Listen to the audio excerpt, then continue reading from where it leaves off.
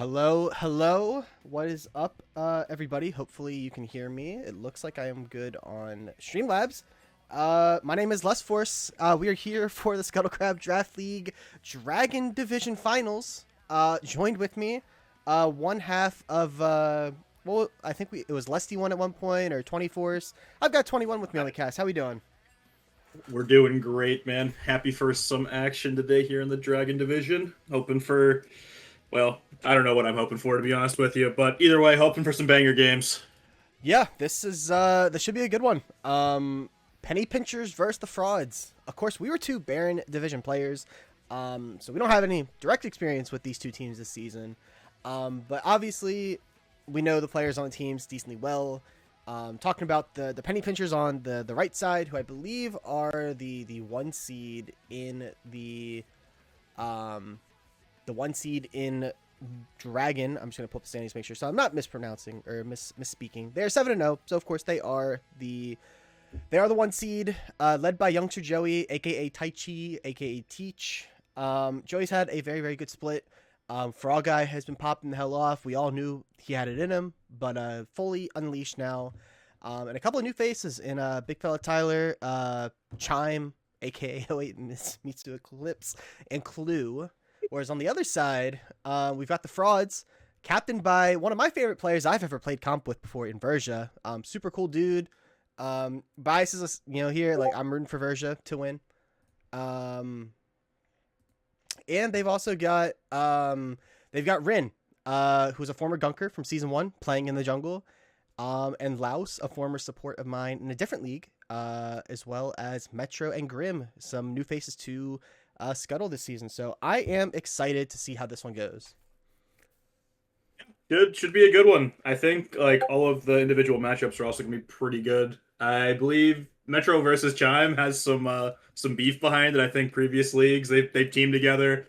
They've played against each other a bunch of times. Typically Chime being in the support role, but Metro known to pick kind of his crazy stuff. He's got some weird picks. Obviously, you mentioned Rin, who was like a crazy even hard carry last split on the Catboys as well. But yeah, gotta love Verja. I agree with that, but also gotta love Frog Guy. I dig the 280. The EC matchup here is gonna be great.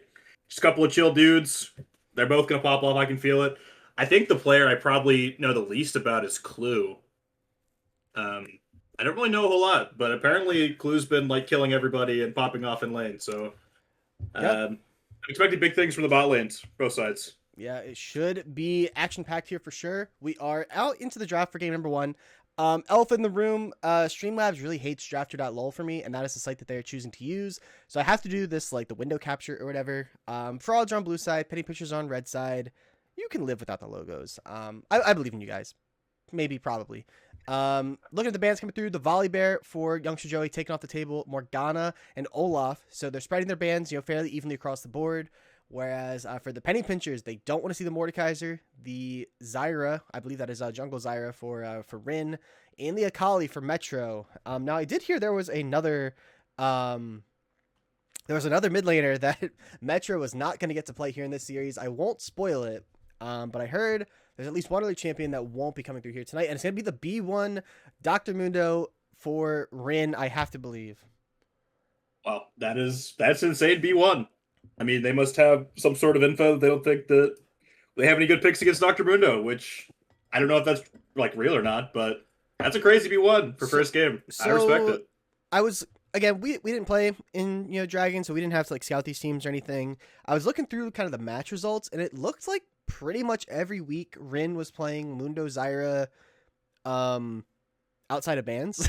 So I think this is more of just like these are my best picks. I'm gonna pick it and have the highest chance of running the game. And to be fair, it did look like Rin was mostly performing really well on the Dr. Mundo, so I have no doubts that this is probably their best jungle champion. And it's still pretty good in the jungle, even though they tried to nerf it a little bit. Answers for the penny pinchers, the PPs, going to be Yunara and Wukong. Two staple early picks, I believe, for the penny pinchers here. Go to team fighting. That's really all we've got going for us here, which honestly, when it comes down to it, that's what League is, right? 5v5, let's fight it out. And these two champs are going to do that very well. Of course, bit of a Wukong merchant over here on the cast. I wouldn't say it's the matchup I would pick into Dr. Mundo. I don't think you do that well into HP stackers. But you can't underestimate the value of the Cyclone. You can't underestimate the value of just that team fighting pressure that Wukong provides. And Best's going to be the pickup, assuming into the top lane. I believe that would be for Grim Morbid. I'm not as familiar with their pool. I believe they come to us from Risen. And that's going to be Ashe as the pickup into the Yunara. Seems like the two staple picks. And Best of Blind, I'm pretty sure is solid. Assuming that their top laner plays it well. I think that's a good pick. And Ashe, obviously, one of the best. One of the most like OP push lane champs right now, so I think that in Yunara makes a whole lot of sense. Yeah, now, assuming that we're going to get our top lane counter pick here for big fella Tyler, it's going to be there it is. The Malphite. Big man Malphite. Can't imagine this is the most fun lane for Mbessa. Certainly not the most fun time for Ashe. My poor Verja going to be having to have that F key on the ready, or D. I don't know which key they have it on. Someone check his PC before the game. Assuming we're gonna get a lot of mid lane bands coming out here. Again, I think Chime and Metro in particular has been like a monster from what it seems like in the MVP discussion for All of Dragon. Victor gonna be taken off the table. They really need some AP, so probably gonna see a double ban that way. Could see something banned away from Clue. I think from what I saw, playing mostly things like the Thresh and kind of like your aggressive style supports. But when you think of Yunara, I think of like Enchanter. I think of Lulu. I think of, Melio, the Ashe could be a good ban. I'm also just kind of BSing to an extent here. Bard is like in between. Bard is like everything in a support. Everything and nothing at the same time. The most confusing champ for sure.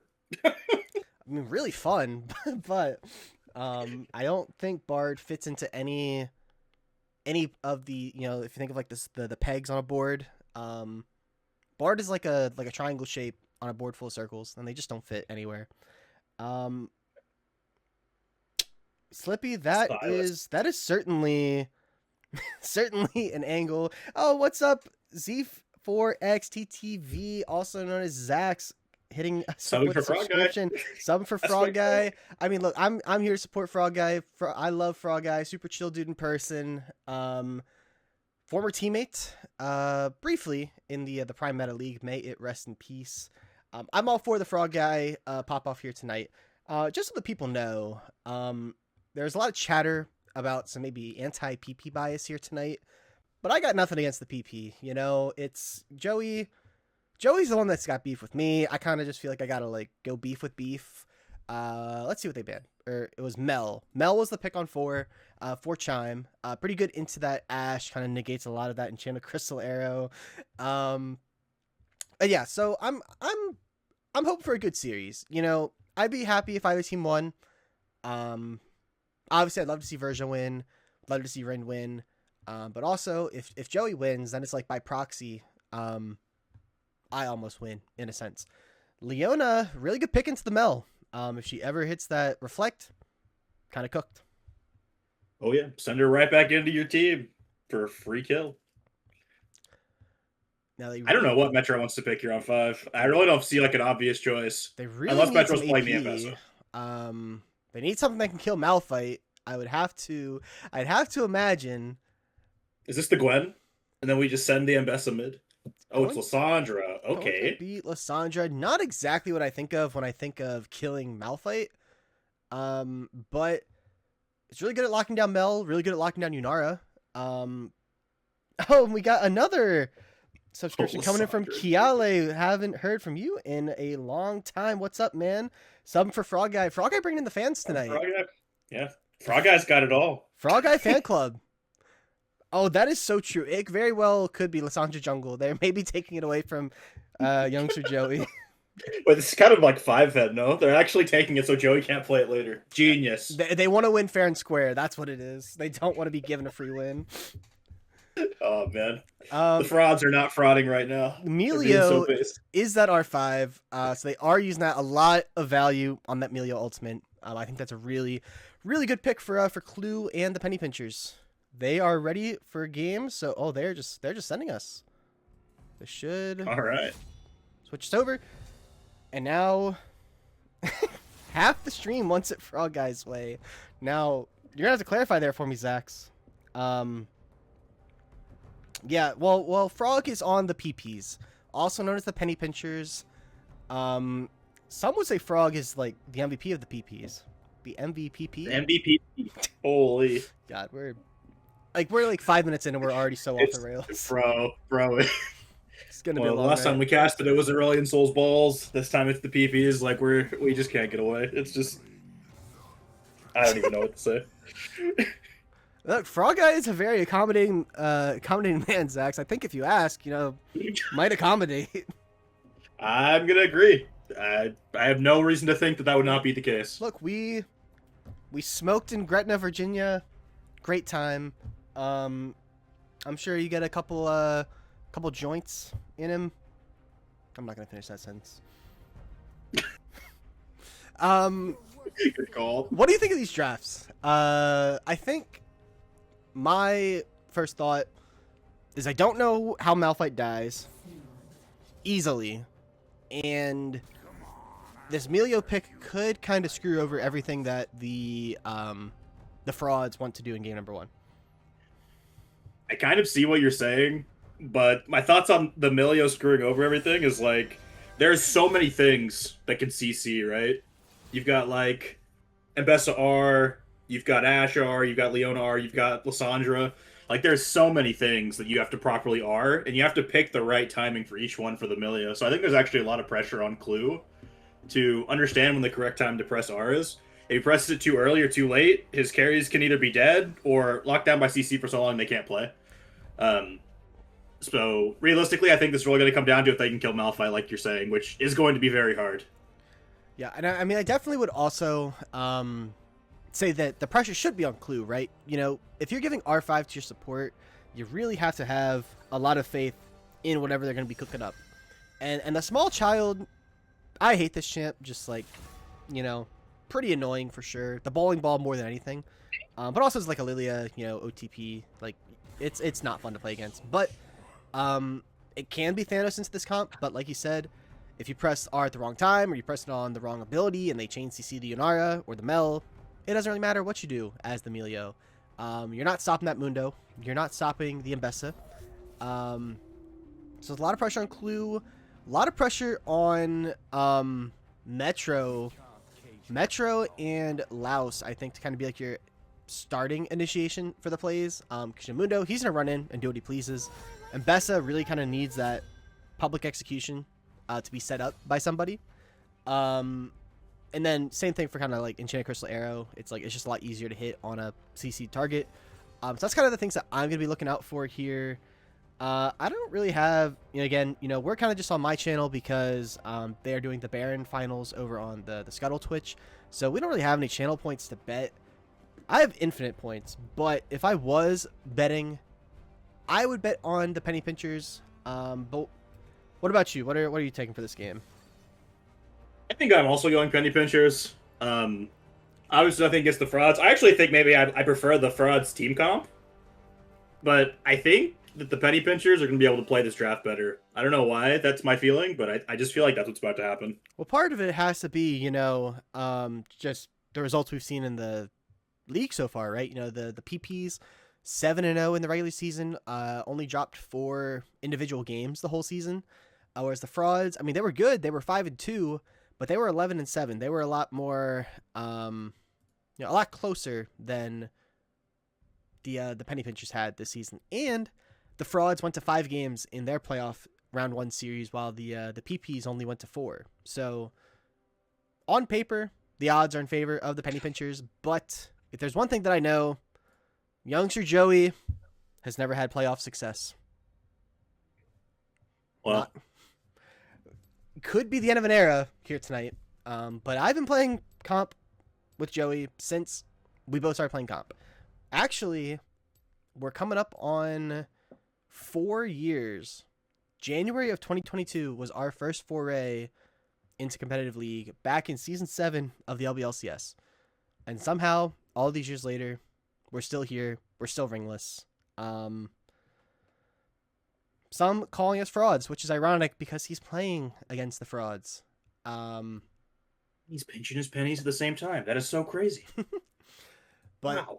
I think my series prediction, I'm going to say that we go... That's a great point, Slippy. And, okay, so Joey's ringless where it matters, right? Oh my god, that's not what we're saying. There's no way that's what we're saying. No, look, Joey's wife's great. We always have a good time. We hang out, but like, let's just... You can buy a wedding ring whenever you want. You can't buy a championship in a League of Legends tournament, right? That's actually a really good point. I'm going to buy myself a wedding ring right now. And you can just hang on to it. Like, you don't have to. Yeah. You I won't be can ringless. do anything with it. I can do whatever I want with it. God, nobody send this to Joey's wife. I'm gonna say. Oh, it's so tough. You know what? I'm gonna say frauds in 5. I'm gonna say we're here all night, which is not what we want. But I'm gonna say frauds in 5. My God, the jinx is real. Well, I mean, just think about it. We've had so many 5-game series in the league here this season. It would be kind of anticlimactic for a 3-0 or something like that, I guess. I mean, we're gonna be here either way, right? I guess if we're going frauds in 5 would go crazy. I feel like that's probably the least expected outcome. Actually, no. I think frauds 3-0 is probably the least expected outcome. I'll tell you what. I'll go 3-2 penny pinchers purely just to be on the other side. Yep. Slippy's coming out here with the 3-0 for the PPs. I don't think we're getting a 3-0 tonight. I think that both these teams are too good to get swept across the board. And from what I've seen from the penny pinchers this season, they're good for one stinker a series. At least one stinker a series. So we'll see how it goes. I'm going to switch us over to the game client a couple seconds early. We got, again, frauds are going to be on blue, penny pinchers on red. What a banger logo for the penny pinchers, by the way. I don't think we've talked about it enough this season. Shout out to Voodoo Mama Juju's wife for creating that logo. It is absolute heat. Certainly the best of Youngster Joey's 3 iterations. I don't know, bro. Black Widows was pretty fire. Black Widows was pretty good. The Bombers was pretty, underrated. Shout out to Paper Mario: The Thousand Year Door. But okay, well, Slippy is the master on this. He said so much better than the Black Widows logo. Therefore, that's the truth. Penny Pinchers definitely is my favorite of the 3. There's no doubt in my mind it's my favorite. We only talk in truths here. And speaking of truths, it is true that we are out onto the Rift. Game number 1, Dragon Division, Scuttle Finals, and we are immediately into a pause. Of course, big fella Tyler hitting us with a jungle diff in the chat. So true. So it looks like the frauds are ready. Penny Pinchers should be ready. Taking a look at summoners, keystones, anything in particular standing out. The electrocute for Mbessa is interesting to me. I guess the logic is you're trying to get like quick trades into the Malphite. I feel like Grasp could have also maybe had a similar outcome. And then Phase Rush on the Mel. Not sure how I feel about that. Obviously playing with a lot of Mels in my days this past year. Not the rune that I think of. Yeah, I'm trying to think of like what the ideal way to proc Phase Rush is, or if we're just scared of being comboed and we think we can hit a quick ability and run away. But like Comet has to be the go-to, right? Yeah, I know that. Oh, so much work. Comet's the main thing, and there's our pause. You can go first strike, but usually it's Comet.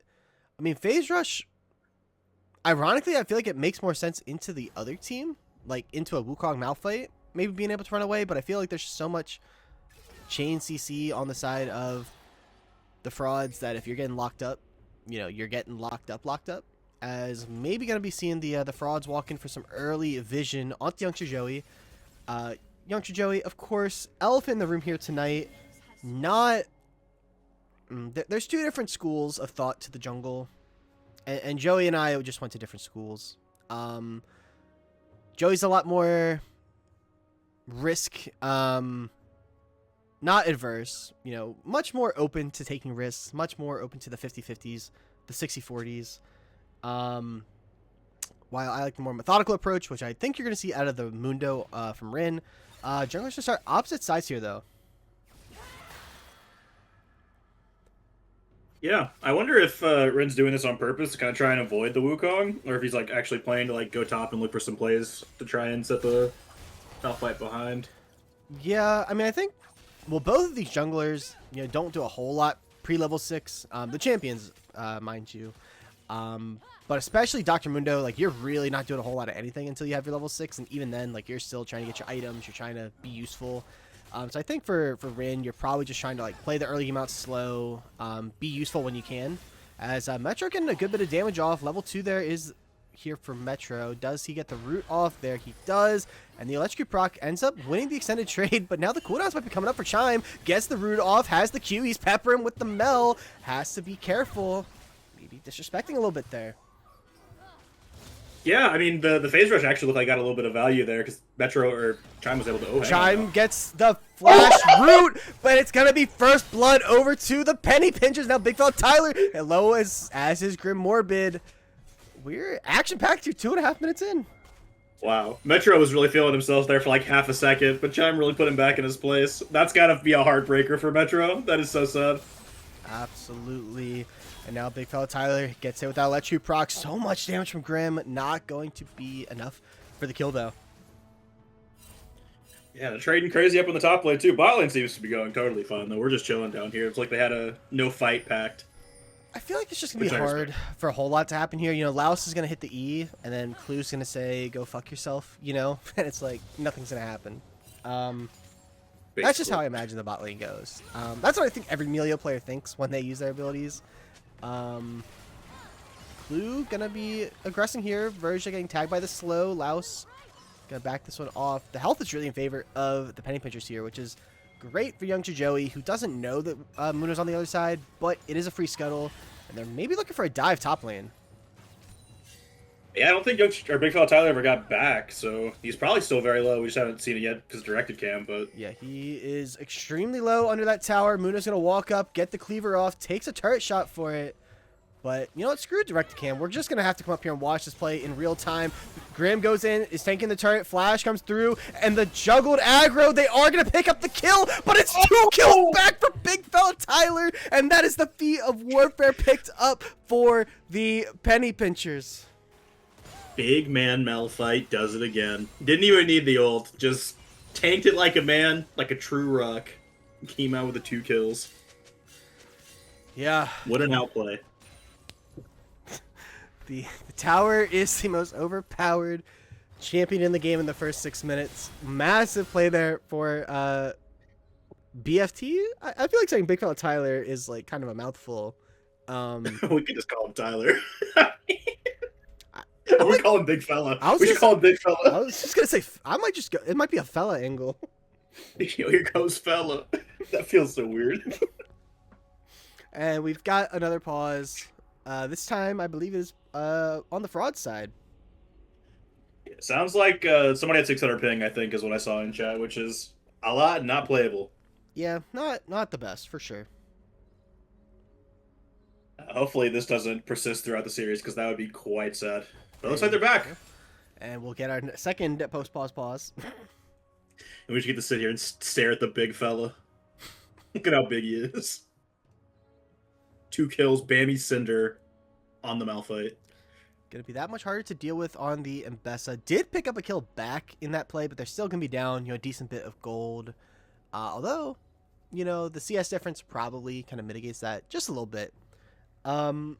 Dragon is going to be your first objective up on the bot side.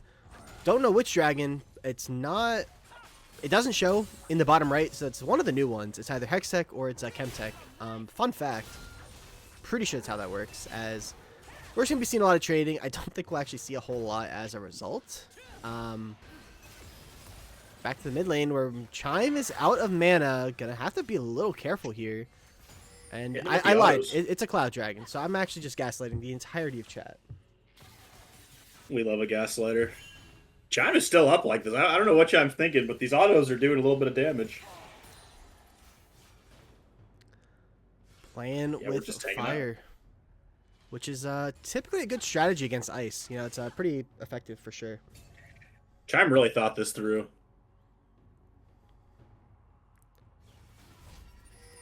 I'm a little surprised that we've had such a quiet game from youngster Joey. Not known for the playing it safe, the playing it slow, but just working towards that level 6 as quick as possible. Did go the green smite, which I don't love this game. Of course, I'm going to have to judge everything that Wukong does quite strongly, just because that is apparently the only champion that I know how to play. And the dragon is going to be started up here by the Penny Pinchers. Yeah, the way Joey's pathing was going, it totally makes sense for them to get this drag first. They also have somewhat of a good bot lane wave state, and both mid laners base, so Chime got back first. Makes all the sense in the world for them to get drag. And meanwhile, Mundo's going to just take away the Scuttle on the other side, going to be just farming it up, going to maybe try and get some vision, but youngster Joey has just been kind of full clearing, so might pay for this with a camp, but no, Rain's just going to walk this one out. Yeah, there's really just not much for Rin to do here at this point. They both double full cleared, and there's not really a top side objective for him to go for. Oh, the Reflect got used there early. Chime in a lot of trouble here by Metro. Can he pick up the solo kill? Has to flash away, but the cleaver connects. Rin tanks up that turret shot, steals it away from his mid laner, but that's a kill back into the Fraud's pockets. Yeah, no mess up this time on the dive. Rin was all about it. He said, I'm going in there, I'm hitting that guy with the cleaver, I'm getting the kill, I'm getting out. No kills back this time for the Penny Pinchers. And that's what you pick Lissandra for. You know, you're not picking Lissandra to, do 80,000 damage as the Leona E not able to connect. You're picking it to set up somebody else on the team. And I'm okay with it being Mundo, because I don't think that the tank killing is that great on the side of the Penny Pinchers. Definitely not Wukong, definitely not Malphite. And it's going to take a long time for Mel to be useful. Youngster Joey going to catch out Grim Morbid here. Going to use the Cyclone potentially. There it is. Malphite has the ultimate. Gets interrupted with the public execution. But Joey able to pick that kill up on the top laner just as grubs are about to spawn. I really respect how Joey played that. Played that very, very patiently. Waited to use the R until he was on the other side of the Ambessa to actually grab the Ambessa R out of the air so he couldn't get away. I think that was very, very well played. Got it over the dashes. Very good. Yeah. And they're going to get grubs off it. Pretty well played, and that, like you said, should just be grubs for the Penny Pinchers. Give them both those early objectives, and not really much for Rin to do about it. Spotted on vision here, so kind of just, unfortunately wasting a little bit of time. Going to invade. Little dangerous with the current health of your Ashe, but not sure that Frog Guy and Clue are very interested in stopping this one. We're going to find out. They're looking like they might walk. I can't actually tell, but it looks like they're thinking about it. Yeah, they are. Yeah, they're walking. Sort of. They're warding. They're... Okay, they're worried about getting ganked. I see. Now, I think if I'm Rin here, I'm doing this bot side, and then I'm just heading straight top and just kind of shifting my clear away. I think... Despite the CS lead here for, Grim is actually a flash in there from Metro, just looking to get the kill onto Chime, who does not have flash. And I've heard the legend of Metro getting solo kills. We just saw the first of potentially many here tonight. Yeah, no flub this time. And Chain Crystal Arrow is going to connect there onto Frog Guy. Melio's R is available, not getting used though. Cleaver not going to connect. Yara does have both summoners. Frog Guy is going to try and run this one out. Does use the Age of Retribution. Rin doing a lot of damage here over the top. The rest of the team is kind of far. Laos flashes in. Solar Flare going to connect. Not onto either. Frog Guy able to get away with both summoners. Melio having to use both summoners. Now we're back to the mid lane where youngster Joey gets in, gets the kill back onto Metro, and it ends up being a 1-0 in favor of the Penny Pinchers, but so many summoners used across the board. Wow, what an exchange that there was. I don't know if you guys noticed that, but Clue actually walked in between Mundo and Frog so he wouldn't get hit by the cleavers. Actually saved Frog from dying there and going down. Actually super clutch from Clue. And then very nice of Joey to catch Metro overextending there, but hang on, he's going back bot. Maybe not. Yeah. No ult, or actually does have the ult, no flash, but gonna play it a little bit reserved, or you're 1-on-2, and they're both full HP. I'm not sure there's much of a play there. Slippy, Scuttle is notoriously anti-artificial intelligence, so unfortunately, that cannot be the case here.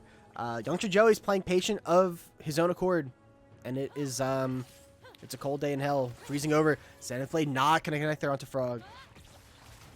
Yeah, they definitely had some potential there from Laos. I think that was probably a decent shot. Now, Dragon is about to spawn in a minute. If you are the Frauds, are you looking to fight this? Because if you don't, and you just give it over to the Penny Pinchers, you're giving over the feats really, really early in this game.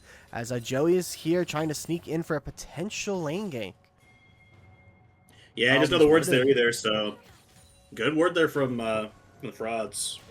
I think in reality, you probably do want to fight the Dragon. I think their skirmishing is probably a little bit stronger currently than the Penny Pinchers. But I can also understand them thinking they're like a lot weaker right now in their current like game state. So I'm not really sure what they'll choose to do, but I think them fighting is totally fine. They're definitely strong enough to do so. And I was gonna say it really came down to whether or not Joey got that reset off. Because if he just sat in the bot lane, he was sitting on nearly 2,000 gold. Now has the Triforce, so he's gonna be in a way stronger position to fight here. Is Rin just gonna run down Melio? Not gonna amount to a whole lot. Taking a look at TPs, neither top laner will be involved in this play. Metro does not have TP, Chime does, but I don't envision either of them are going to reset here. Youngster Joey in a little bit of trouble. He can run off and the Dragon will get started up.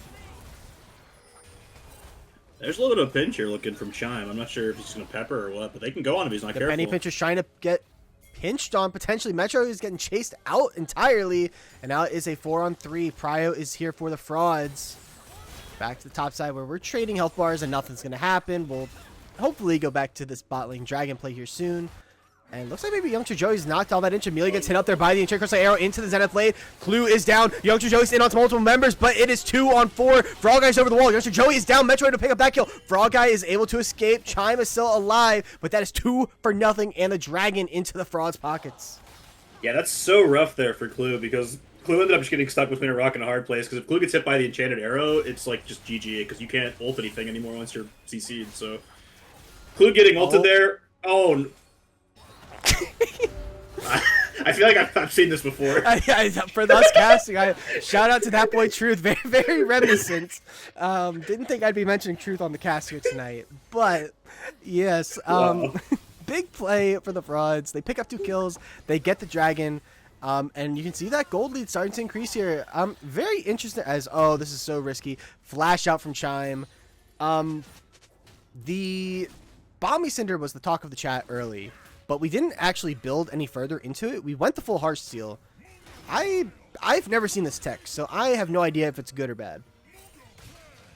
I also have never seen this on Mundo. I know a bunch of champs are like down to build part of Bambies and then do this. I didn't know if Mundo was one of them or not. So, maybe it's the Rin tech. Maybe it's a mistake. I don't really know what it is, but it looks like okay right now. And he's up a bunch of CS and got the last objective. Dr. Mundo follows the philosophy of ABC.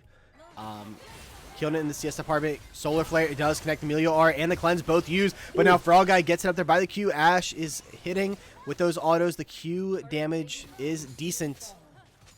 Ends up being just a force out Emilio ult for the Leona R, but the Cleanse also down. And now the Enchanted Crystal Arrow connects the Zenblade, not able to connect. Version has a flashplay. Clue flashed in to get the bully ball on top. Frog Guy is going to fall here. Can it be a training kill? It is going to be picked up there by Emilio. And now you've got a support on support. Not going to amount to anything, but it's a 1-for-1. But the kill went over to the Ash as opposed to the Emilio.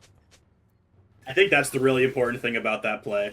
Version did have to low flash, which, oh, hang on now. Got to fight in the mid lane. Chime is getting demolished by this. Lysandra is going to get rooted up, but the shutdown with the golden eclipse. Chime says, hold my drink. Gets a solo kill in the 2-on-1. Yeah, Metro got ran over there by an 08 Mitsu eclipse. That was kind of ccrazy. I mean, those things can't be safe to drive, right? I have no idea. It's almost 20 years old at this point, but nah, Chime looking pretty good. Definitely playing a little bit on the very, very much so on the edge of the knife every single time I'm looking mid. But hey, he's getting kills back. He's on 1 item. I'm not super disappointed by how this is going so far. And that's interesting to me because when I think of Chime as a support player, and I think of supports feeling mid, right? As Chime is going to teleport into this tower to try and save it, but is getting deleted. Gets the flash from Mundo, forcing out the flash of Lysandra as well. Can they pick up this kill? They will, and they will not fall either. Can Metro get out here, though? Has no teleport. Rin is deleting Youngster Joey on this Wukong. Rin, that Bombing Cinder gets the cleaver to connect. One more Q would have killed, but the flash in from Joey onto Lissandra is going to pick up a kill back. Ends up being a 1-for-1, but the mid-tier 1 has fallen. And I believe that means that we're still alive for the feats. Wow. Metro actually got so stuck in his own head there for a second. He back over the wall and gave Joey a way out. That was so rough. But hang on, Malphite ult. Giant Crystal Arrow connects onto Joey under the tower. He'll survive. Frog Eye flashing under the tower. Gets up by the Solar Flare, but the Chain CC comes through. Melio can't save him. And Laos picks up that kill. And a double kill for the support. The tower. It came back. It did so much for the Penny Pinchers early, but it has now come back to haunt them in the bot lane. Only bad part about that is that Leona gets both the kills, but in general, I totally think that is not an awful play. I think it sucks in general for the Penny Pinchers, but well played from Laos. Got him under the tower, made him pay for what their mistake was. Well played. We are 16 minutes into this game. Gold is about 3,000 in favor of the frauds. The Rift Herald is going to be picked up here by the frauds, which means that your next dragon in a minute will be your feats of strength in game number 1. We're going to have to keep track and see how the feats win rate is going to be for both our teams here. I feel like it was pretty high in the last series I casted. I would probably say you're right. As Melio's going to get rooted up there, taking a good bit of damage. Nothing too crazy. Items across the board. Mundo is decently far ahead of where Youngster Joey is. Had that relatively big shutdown. Ashe only on 1 item. Yunara. So ADC is pretty close. It really just kind of looks like jungle mid is where the lead is kind of generated for the side of the frauds. Shime maybe collapsing on Dr. Mundo here. Gets the root there. They are 2-on-3. Laos is here. Verja is running. Rin is taking a ton of damage. Gets hit up by the Enchanted Crystal Arrow and the Solar Flare. Both down for the frauds. Rin is able to get out, but is decently low. Is healing up on this bot side as Dr. Mundo with that ultimate. Rift Herald's getting spawned in the bot lane, and it looks like they might just have to give over the dragon. Rin doesn't have a flash, doesn't really have a great way in. It's down to 6,000, 5,000. Metro is looking like he wants to get in here, but it's just going to go down before they can even look to go. Rin just has to go for his steal. Had it decently well timed. It will be picked up there by the Penny Pinchers, and that will be the feats of strength over to the Penny Pinchers. Yeah, I think the push out there from the Penny Pinchers actually just like saved them a whole bunch of time and effort there, because they got pretty much 3 or 4 ults out of the frauds before the fight even started, and that made the fight super hard to play from the fraud side. So Penny Pincher just picked that up for free. Pretty solid macro. Here comes Rin. Rin getting aggressed on here again with Laos. The Cyclone coming through from Youngster Joey. Gets a lot of damage off, but these are 2 pretty tanky members. You don't excel into them as Dr. Mundo.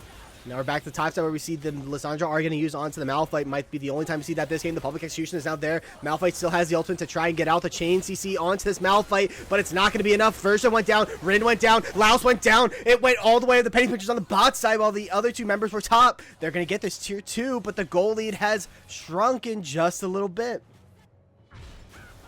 Yeah, I guess we can start off by talking about the 2v1 up top. I'm really surprised that big fella Tyler ended up not being able to ult out of that. I mean, he did get chain CC pretty hard, but realistically, I thought he was going to ult out, but I guess he got chain CC'd. And then we didn't really see what happened in that bot play, but it looks really good. Chime has like 3 more kills now, so that Mel's about to be a problem very soon. Everyone's favorite mid laner of the last couple years, going to be a bit of a threat. Has that BFT working towards... It's too soon to tell what they're going into next. Could be a Leandri's, could be anything, really. Atacon is going to spawn up here in about 40 seconds. Of course, it's going to be in that bot lane. Metro walking up with no wave just to kill that tower. And so the gold lead is still decently in favor of the frauds, but that was the first kind of crack in the armor, if you will. Yeah, for sure. Definitely a small crack in the armor. I think this next team fight's really going to be the one that kind of like decides how the game's going. Ults are looking up on pretty much everybody at this point, so it's really just going to be a big old 5v5 of this Otacon, I'm going to assume. And there's no better way to throw a game than at a 5-on-5 with the Atacon. Always the team that starts it is never the team that ends it. Enjoy it while you can. This is gonna be the last competitive series you'll watch with Atacon. For it is dead after this, I believe.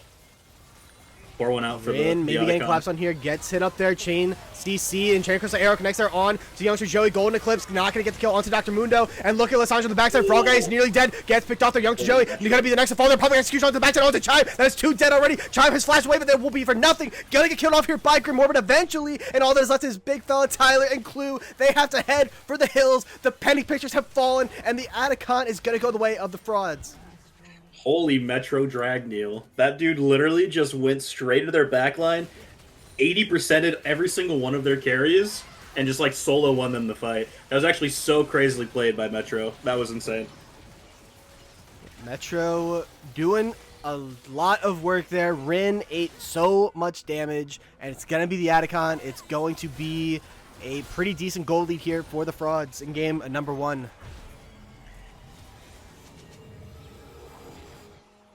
That's going to be one of those fights that the penny pinchers are going to go look at again, because the way the vision was set up, it was super easy for Metro to just get into the backline. And if that's going to happen, it's going to be so hard for them to play fights.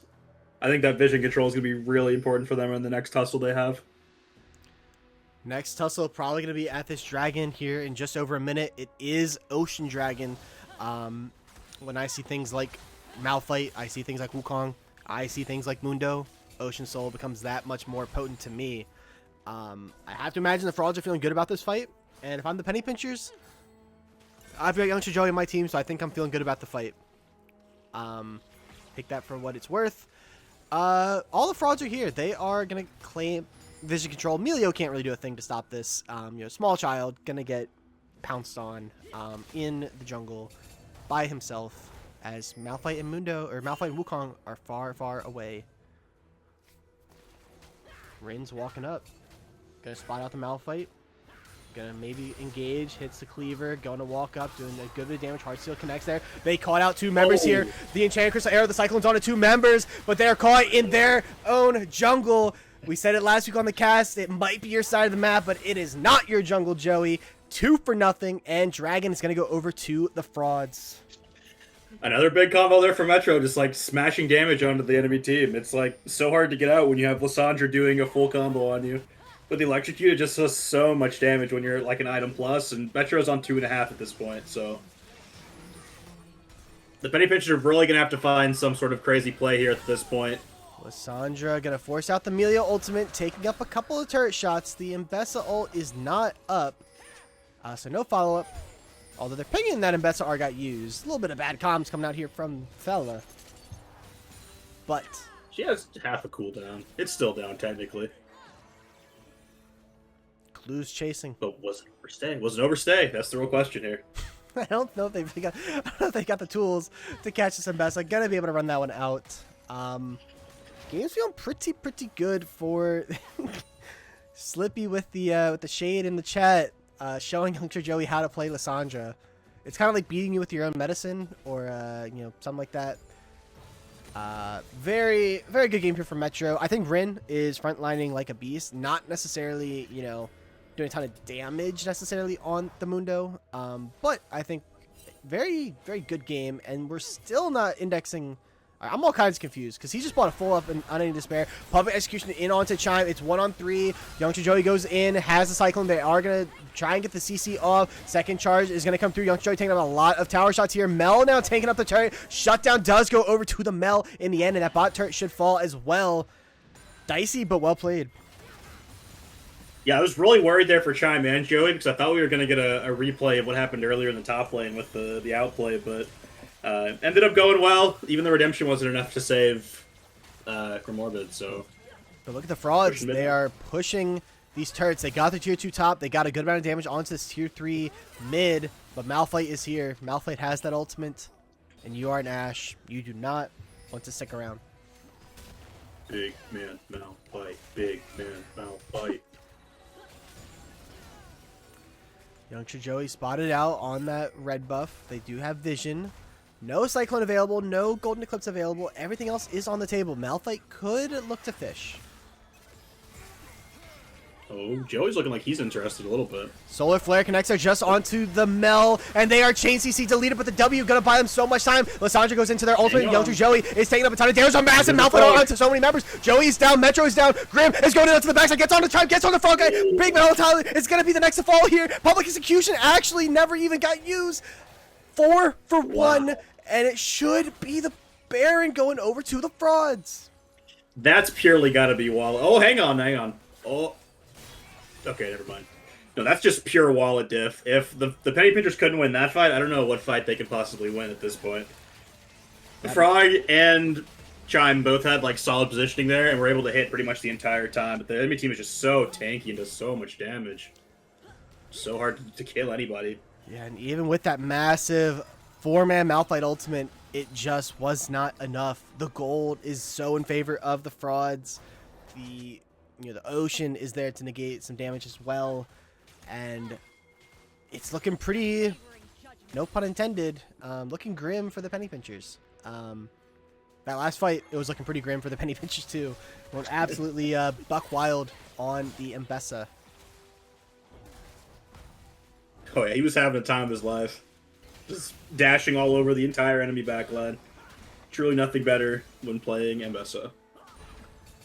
And it doesn't actually look like they wanted to go right to the Baron. They elect to play it, a little safer. They take the tier 3 mid. They get their resets off. They spend the money. Maybe they're just playing for a dragon here. But when you're in such a commanding position like this, it's not the worst thing in the world. This Frog guy maybe gonna get ran down here by Dr. Mundo. Gonna have to just kite down. Should be all right. But the Enchanted Crystal Arrow catches them out. No cleanse, no flash, no life for Frog guy, and that should be the Baron, but there they go. They're gonna walk back to it. A little bit of grief for the camp first, but yeah, it looks like that's where they're heading. I don't really know how the Penny Pinchers can even play this fight at this point. They're down like one of their biggest damage sources.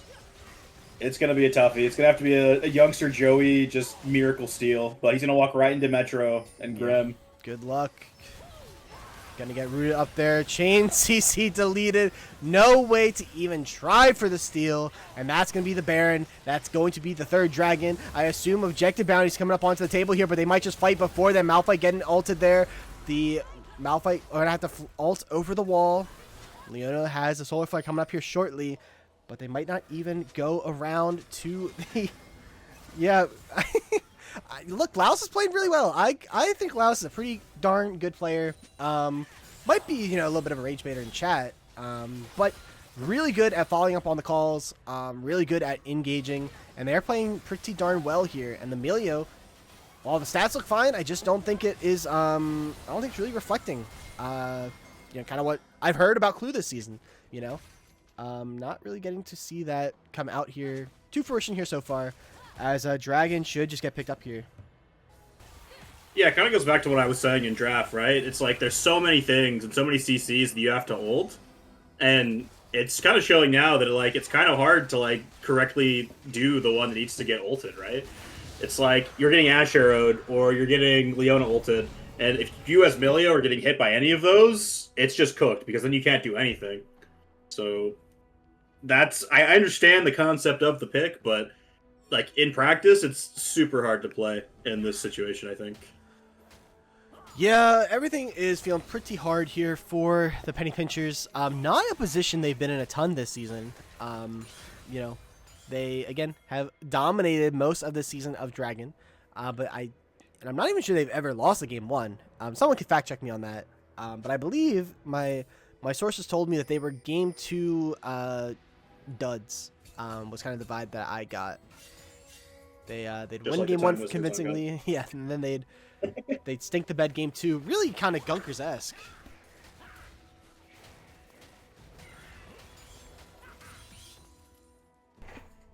Game 1 to the Cheesers, according to Slippy. Oh, the Cheesers! What an anomaly. And Bessa is top. If you're gonna have a window to look here, this might be it. 5-on-4. They might have to fish, but they spy out Malphite. Malphite was fishing. Angler Jack style, minus the fishing rod. Yeah. I think that was the moment. I'm not sure what they're going to do now, but that was definitely it. So they're going to try and go on to Mbessa instead. Directicam doesn't want us to see it. They're chasing down Mbessa. It's 4-on-3 here on the bot side, though, so they could look at any given point. And Bessa's getting ulted. We're going to have to pan up here. Direct to cam. Wukong flashes in, gets his Q2 on the Cyclone. Malphite R has already been used, and Grim is able to get out. And meanwhile, on the bot side, we see them pushing. They get the bot tier 3. They get the inhibitor. 2 inhibitors down. They are pushing on the base here, and they didn't even get the kill onto the Mbessa. Wow. Solid play there from Grim. Dude bought so much time, used all of his dashes and mobilities to get out of that and not die. And now they still have top lane pressure here coming in. Like, they can almost TP him top and just force down the other inhib. And we all know how hard it is to win a game when you've lost 3 inhibs. It almost feels impossible. I think the worst part here too is like even if the Penny Pinchers found like a big pick on one of these carries, there aren't really shutdowns to go with it. Like your best target for how down you are is 250 gold on this Ashe. Like there's no 700 gold shutdown. There's no 400 plus. It's like pretty minimal in the grand scheme of things. Oh, how I love Riot's what is it system? Their freaking bounty system. It always feels so random and weird. And I always have a 700 gold bounty even when I'm running it down. That's how it goes. Truly just designed to hold us back. Based. Now, mid inhibitor has respawned. I have to assume that the play here from the frauds is just going to be to kind of group, keep one of these solo laners on the side and try and force them to make a decision on the side of the Penny Pinchers. They're playing really methodical. Makes a lot of sense to me, and we'll see if that is what they end up doing here. Although we have a tiny little state. Yeah, just waiting for... Oh. Rin taking a lot of damage. Malphite R is going to connect there, and this looks like this is their opportunity here. Rin has ulted. Malphite R has, Mbessa R into the backside. Wukong R has been used, and now it's just a chain CC on top of everybody. Grim is low. Joey is low. Chime, Frog, Clue. Everyone is getting eviscerated here. Big fella Tyler goes over the wall. Triple kill for Metro, and all that is left is Chime, but has no mana, has no team, and in short work will have no base. The frauds going to be shown they're not going to be coming in here without putting up a fight. Going to be taking game number 1 here in a couple seconds over the Penny Pinchers. I know dang well Metro wants to kill Chime in the final round now. I wonder if he's going to go for Laos it. Yep, they're going in, for it. Gets killed off. That's 1 down, and they won't be able to pick up another kill. Game 1 to the frauds. Well, you know what they say, Less Force. We do a little frauding. I do like that gif quite a bit. It is a solid one. It is one of my favorites. There have been some good ones. There have been some bad ones this season. And I think the frauding is one of the better ones. Now, I just want chat to point out that Bami's Rush Dr. Mundo just kind of smurfed it. 100% win rate. 100% win rate. Literally, we'll never see that again this season. Ever. Probably. Unless it got played in Baron, which I can't imagine. Which very, very professional segue here. If you didn't know for some reason, the Baron Division Finals are also being played over on the official Scuttle Crab Draft League Twitch. Wanted to ping over and see who...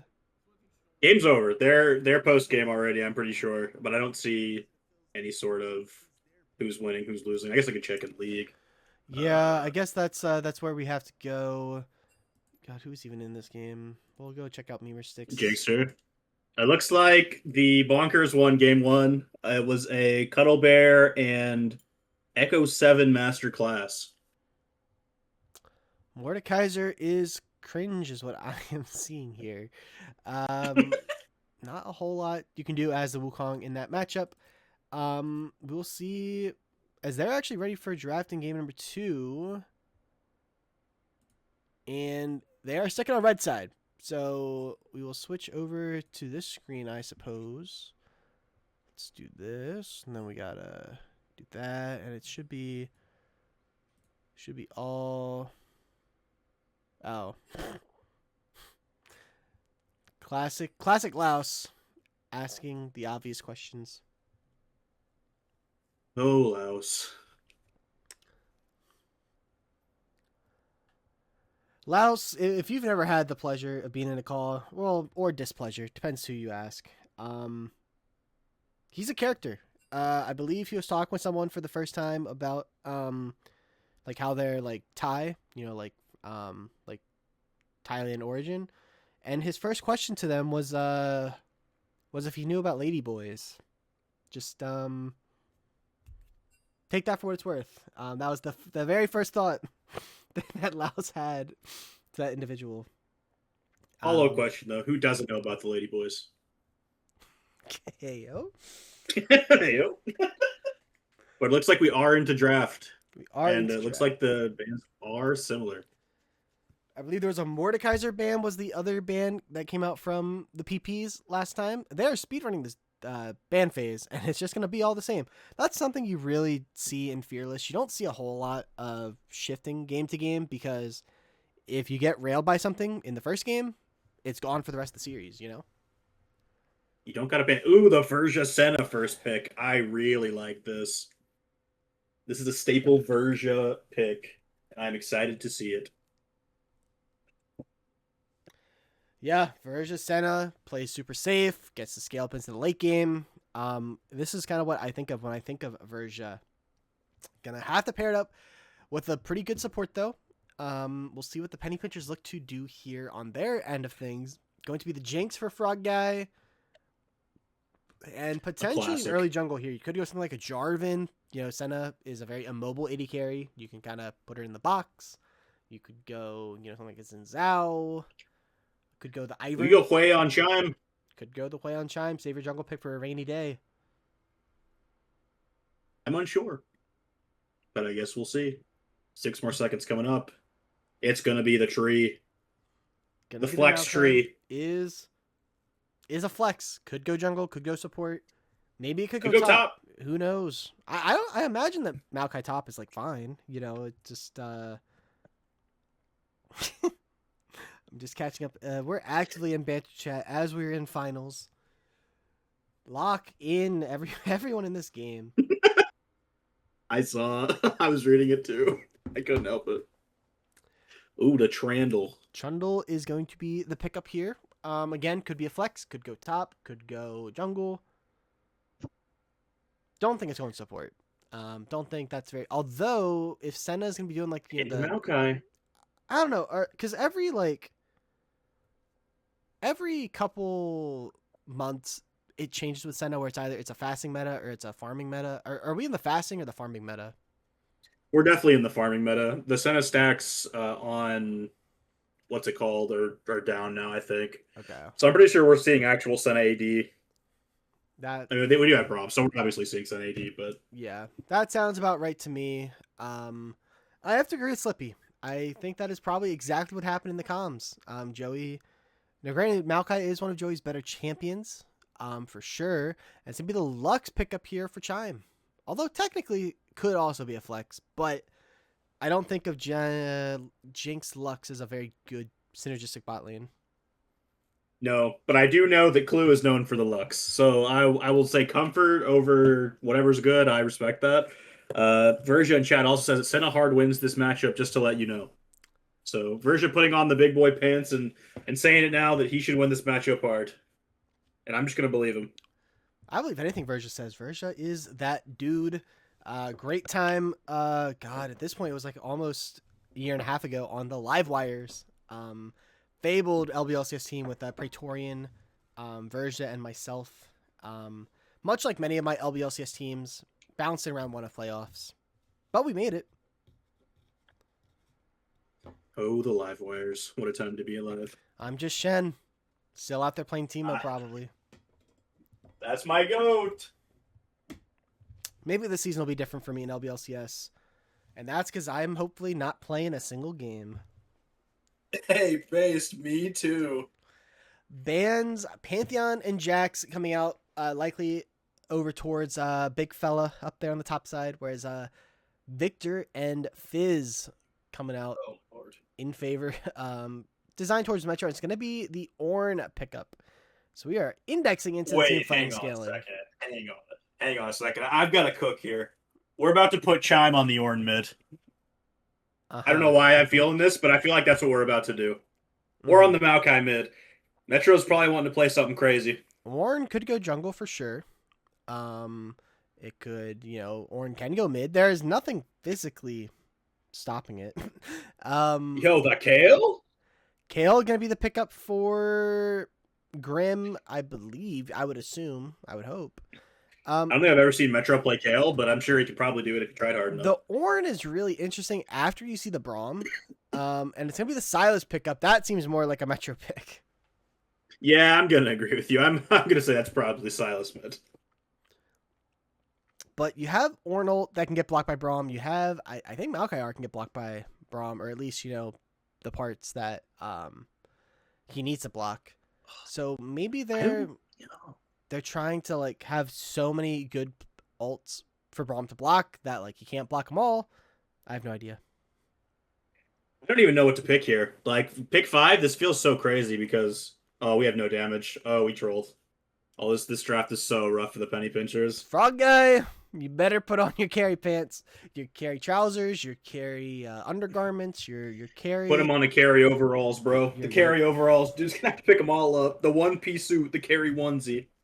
Gonna have to be wearing it all because my God, if you go down, there is no damage on the other side. But okay, so I will say I've been on the flip side of a comp like this many a time where you say, oh, if we just kill the Jinx, it's a free win because they have no damage. And then you get into the game, and it is impossible to kill the AD carry because of the front line that is just stonewalling you away from, the carry. So I don't want to sit here and automatically write them off, but I will say the penny pinchers comp scares me quite a bit. And while you do that, I'm just going to do the opposite and completely write off the penny pinchers. This is like the most insane draft I've ever seen. Frog Guy, if anyone's going to carry it, Frog Guy is going to be the guy to carry it.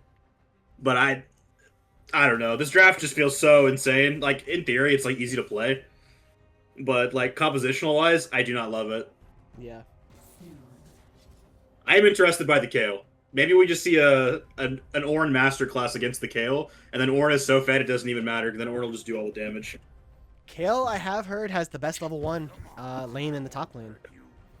I can confirm that is true. It's Bear's Resurrection, my goat. We will see where these champions are going. Of course, there's some chatter, some rumblings about a Shungle. It could be a Shen support. It could still be Trundle top, Silas jungle. There's a lot of uncertainty. But it is going to be the Maokai jungle, which means, unless we're getting Shen mid, which probably not, going to be Shen support for Clue. You know, it's crazy. Rallying Soul would have been good when he was upper in that.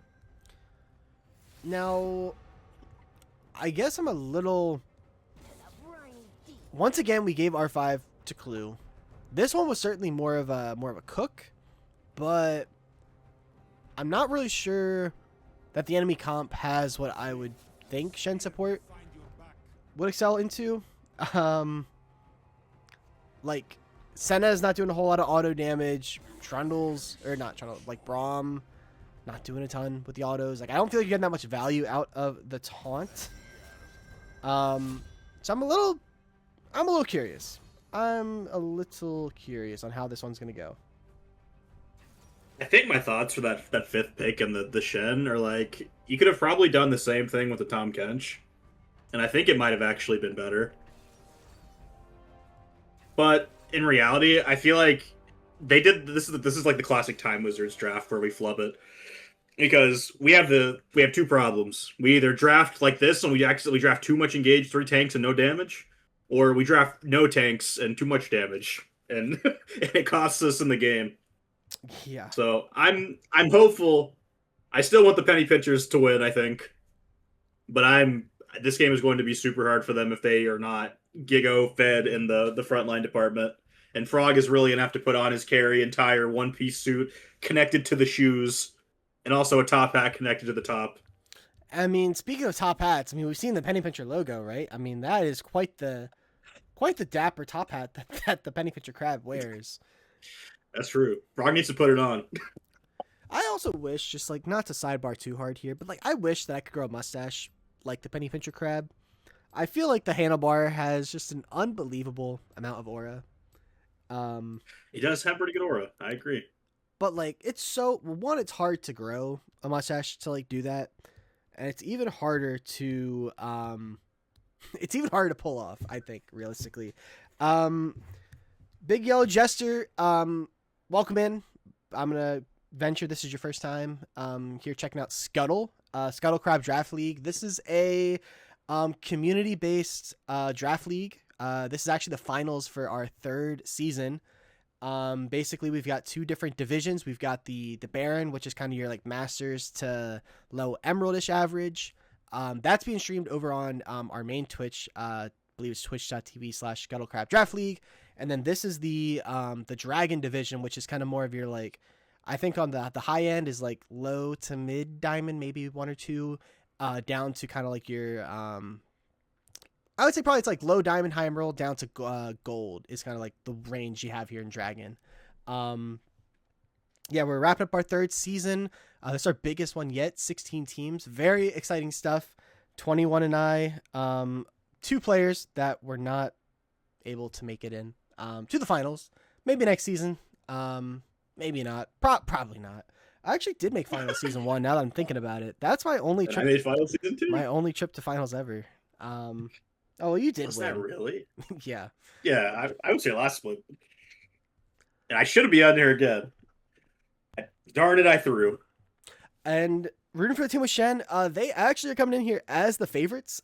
They went 7-0 in the regular season, beat every team in the league, and they won their semifinal matchup. So on paper, they are the hands-on favorites here tonight. But the frauds on the blue side pulling off the little bit of an upset in game number 1, putting the Penny Pinchers down in a bit of a deficit here. Again, not something they're super familiar with.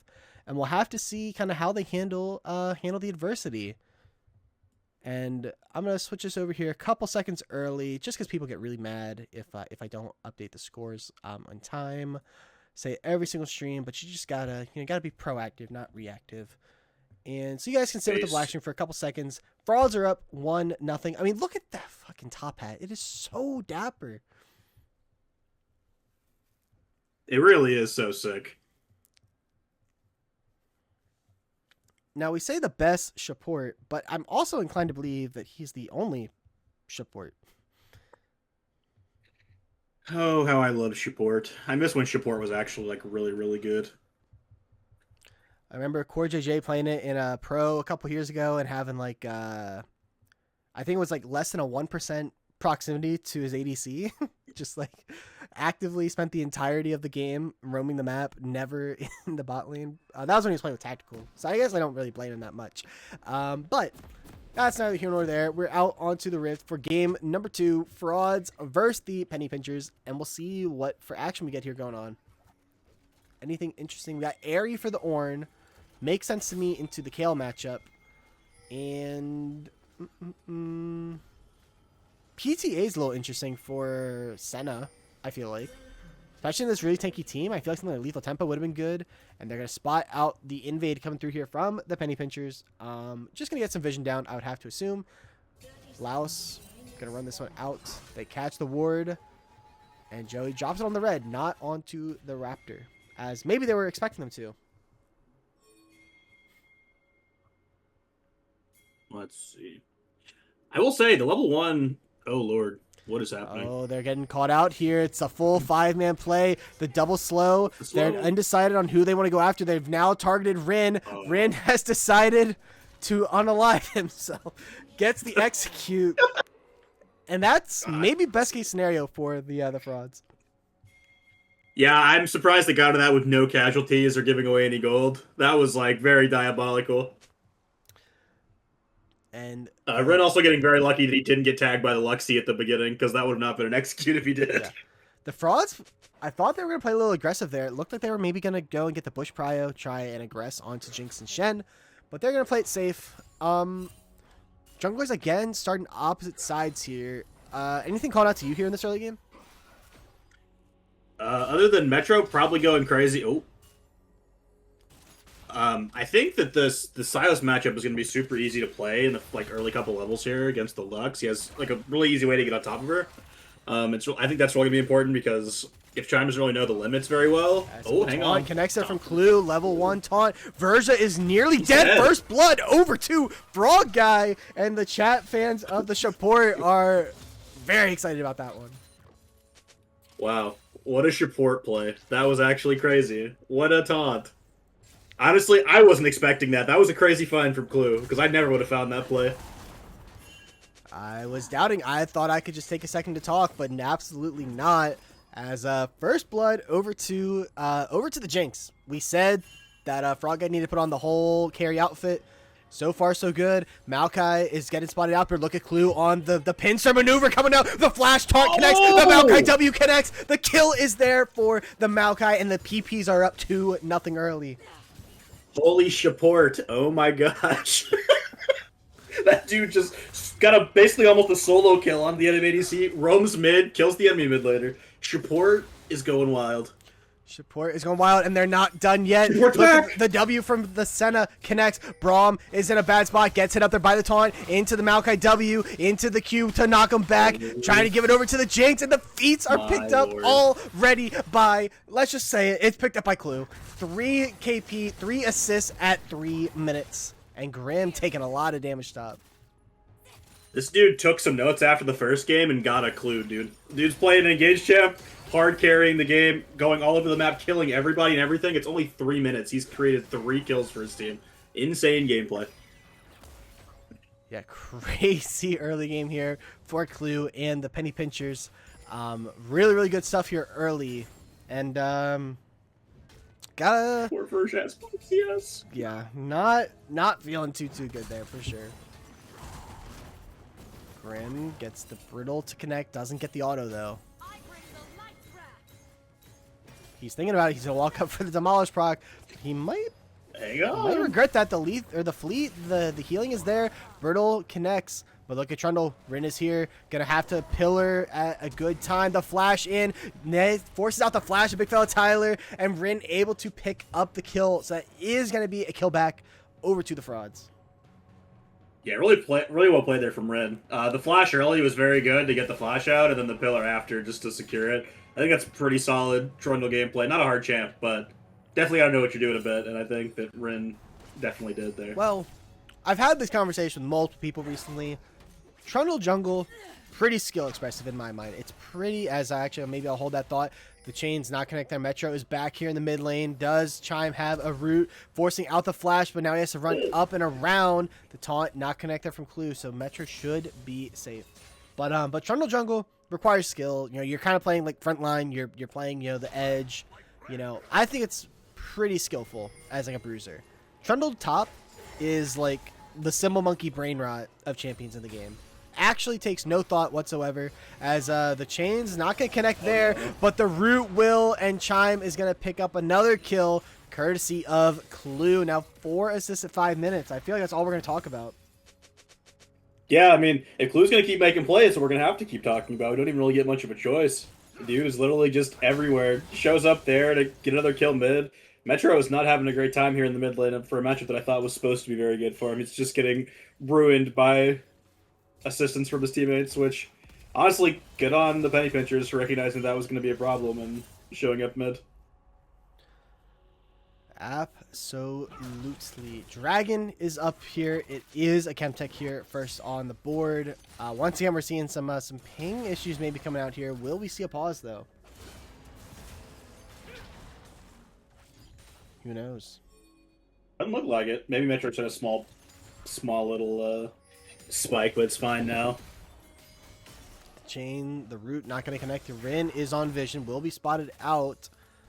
Lux does have flash, going to get ran down here just a little bit. Constable, Trundle doing a lot of damage, and now there is the chains to connect. Silas taking a couple turret shots. Verja has a flash away, has to use a cleanse as well. Braum trying to get out as well, has the W, does have the flash available. Frog Guy flashes under the tower, is going to pick that one back up, and do they look for more here? The Braum stacks did not connect. Maokai looking to dive here. They don't have turret aggro here just yet. Senna is in such a rough spot. The wave is coming in. Trundle is here, but so is the teleport from Lux, and now Rin has to get out of there.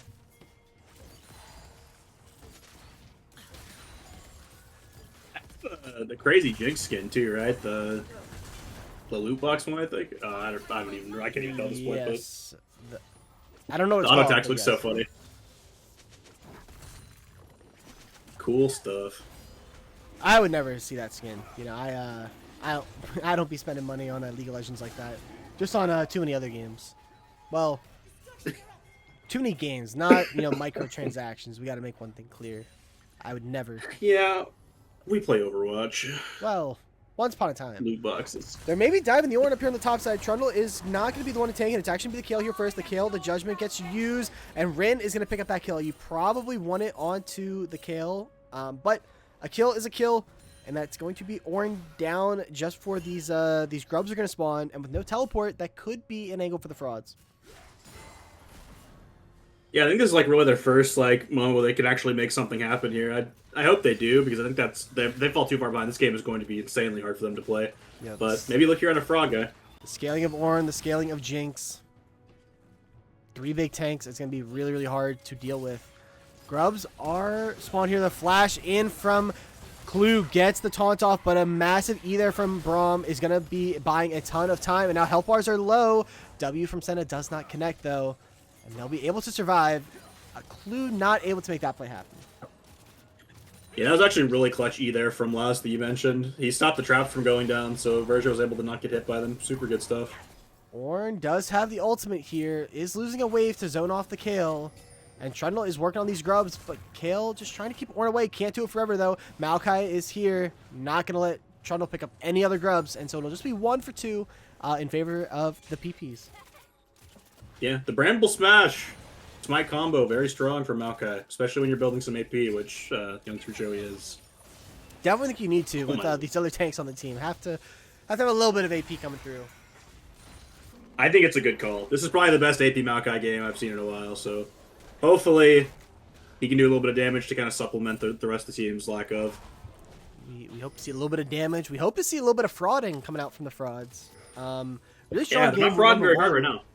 They are looking a little fraudulent, though, from how that game number 1 went. Really rough start. Now, they are only down 1,000 gold, so let's not get too ahead of ourselves. But this is much more of the penny pinchers that I think that we expected, which is weird because they're known for being terrible in Game 2s. Yeah, I mean, it's just a little bit of a flip of the script, I guess. I guess we're doing a little bit of frauding. Maybe we're lying. It's true. I mean, like we said, our goal is to retire from League. Not play this game. Who even knows if anything I say is accurate these days? Probably not. We've moved on. We've moved on to finer things like Expedition 33. Truly a based game. We love the French. Oui. No PP. One of the same. Got him. Yeah, I suppose you could say so. Now, drag is in 2 minutes. Clue is coming to kill Metro. It's only a matter of time. Can they get the root off? No. But the dash back in might have sealed his fate. The Luxar is there. Clue is here. Flashes away. And the ult from Silas will not pick up a kill. Strong guy launches his ult. No, it's really funny. You mentioned that, Slippy. So we've got a little bit of a club going on right now. Me, 21, and Angel are doing our first playthroughs of Expedition 33 together, and we're gonna. Is the pillar? Not quite there. Close. But we're gonna be we're experiencing the game together for the first time because we've all been waiting on it. We finally got a reason to play it, to play and chat about it. They are looking to dive. This Jinx on the bot side. Trundle is going to be stopped here by the Shen, who might pay for it with his life. The pillar is really good there. Metro just picked up a kill onto Chime on the top side for free. And meanwhile, look on the bot lane. Jinx is almost dead. The Maokai R is going to fade away kill Senna under the tower. But I'm curious how that play went.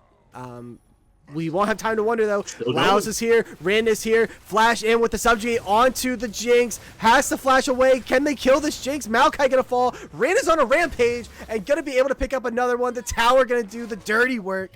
And Trundle is fed. Wow. That is the play that the frauds needed for sure. That is going to be such an insane Trundle to have to deal with now. Rin's, it's like he's playing Mundo a second time. Like, this dude's literally gonna walk in there, take their stats, and just go wherever the heck he wants. Which is funny because my whole point about Trundle earlier was that like Trundle top is just like Giga Brain Rot. Like, you know, you wind up the Symbol Monkey and you just let it go forward. Mundo's the same way. And those are the two champions that we've seen Rin play in games 1 and 2 as a former top laner. But playing them in their sophisticated roles in the jungle for sure. And playing really well on the Trundle. 300 gold shutdown. Yeah, the frauds are now up in gold, despite how much that early game was being ran by Clue, by Youngster Joey. It's now the frauds on top. Dragon is spawned up here. We'll see if they're able to force it. The root connects there. The ult connects. The flash in from Maokai. The E is to try and get them away. Silas goes on to the second E on the minions to be able to escape. Teleport coming in here from Grim Orbit into the mid lane. Grin does not have the subjugate just yet. This is a relatively squishy champion. The Silas R traded back. Gets onto 2 members, but there is no AD carry. Versus the bot side. The Judgment gets used to buy the kill to try and keep Silas alive. The Stand United onto Maokai. Going to keep them alive. Braum is here to try and keep everybody out. The Maokai R from Youngster Joey connects. Laos with the other Glacial Fissure is going to die there to the E damage of the Lux. And Jinx is now excited on a reset, but it gets engaged on there by the Silas. Metro is in. Grim picks up that kill, and it's a 1-for-1. Wow. What a little bit of a...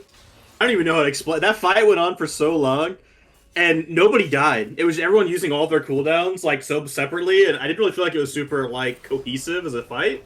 But it went on for so long, and it ended up being just a 1-for-1. I think Metro actually saved that fight there at the end when Frog overextended to try and get that kill.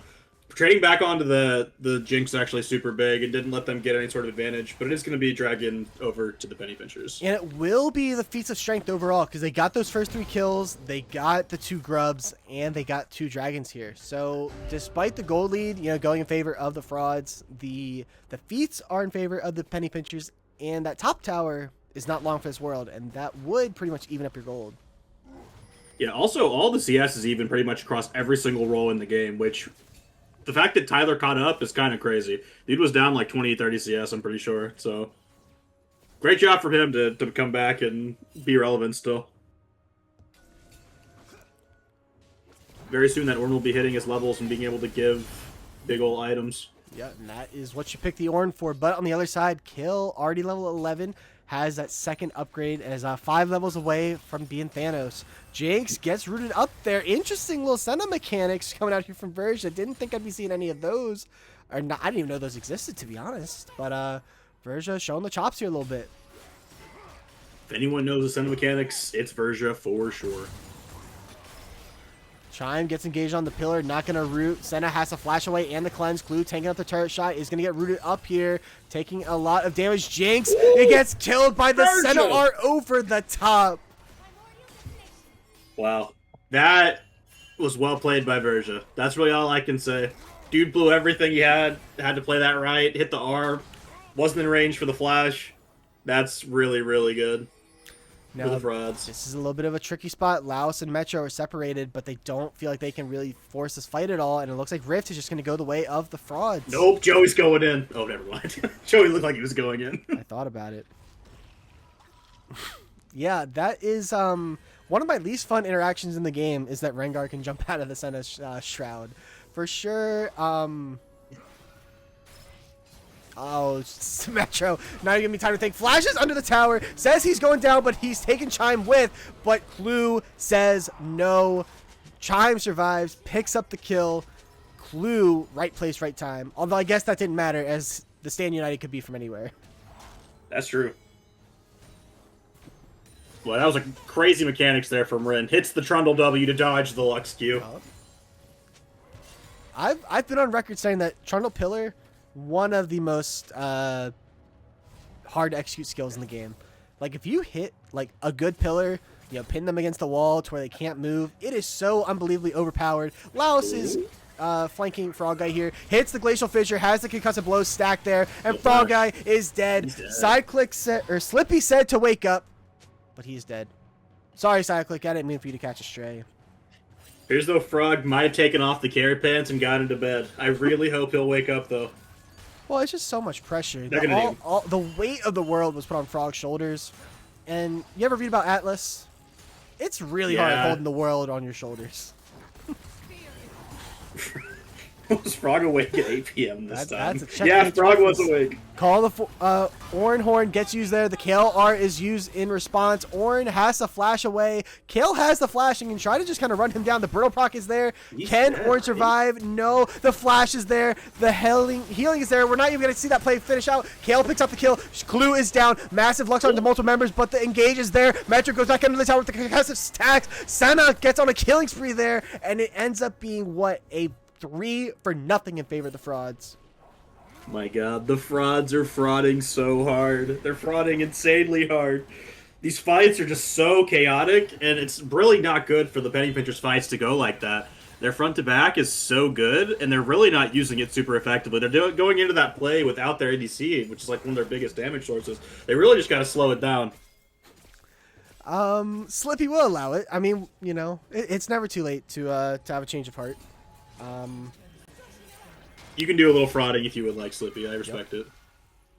Metro gets interrupted there. Not gonna go in. Dragons in 45. It's another Ocean Soul. So that's 2 this game. I've already forgotten who got the feats last game. I remember feats. Probably the Frauds, if I had to guess. Anyone in chat remember? I said that we were gonna keep track, and it's game 2, and I've forgotten. I want to say the Frauds. I want to say that the Frauds got it. I also think it was the Frauds. I'm just not 100% sure. I don't really remember all that well. We're going to operate as if it was the Frauds. Youngster Joey maybe going to get caught out here. Senna W doesn't connect. Trundle might not have the pillar, but look at this. Senna just wailing over the top. Massive Luxar and the flash in there. Shutdown comes over, and the Stand United to get on top of Rin. The Blast Cone is going to be able to get them out there, but not with the Maokai R there, and that could be a kill onto Rin. A trade of Stand United by Metro, and now Clue is on the wrong side of the rift. Metro has died, but Clue will fall as well. Rin on a dominating spree. Ends up being a 1-for-2 in favor of the Penny Pinchers. Wow. What another crazy exchange. Really good find there from Chime and Youngster Joey. I think Chime is like maybe in the Matrix or in the zone right now. Like he's hitting a lot of abilities. He's doing like a whole bunch of damage.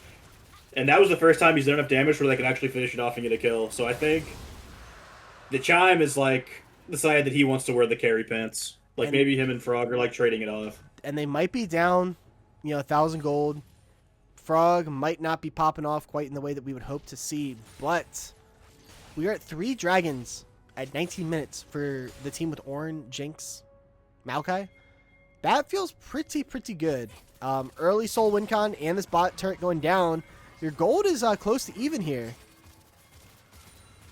Oh, Lord. Metro Rin is teleporting bot lane. Rin getting caught out there. The cheesing Lux. And now the engage is coming back through on the other side. Orin is frontlining. Chime is on the wrong side of the rift. Is down. Grim on a killing spree. Orin Horn gets used onto 3 members by Metro. Big Fail Tyler is down. Frog Guy is down. Youngster Joey is dead. Clue is the only one left standing. No. They thought they had the catch, but it was not the catch they were looking for. And the Atacon will go to the Frauds once again. Oh, man, that is so sad for the Penny Pinchers, man. You draft the Orin thinking, yes, we have crazy good engage. We can use the Orin Horn. And then the enemy team just picks Silas and hits you with a 5-man yourself. Like, what do you even do in that situation? That's just, like, so sad. Well played there from the Frauds. Oh, hang on. Is there. Braum is here, though. Has the Glacial Fissure. Has the concussive stacks. Version now gets the free fire. There's nowhere for Shen to go. Uses the flash, but you can't get away from a Braum and a Senna. Going to fall, but Metro will die on the other side to the Jinx. Frog Guy picking up a little bit of gold back, but it is still a very fraudulent, heavy play there. Yup. Frog said, let me borrow those pants back, Chum. I need some gold back, please. The little freebie onto Metro there. But man, Clue, I think, is feeling a lot of pressure here to be making plays, and I don't really think he has to do that. I mean, he did a really good job in the early game, as far as making plays happen. But like you're saying, this as of late, the plays just haven't quite been there. I think, I don't know. I feel like you have to get these shutdowns on the side of the Penny Pinchers. You've got to kill this Trundle. You've got to kill this Kale. Especially because once Kale gets to 16, it just becomes that much harder to kill Grim. He's so close too. I don't know what that looks like, but that's what I'm seeing with my blurry vision, perhaps. Yeah, we're also about to be 3 items on Kale. Maybe Laos getting caught out here a little bit. The W, though, gonna get them out. Redemption did get popped, though. Clue over the wall. Does not have flash. He is lurking. Seeing if there's an opportunity. Kale just taking away the red buff. Rin gonna hit up the pillar onto Frog Guy. Gets hit up there by the pillar. Maokai argues down to multiple members. Metro has to get in. This is the look. Double taunt there. Rin is super low here. Can they get the reset off? Jake's picked up 1,000 gold there. Ornhorn over the top. Laos is low. Can they get any more resets off? No. Laos able to survive the super death market. Metro has to flash out. And now look at, I think that's Grim. Hits at the ult. The flashes in, trying to pick up multiple kills. Gets unstoppable, but they're gonna go down. Versia picked up a kill onto the Maokai. And then Maokai picked up on a kill. Frog Guy on a killing spree. And this is the look for the penny pitcher. Frog Guy's low. They're trying to get out, but this W from Shen. So much triple kill for the penny pinchers, and just like that, they are back in this game. Frog said, "Give me the pants." He's giving me the pants, dude. He put them on. Frog with the carry of his life. What a fight!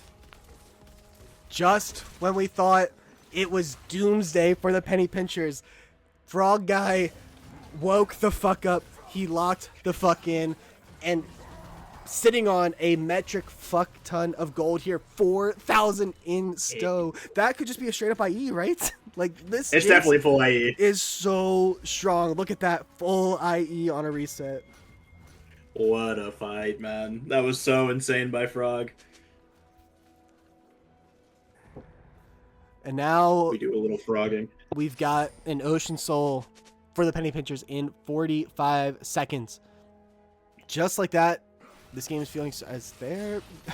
Okay, I thought they were just doing like a little mannequin challenge there for a second. I was like a little curious. Do a little T-posing in the mid lane. We're chilling. Yeah.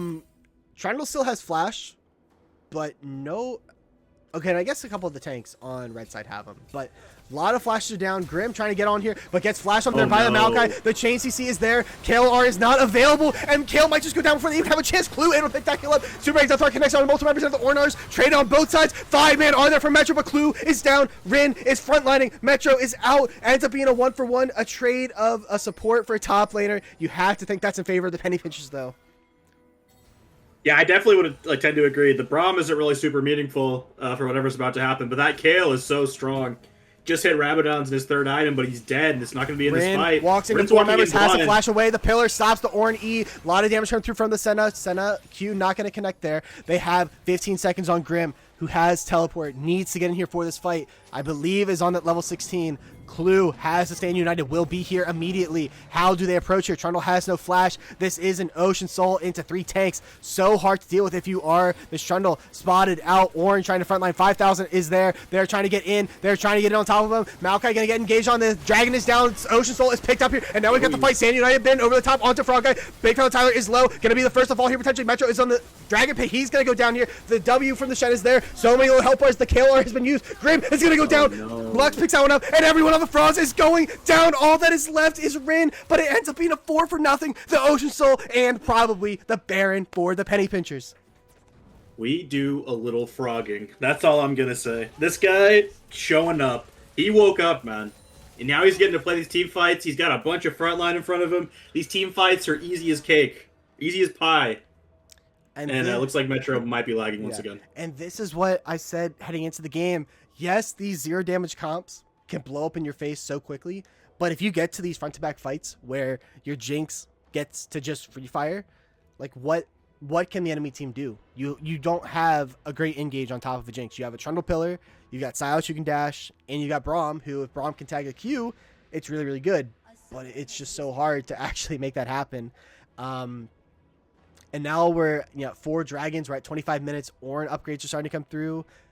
It's feeling pretty rough here for the penny pinchers, or for the frauds into the penny pinchers. Yeah, I mean, realistically, like coming into the mid game, it really looked super good for the frauds, but these team fights have just been super hard for them to play. The Kale's not really getting a whole lot of use. The only engage they have is Trundle Pillar and Silas E, along with like a little bit of Braum here and there. But They're walking in and just getting roasted to shreds by these like Lux E's, the Maokai saplings, and then Frog Guy is just finishing them all off every single time. That's like 2 or 3 fights in a row where Frog just got the free hit, and they're never gonna be able to win a fight like that. So if they really want to win another fight here, they're gonna have to find a way to kill Frog and kill him quick. Because if you kill him quick, you could probably win the fight still, even to this point. Yeah. You still have the Kale and you have Senna. There's so much scaling on both sides of the rift here, but the momentum has swung very heavily in favor of the Penny Pinchers here. If they win this one, we are back into best of 3 territory where the Penny Pinchers have never lost a best of 3. They are 7-0 as we talked about. Yeah, they've been looking good all split, and they're looking good right now. That's for sure. I also just realized Frog Guy is up like almost like 60 CS now at this point. Like, actually has so much CS compared to Verja.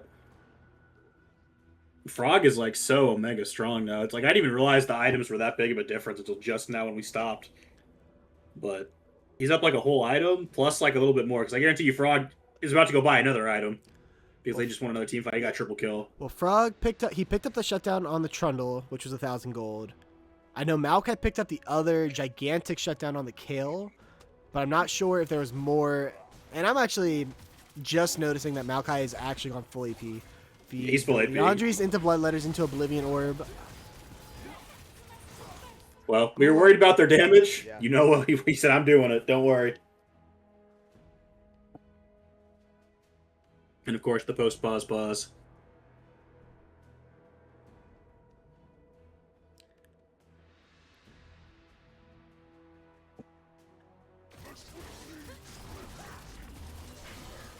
Yeah. Baron is going to go down. Nothing for the frauds to do about this. The gold league going to be up to about 5,000. And we'll see if you're the frauds, you know, how are you, like, what are you looking to do here? Is it just like, you know, a bush cheese and prey type of situation? Are you like sending I think it's got to be it's got to be a send, right? It's got to be like a crazy flank from Metro on to the Jinx. I think it also would have been really smart for somebody on this team to maybe get a Serpent's Fang just to like kill the shield from Clue. Because it's actually making a pretty big difference in these fights. If it gets used on the Frog, he gets like half of his health back. Like every single fight if he's low. Or even if he's like has full HP and he gets ulted, he still has like an extra half of a health bar. I think that might not be an awful thought, but I don't know really who's going to build it. But I think it's got to be something on the Frog for sure at this point, because he's the one doing all the carrying in the late of these fights. Yeah. They're pushing 5 men strong in the mid lane. We are A-ramming it here in game number 2. 3 members are in the bot lane, so they will just kind of let this cannon minion wail away at the tower, slowly but surely. Gonna be doing some damage as the next wave comes in. Frog Guy gets that first reset off, and Rin gonna be just fine from that Luxar, but that'll be up in about 5 seconds. We're at late game Lux ults, and that's gonna be the first reset coming through here. Senna W only connects there on to Clue, and the inhibitor should be the next to fall here. Oh, we're just stepping up there very close to that Lux Q, almost getting tagged. Inhibitor number 1 has fallen. The top wave looks to be the next prize they're looking to claim. Everyone's walking up that way. They're just going to try and maximize their Baron usage here. Rin maybe looking, just fishing a little bit, but doesn't want to go too far. Yeah, they're just trying to not lose as much as they can in this fight. They want to have one more solid shot at this Elder fight here that's happening in a couple minutes. But it just depends on how much they can afford to give up, right? Yeah, a lot of damage coming through onto the kill. Tower's going to fall. Ornhorn gets used there. So many ultimates on the side. Verja gets tagged there by the Shen E. Metro has fallen. Rin is low. Kale is free firing, but the massive knockup there by the Ornn. The Kale ult has been used, but the Penny Pinchers have aced the frauds 5-0, and somehow, some way, they came back and have tied up our series 1-1 here. Wow, that was a crazy turn of events there for the Penny Pinchers. That they were looking real bad in the early game. I mean, after the Clue stuff, like they basically got a really crazy early lead. The mid game, the frauds came back and really like took a little bit of a commanding lead, 3 or 4K gold. And then the Penny Pinchers had one good fight and just made the game unplayable for the frauds. What a good game from both sides.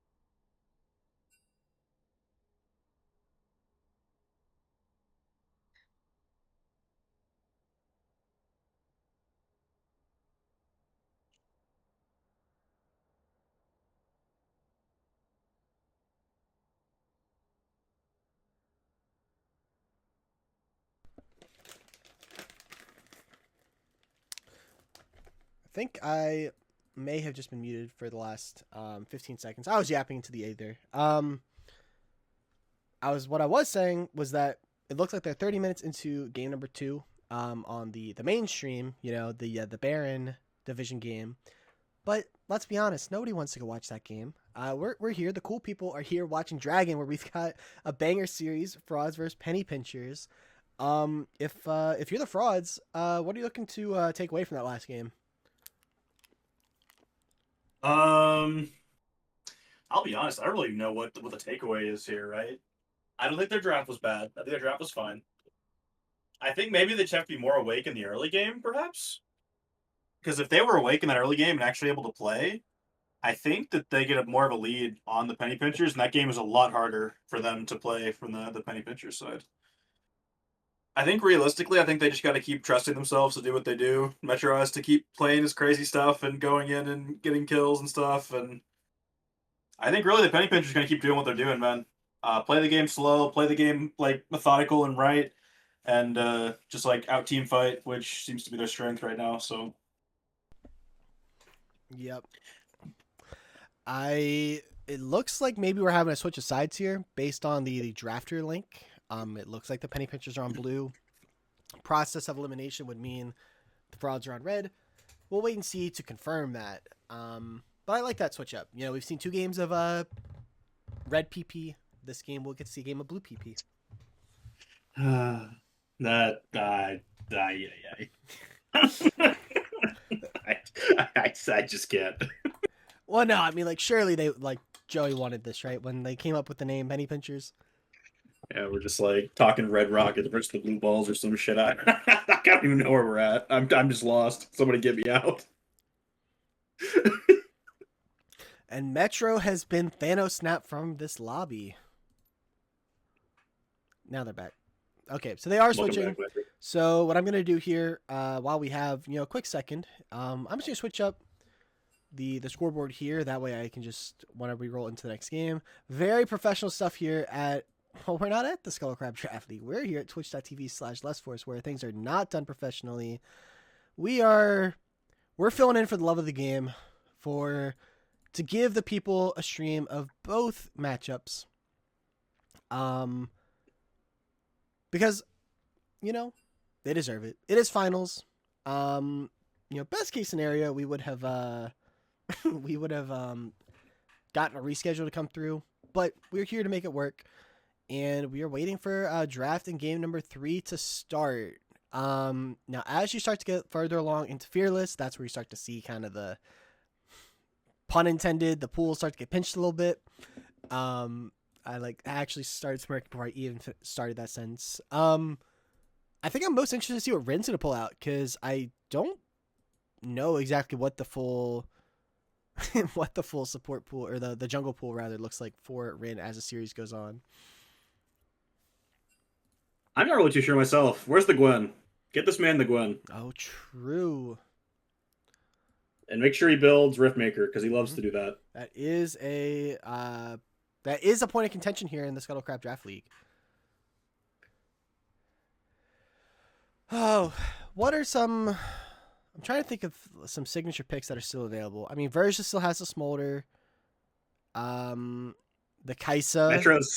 Metro's got Renekton mid. That's the big weird one. Actually, Kaisa is still pretty high prio for both of these teams now that I'm looking at it. Yeah, for sure.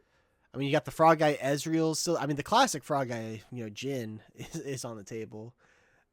Joey's got a really deep support pool, or jungle pool here. Could see the Amumu come out, the J4. If we're really feeling frisky, we could see the Laos Seraphine. Where is it? And it's funny you mentioned that, because like Laos, for the longest time, their profile picture was a Seraphine, and I think that it's their, like, she's his background on his computer, if I'm not mistaken. But he only ever seems to get to play engaged supports, so doesn't ever actually get to play the champion he likes the most. Seraphine is an engaged support if you're brave. True, I've seen it from the El Wizardo. Yeah, that's us, baby. I play every champion like it's Blitzcrank. Timmy Lulu next. Oh, they're still in game. 36 minutes. This game is crazy. Must be a bit of a banger. It's a banger. I'm watching it on the other on my other monitor right now. It's 21-13 in kills in favor of the Shadow Collective, but the Bonkers are up 2K gold right now. Oh. Now, we are just kind of waiting for them to say that we are ready for draft. Doesn't seem like... There's talk of kicking people. There's talks of soccer. I'm a little... Not sure how we got here. I think we just need Clue to jump up, and then we should, in theory, be ready to go. Okay. So, just waiting for Rin to come back, and then the frauds are ready. Okay, I'll tell you what. I'm gonna go grab some water because my throat is already starting to feel a little bit weird, and I'm gonna need some lubricant for my throat. I will be right back. Sounds good. Chat, this is the time of the night where there's only one streamer, so any and all questions can be thrown at me, and I'll probably answer them to entertain the crowd. Good, bad, nonsensical. Why did that just go off? Maybe that's an omen that I shouldn't do that. I don't even know if you guys heard that. But yeah, we are just waiting for draft number 3 to get started. I suppose I can switch over to that screen while we wait. Get rid of this. And then do that. Who do I want to win? I want the frauds to win. I'd like to see my boy Verja succeed. I would like to see the former Gunker in Rin to succeed. And Laos, you know, might be a little shithead, but it'd be cool to see him win too. Can I leak if Huddle is returning? Look, I'm just there saying it, right? Like, I liked Huddle as a name. I understand why things went the way that they went, but I feel like Huddle just had so much more aura than Scuttle. Not to say Scuttle's bad, but Scuttle is bad, confirmed. Scuttle. What would I be one in this draft? I mean, so the Penny Pinchers, I feel like you could be one Kaisa because Laos is probably going to play like an engaged support. And you know, if you pair engage with engage, like let's say the frauds go like Nautilus plus anything ADC, and you pair it with like a Kaisa Rel or a Kaisa, you know, even like a Kaisa Poppy could be pretty good. It's a really contentious pick. If you're not gonna do that, you could go. That's just where it gets tough because Joey's jungle pool. You are not B1ing here. Like you do not do Jarvan. You do not do a Moo. It's Caitlyn for Frog Guy. I'm calling it. Yeah, that would be where my mind goes. I mean, you could be one the Nautilus, technically speaking. I don't think Laos is necessarily going to punish it. Again, I think predominantly plays like engage, so could go Alistar. The fabled Laos Alistar could go the Rel, could go the Rakan. Maybe it's either the Kaisa or it's the Nautilus, I think, in my mind. And that's the interesting thing with Fearless as it goes on, is the prios kind of shift. As we're still waiting for someone to be back. Ren's still gone. Surprised Joey's not counting the clock.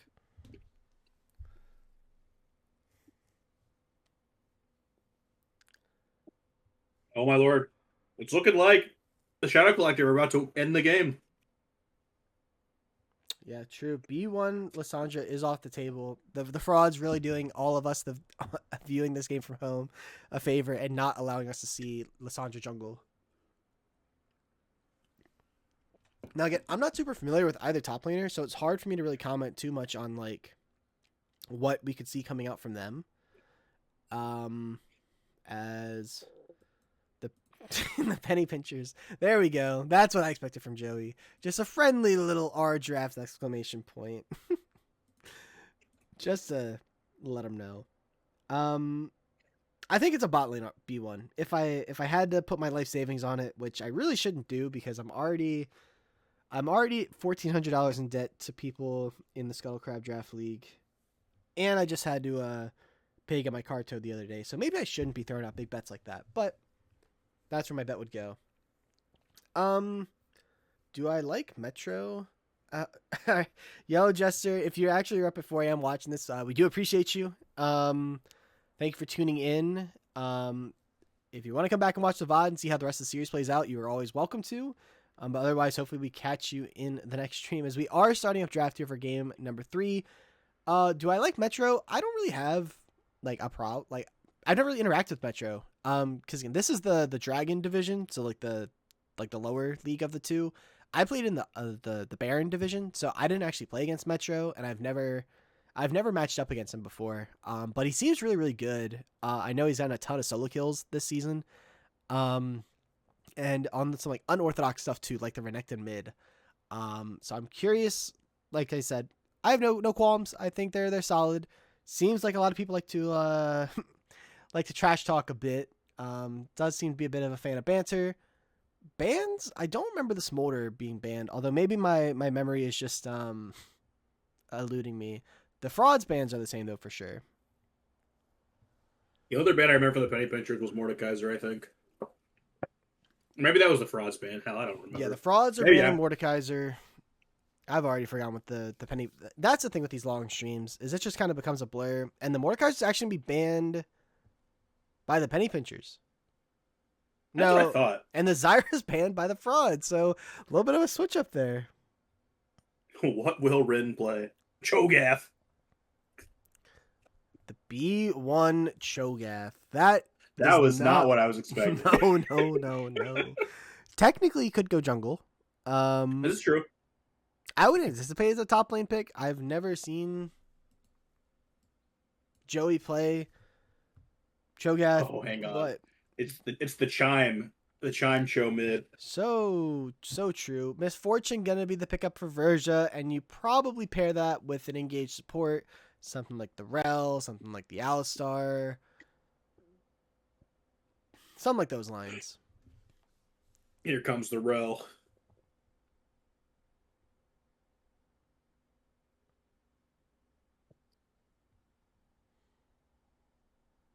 Or Nico. Nico's up too. I don't know if Lost plays that, but Nico's also really good. Sion gonna be the presumed counter pick in the top lane for Grim. We'll probably be seeing ADC, and we've been seeing the support pick prioed really heavily late for the Penny Pinchers, so maybe we see a mid lane early pick here. Maybe we see a jungle, kind of break that flex up a little bit. A lot of different options here. Yeah, I think the Cho'Gath actually keeps it pretty flexible too. But Bard, I think that's a pretty good choice in MF. We're gonna get the Bard to come out here. Been getting banned the other game, so makes sense if you want to prio it to get it now.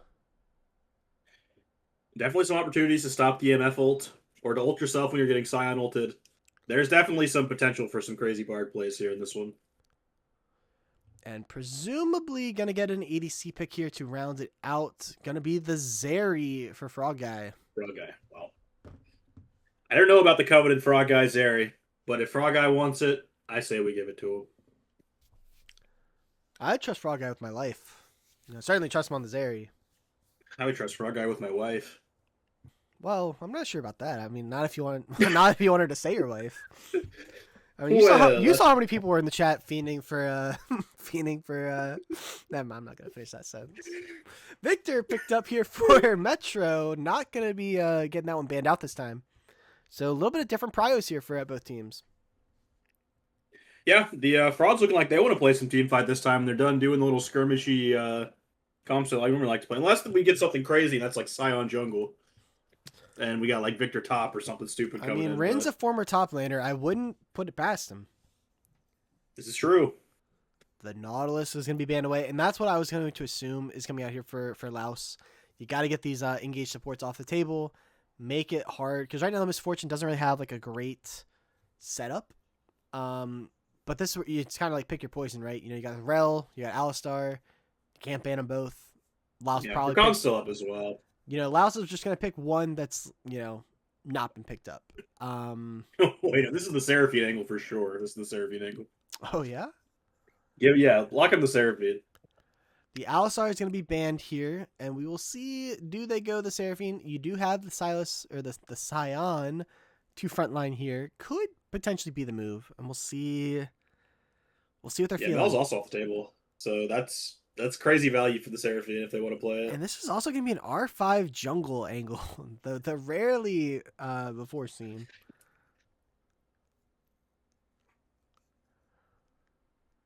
It is going to be the Rel, Bro. kind of what I was expecting. Although the Seraphine would have been a bit of a cook. Yeah, I dig it. I think it's probably the best option up currently. And if Laos has a good rel, I think that this is probably the best case scenario. The team fight for the frauds is looking really insane right now. Mm-hmm. Much better than The their team Penny fighting last game looked. Jarvan is now going to get picked up here for youngster Joey. over under on the spell book taken. Right now, it's looking like a Conqueror game. Joey's logic is if there are 3 champions that he would benefit from Conqueror against, which I guess in his mind is like melees, he'll go Conqueror. Otherwise, he will go Unseal Spellbook. And you've got the Rel, you've got the Scion. Put him in a circle, drop a circle on him. Aurelion Sol, our favorite champion, They are really about circles on the Penny Pincher side. The Cho'Gath Q, the Bardal, Jarvan Cataclysm, Aurelion Soul ult, and the Yone is going top lane, which means this is a Scion jungle. God damn it. That's too funny, man. Oh, it's grody. You're saying that there's so many circles on the Penny Pinchers team, but you know what shape coins are? What shape pennies are? Ovals? They're circles, bro. Oh. They're circles, bro. Penny Penny Pinchers are still locked in. They are truly locked in here. Yeah, it feels like a Pincher's comp. I mean, I definitely like the comp from the frauds a lot more, but I feel like the comp that I've liked more has lost both games. So I don't know. Take that for what it's worth. I might not know anything. If Rel gets off some good engages, Yone with the Fate Seal, the Misfortune Bullet Time, there's really not a whole lot that blue side can do to stop it outside of, a Bard ult. But Bard is super, super impactful, and we saw how impactful he was last game on the Shen. So I have no doubts that Clue has the potential to carry this early game. But while you talk to the chat about what you think is going to happen in this early game, I'm going to step away for a second. Once again, the floor is all yours, so if chat has nonsensical questions for you, by all means, feel free to answer them. Sure, of course. Hello, chat. Feel free to ask me all the questions you ever want to ask, and I will have to answer them because Les Force said so, and he's in charge. I'm just here for the memes. I will say, I'm really happy to be casting another game with Les Force that has an Aurelion Soul in it. My favorite Les Force lore is the very first time that I ever talked to Les Force was on a cast of League of Legends. And it was back when, well, I guess it was like right after Aurelion Soul first got changed. Biscuits and Gravy 21. Yeah, I fuck with Biscuits and Gravy, dude. I'm from the South. But yeah, it was like right post Aurelion Soul rework. Me and Les Force were queued up onto the cast, and we were definitely thinking about how much we missed Aurelion Soul's balls, and that's my favorite quote. Do I think that the season 2 or season 3 Time Wizards is winning a BO3? I actually think it's a lot closer than I would like to admit. I feel like in general, I think season 2 Time Wizards probably have better like cohesion and team fighting. I think that season 3 Time Wizards are probably better overall in most of the rules. So I think it would really just come down to how the games got played out. I think I'd probably give the slight edge to the season 3 Time Wizards. Well, that's only purely based on like player skill. The skill level of the league also went up a little bit.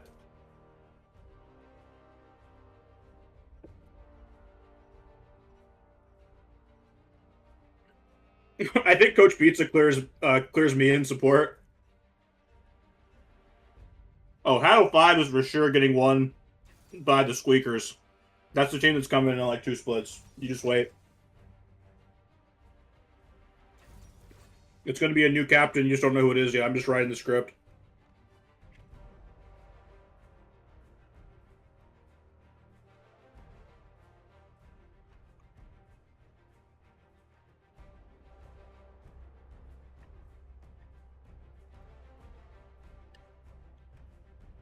Well, oh man, you guys ever just like drink some water and just choke on that shit? It goes down the wrong pipe. Actually, the worst feeling in the world.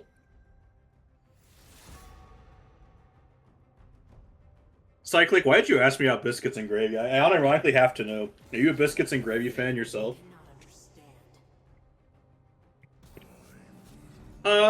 I'd say probably Bardolt should mostly be hitting Victor in this game. There's way too many unstoppables like Yoda E and Scion R to be throwing him at just about anybody else. He's got to throw him at Victor for sure.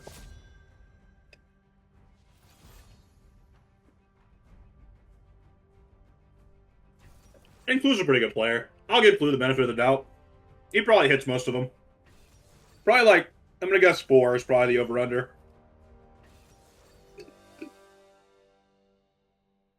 Oh no. I have to I have to watch this reel now, don't I? Alright, let's check it out. Not the pee and skid. Not the skid, bro. I'm just here so I don't get fined type shit. Oh!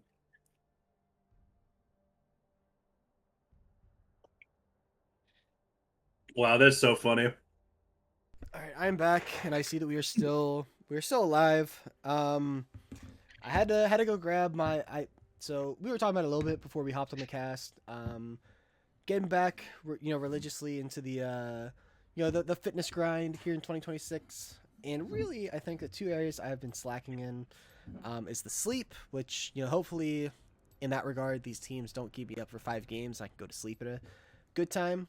And the water consumption, which is doubly needed because of the casting and the ridiculous amount that I talk while I'm on cast. Um, having to hydrate quite a bit, and so I had to go fill up the water bottle. The craziest part about that entire conversation is we have opposite problems. Because I drink hella water and get so good sleep most of the time.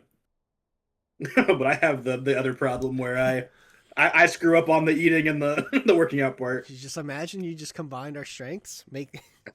I mean, that's like we'd be We're shredded. definitely GM in life, right? We're definitely Yeah, GM IRL. yeah, for sure, for sure. Well, one of us would be GM, the other would be Iron, I think.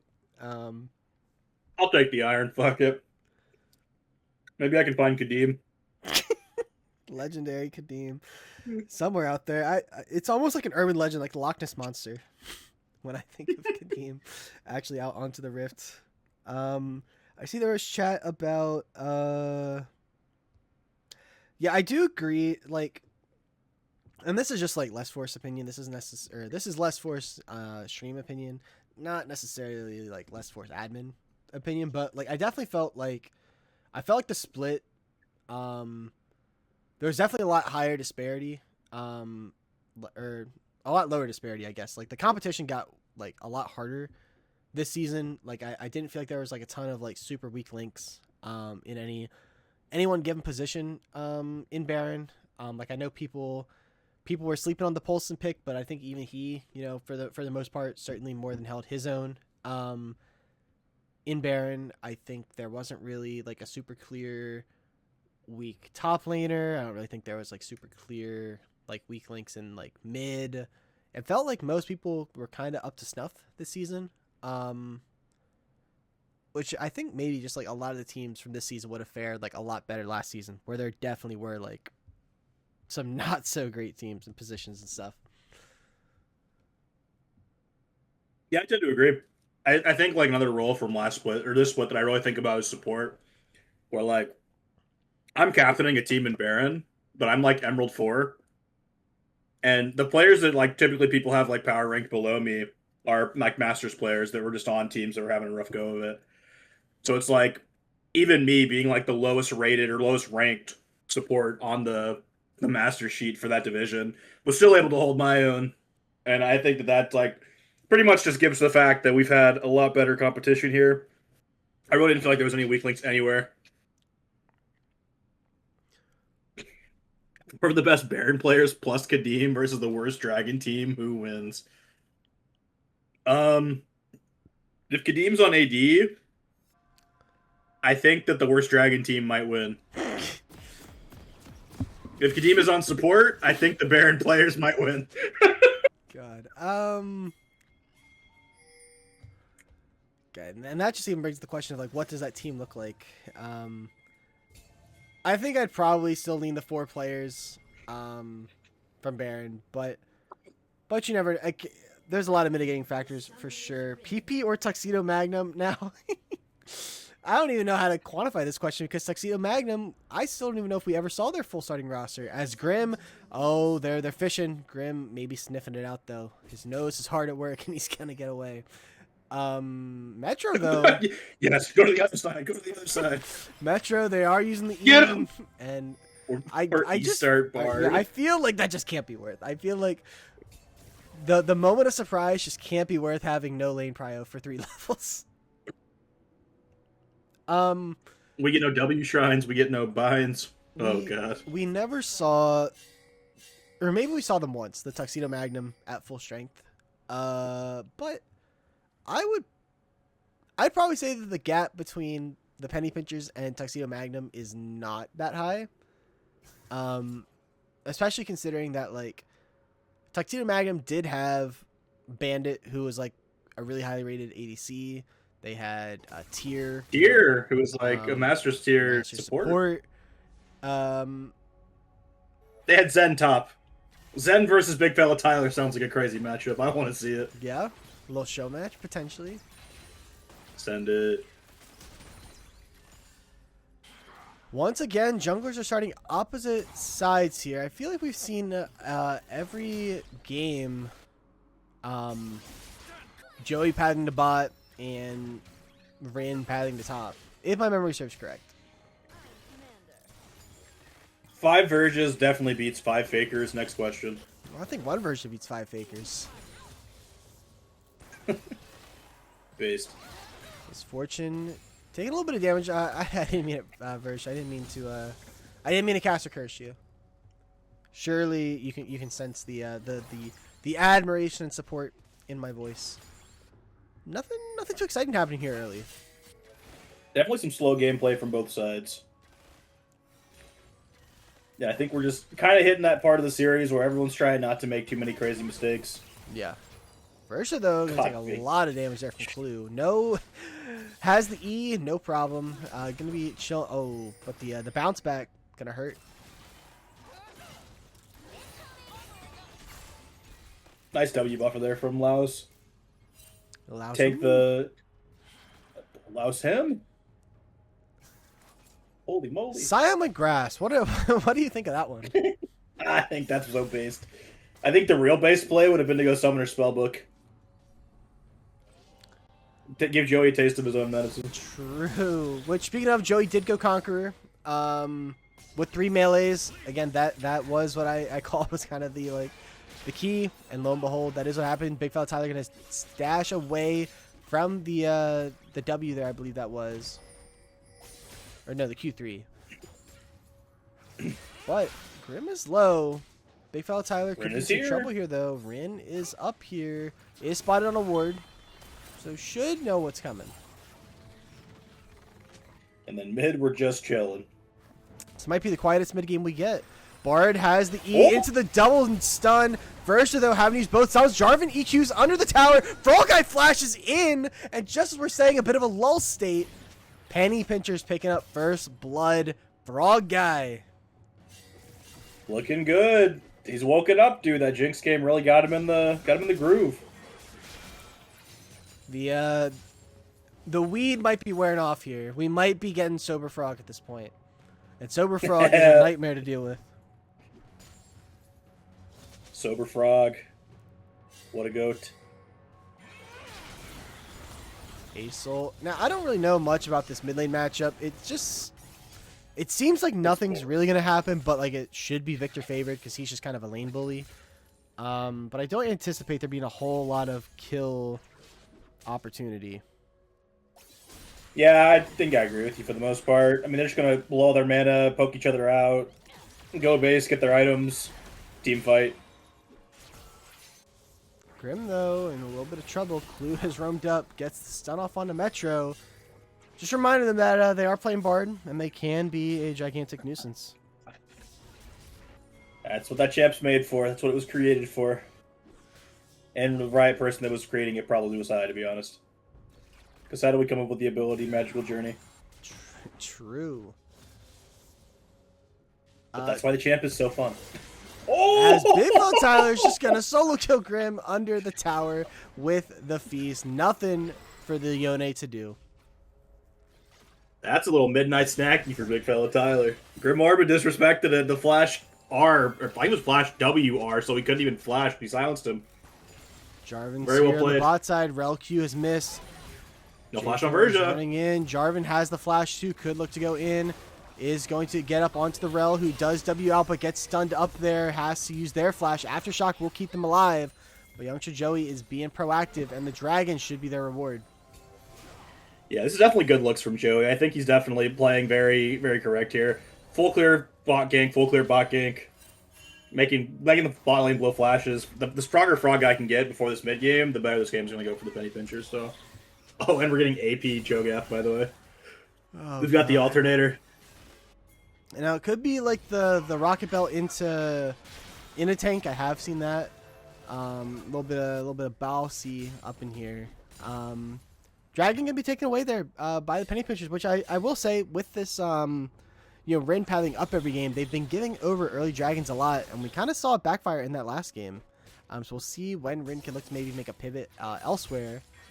Maybe look to make a play here mid lane, just kind of based on their hovering. Maybe waiting for Asol to sit and inactive. I don't know which ability he's like spitting on him. Grim getting low here. Gonna use the Fate Seal into the snap back. Getting low here, has a flash away from the feast, does survive, and the Scion ultimate is here to pick up the kill onto the Cho'Gath. Hit him with a little bit of drive-by action. The Scion are coming from the river, just chilling, no flash. Oh, but look at the magical journey top. Two are here. Bard and J4, the flash from Bard. Yone has no way out. Jarvan does not secure the EQ, but who needs to? They can just pick up the kill. Penny pinchers with the feats of warfare.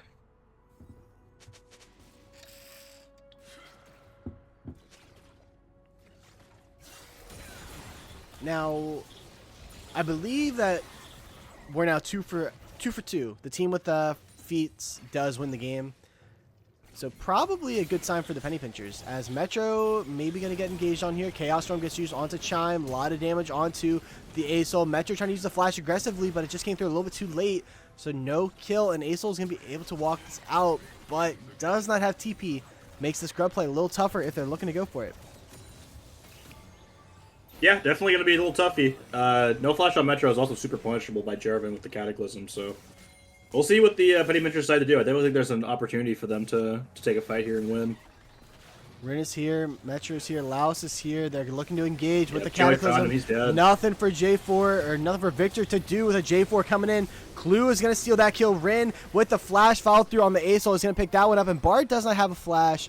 J4 going to get knocked up here. Rel is chain CCing. The EQ from J4 is going to get them out. Frog Guy has shown up just a little too late. We'll see if they look to do grubs, though. I definitely think it's in the cards. Ren had a bunch of a HP lead against Joey, but looks like just going to go back to the camps. We love to ABC.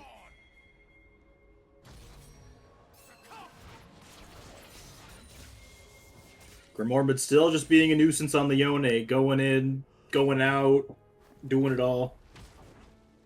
Might need to R out here. Oh, but the Cataclysm is going to deny it. But will Joey die for it? It's possible, but the feast comes through. Big fella Tyler doing work on the Cho'Gath. The Braum, or the Bard, not able to stun up the Scion.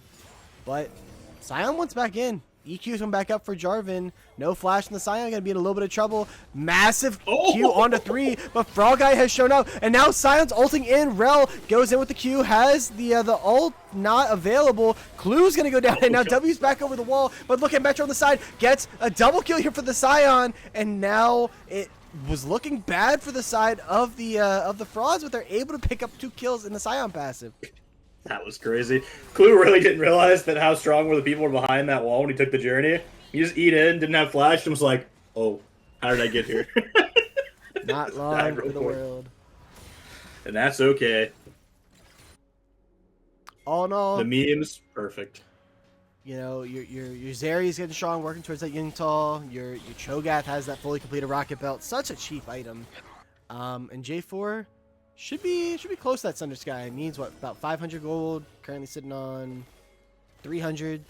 So if he wanted to do his bot side into a reset for those grubs, he could. But it looks like we're just gonna get another fight here in mid lane.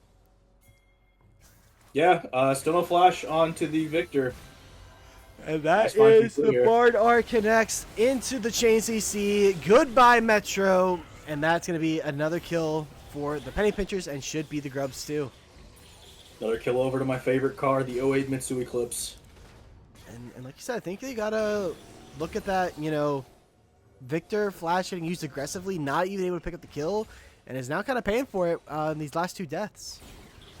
Yeah, they're almost back-to-back even, really. Joey just keeps finding him. That one was more Clue, I guess, but Joey definitely looking to just punish the flashless Metro over and over and over again.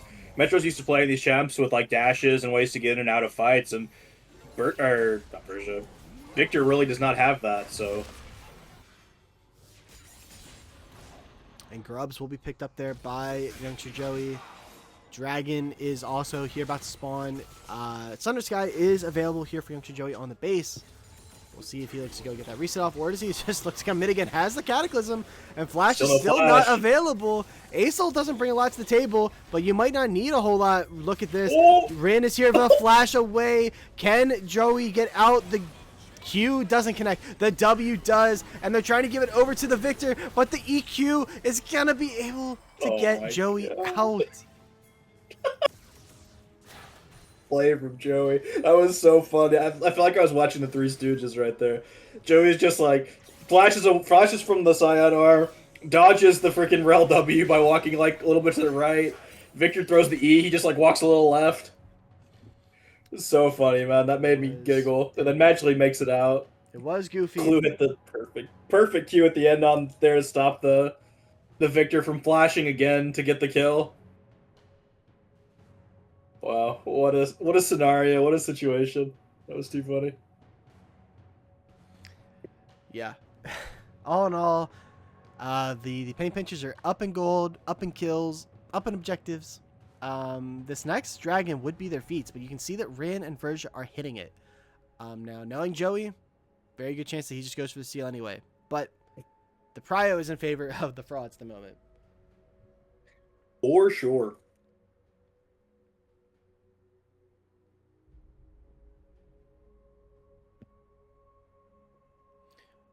We're just waiting on a reconnect to come through. So we got a little bit of time to vamp potentially. I see a Ludens, Scion sitting on multiple. Those items don't go together, do they? No. Maybe they used to? Am I crazy for thinking there used to be an Aegis and like a Sunfire item? Maybe I'm crazy. I feel like it did once upon a time, but I don't feel like it does now. Definitely not anymore. Yone quite a bit behind. The Bork pretty expensive. Items seem to be in favor of the Penny Pinchers overall, but a lot of that is in your top lane where neither top laner. Well, actually, Cho'Gath does not have TP, and it's the strong one. Yone does have TP and is the weak one. So take that for what you will. A summoner has reconnected. Looks like Laos is back. Laos is back, just having to reconnect. Now we should get back out onto the Rift. We can hope.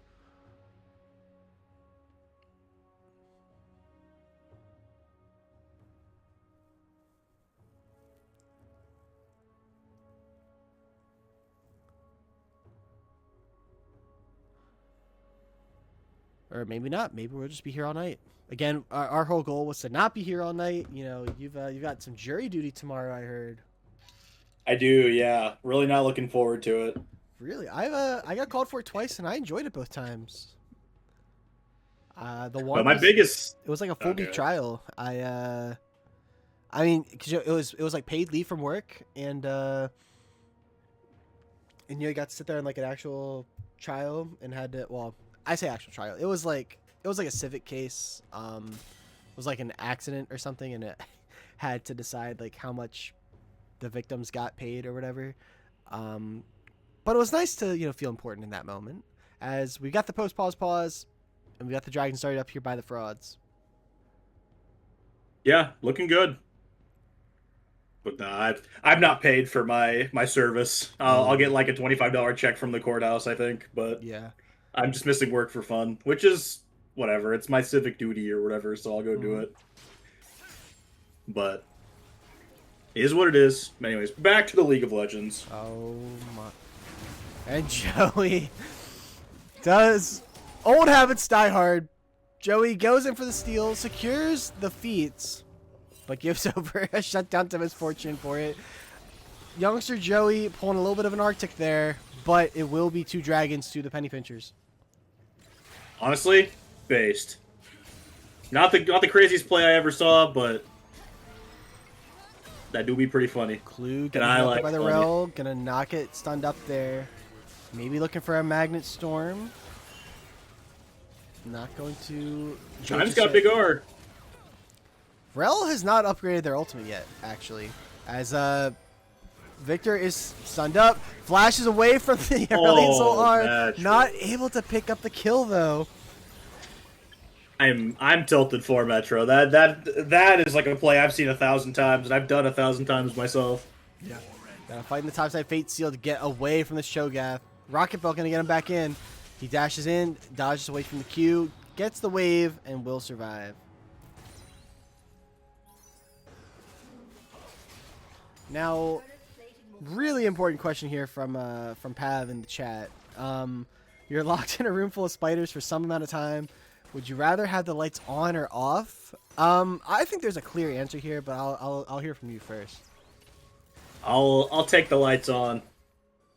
Okay, that's like for sure the right Because- call. Because if the lights are off, I don't know what kind of spiders they are. I don't really have any information. If the lights are on, maybe I can defend myself from the spiders. So like, I am horrendously afraid of spiders. Like as a kid, like if a spider was in my room, like I'd go sleep in another. I shall hold out for the Magnet Storm into the double bullet time. Zerial gets used, flashes gets used by both bot lane members of the Penny Pinchers. Frog Guy is peppering in here, but the barrier is there. Not going to pick up a kill. Now we got the EQ onto the Victor with no flash. Double Cataclysm is there. The shielding is a lot here. Not going to be enough though. And the Chaos Storm not going to pick up a kill on the Jarvan either. Ends up just being a 1-for-0 in that double 2v2 just in favor of the Penny Pinchers. Yeah, really good engage there from Laos, and the combo with Verja actually super good, but barely not enough to get a kill. Did blow all the sums pretty much from bot lane, which that's probably favoring the MF lane, but Tyler's going in again. Yeah, they are wailing, but the lethal, the Bork is there. He's now going to be doing a lot of damage, and look at the Aurelion Soul has flown in. The flash from Grim to get away. The flash in from the Cho'Gath. Not going to get the Feats kill, but it will be Aurelion Soul picking that kill up. And now the Aurelion Soul R gets used there just onto the Scion. EQ from the Jarvan going to be able to get out. Metro is here. Metro does a lot of damage. They could look to fish, but Bard is here. Cho'Gath is down. Bardar gets used. Bardar whiffs. Rin is getting melted by this Aurelion Soul, but Victor is now able to free fire on these squishy members. Could look to continue the play here. The Chaos Storm not available. Jarvan, surely we're not looking to go over this wall. surely we're not. He's thinking. He's thinking. He's thinking long and hard. Just like it. Never mind. What is Scuttle? It stands for the Scuttle Crab Draft League, formerly known as HODL, the High Alert Draft League. May it rest in peace. It is a community draft league. Bard gonna get a lot of damage off onto the Victor. Metro is trying to make something happen. Is gonna pick up the Make it shutdown happen. onto them. Will be traded over by Youngster Joey onto the Victor, but Metro got one back. You know what? Hell yeah, Metro. Good shit. any killer assist on Victor is super important for your passive, so I'll just say worth. Well, Eddie got the big shutdown too on the Aurelion Soul. Richard's gonna get popped up here in the mid lane. Gonna be a little hard to drive it in, but Rin does not care. Jarvan is relatively low here, and that Dude's literally will playing be Scion. the first turret going down. Now the feats were already claimed by blue side, but the gold is not dead even.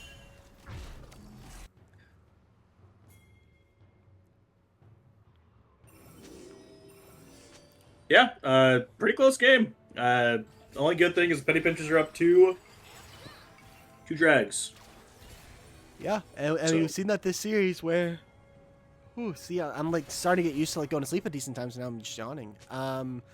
The penny pitchers have had early dragon stacking, getting those soul win cons, which really came into a big effect last game for them, and now they find themselves again at soul point at 17 minutes, 18 minutes.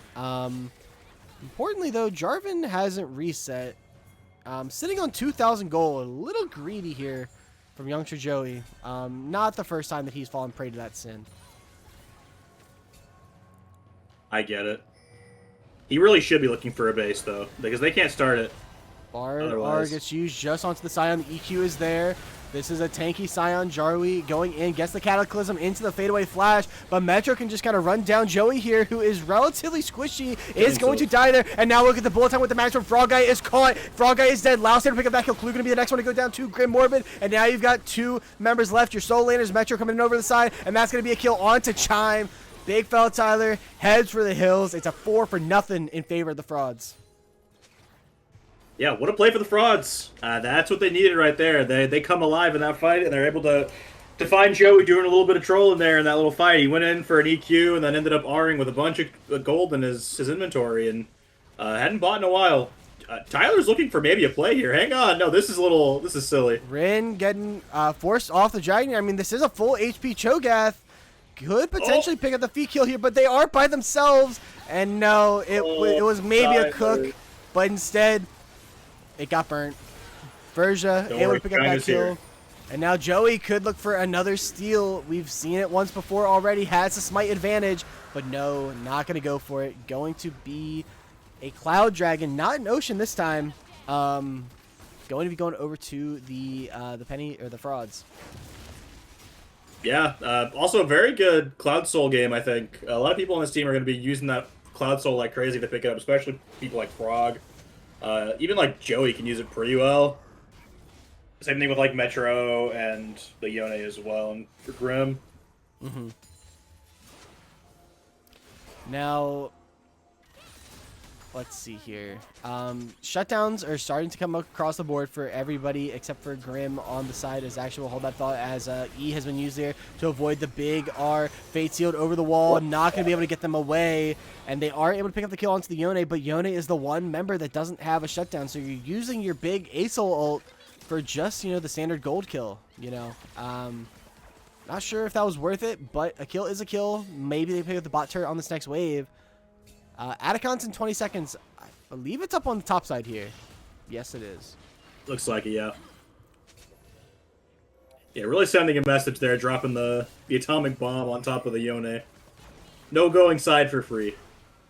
I mean, Yone's for sure not having the most fun this game. Kind of getting put in the dirt just a little bit. As a teleport's coming through here from the Aurelion Soul. They're looking to collapse onto the Victor, onto the Scion. Big fella Tyler is squishy, is taking a ton of damage. Rin goes in 1-on-5. The reinforcements are coming. Youngster Joey has to EQ, trying to take the Bard ultimate. Laos does not have the flash, but could look to go in. Magstrom only connector onto one member. Frog Guy is low. Clue is down. Chime, teleported in, is already about to die. Dies to the burn of the Victor, and that is 2-0, and potentially going to be an Atacon started up here for the frauds. Frauds are still here, baby. And they're fighting. That's what they do. Teleport coming in from Cho'Gath. Now this is so risky on an Atacon. You've got Zeri coming back out. You've got a Cho'Gath. You've got a Jarvan with a full smite. This is a lot riskier than it looks like in a 2-on-5. They look to engage onto youngster Joey. Gets snapped up there. Has to run away. Cho'Gath has the flash. Could look to go in for a flash steal. Do they look to 50-50 this? It's Joey going to wants be to- a Fate Seal onto both of them, and Grim is not giving them the chance. Joey goes in, but it is too late. Atacon has gone down. Joey has gone down. Grim is going to pick up a kill onto Big Fella Tower, and all that's left is Frog Guy, who ran back out just to die, and it is going all the way to the Frauds here in game number 3. Oh, that was a choice there for Joey. I understand. Like, he probably feels super pressure to make that play, but it's so risky, and it really just pays off big for the Frauds there. Clue doing some hunting here, though. Clue's looking to maybe pick up a kill, but Rin is here to try and dissuade them. Gonna run out on the Bard. Such a goofy little guy. And yeah, that gold lead is ballooned up to 5,500 here in favor of the Frauds. Much gold. So much gold.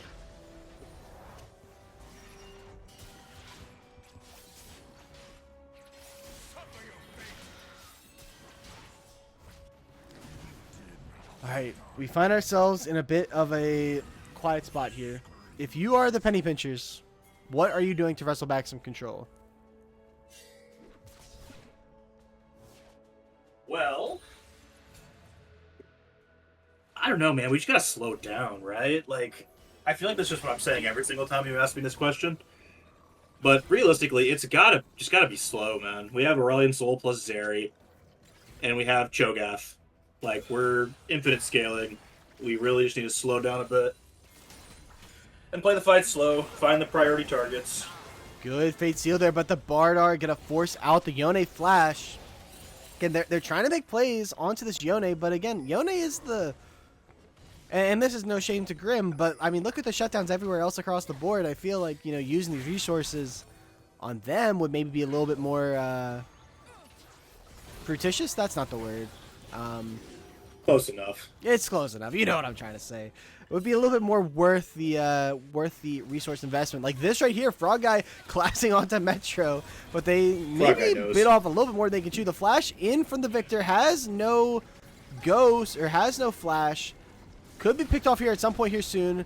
Metro on the wrong side of the rift gets the R out from the Scion. Metro is bobbing and weaving, and they should fall here, but can they get anything else on the other side in time? Cho'Gath gets trapped in there, the bullet time, and Jarvan maybe playing 6th man here for the Misfortune, giving over 2 more kills to the Frauds, and Metro survives. My God. I don't even know what to say. That's tough. This game is, like, very quickly falling out of the Penny Pinchers' hands. Yeah, it is. This one is definitely feeling a little grim, but we saw as actually Metro is just so strong on this Victor. Going this glass cannon build, too. You know, Decap is in store. The Dark Seal has been maxed out. No, it is... We said this game, too, where I was feeling very fraud. You know, favorite is Bard. Bard flashes in, double sums, gets the shutdown. But honestly, I'm not even sure if that's worth it, because now that's just a massive shutdown off the table for your carries. Nah, bro. No, you got the Dark Seal stack. It's worth.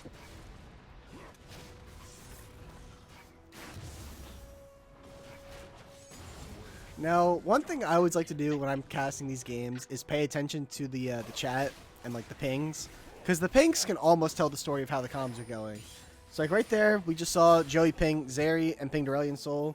So the comms are for sure something along the lines of, we just got to get to the late game. We've got a Sol, we've got Zeri, as the Bard are not going to connect. The Q does, though, long range. But Joey is trying to keep the troops together. That was what I'm getting from that. I think I agree. That's really all you can do in this current situation.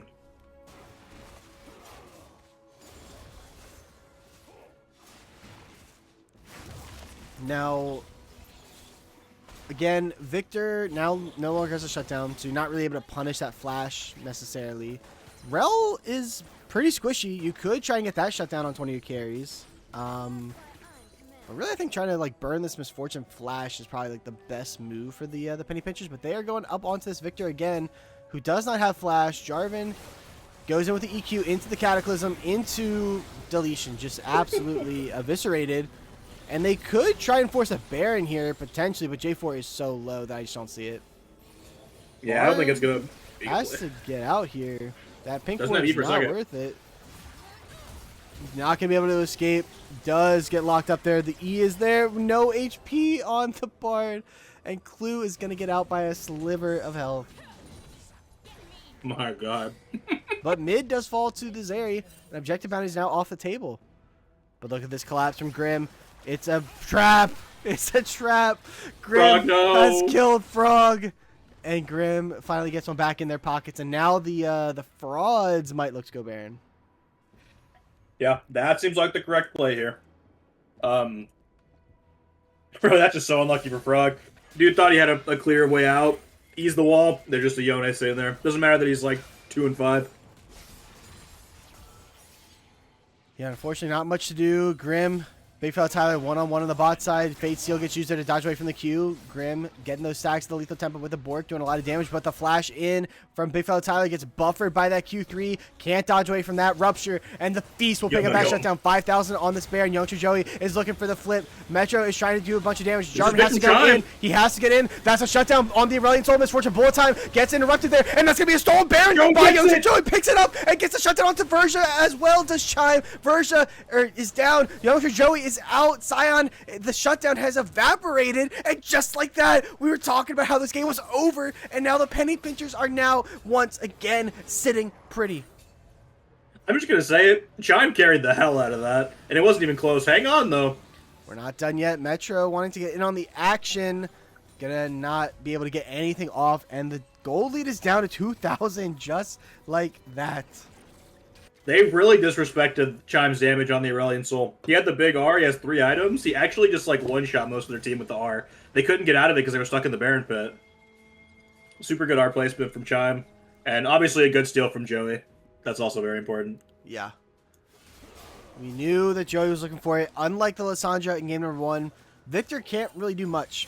You know, he threw down the W, and that's kind of like fight or flight there for Youngster Joey. And we knew that he wasn't running. Went in for the steal. Rel gonna get the chain CC off onto the Bard with the Magnet Storm. Bard has the magical journey though. Gotta be able to get out. And that's a Ignite use too by Rel. Big tools down. Yeah, I mean, I'm just flabbergasted that play even happened. That's crazy. This is the Dragon League. We gotta, you know, expect the shenanigans. I do like the shenanigans. They are fun. Chime now secretly, you know, sleeper strong. Has that 3 items. How close were we to decap? We're like 150 gold oh. ish. Russian roulette with our modems. Russian roulette, really fun game. I remember we played it one time on tabletop, right? I think you were there for that. Oh, I was there. Yeah. I lost. Yeah. I mean, we all do. You know, that's just like the name of the game. There can only be one winner, and usually they. It's the gun. Mm.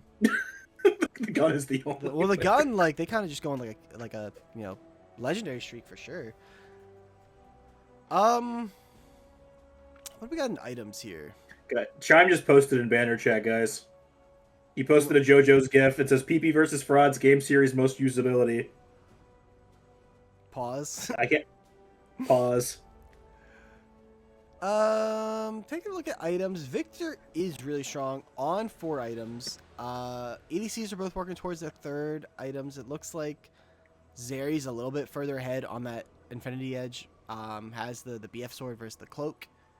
Supports that, and this is the thing I either love or hate about Bard, and I'm not really sure, like however I feel in the moment. But like these ridiculous builds so they can just do whatever you want and it just works. Leandri's Force of Nature.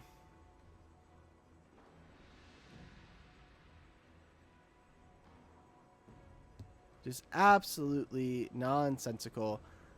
As we're just gonna sit here and listen to the sweeper sound. Unfortunately, nothing I can do about that in the pause. And we're just kind of vibing.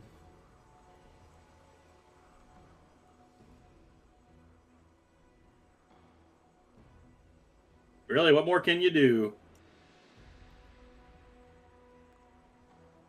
Give up.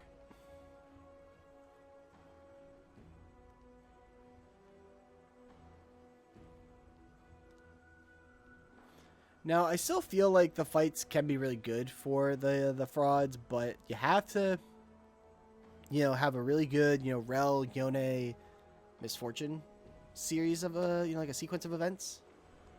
Yup.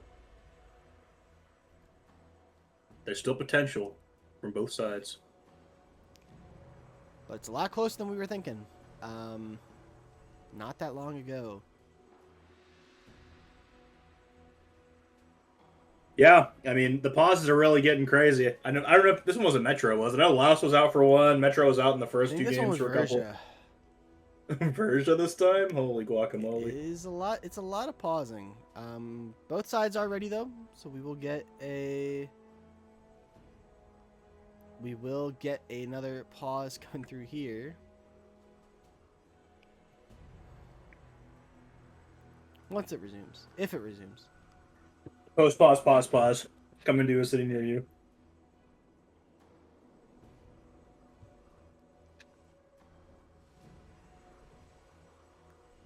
Suspense is killing me. Me too. This isn't the pause. Probably. Pretty sure. It should be here in just a couple seconds. Scion Q is going to connect, not do a whole lot of damage. Yeah, hate the fawn. That is, I don't know. It seems a little gross to me for sure. But look at this. They don't really care about the dragon. They're just gonna kill the base. Victor's resetting, and there's the pause. Top tier 2 is down. Mid tier 2 is down. The gold lead is now completely evaporated. This tier 3 is gonna go down quick. I cannot talk for the life of me. Dragon has been slinked. That is 3 clouds for the frauds, but a lot of gold just went to the penny pitcher's pockets. Yeah, I think that was a really good call from the penny pitchers. We're done throwing at these dragon fights. We're just going to take this free gold on the map. And now they're up gold. Oh, like man. 100 gold. And now here's the opportunity for a play. Jarvan with Wow, the Cataclysm. nice ult. Scion ults the Tempered Fate. Not going to do anything because Aurelion Sol is just eviscerating this Scion. Tanky, but not in the MR department. This Aurelion Sol is a force to be reckoned with. Truly a force. And he didn't even get the blue buff. This is so sad.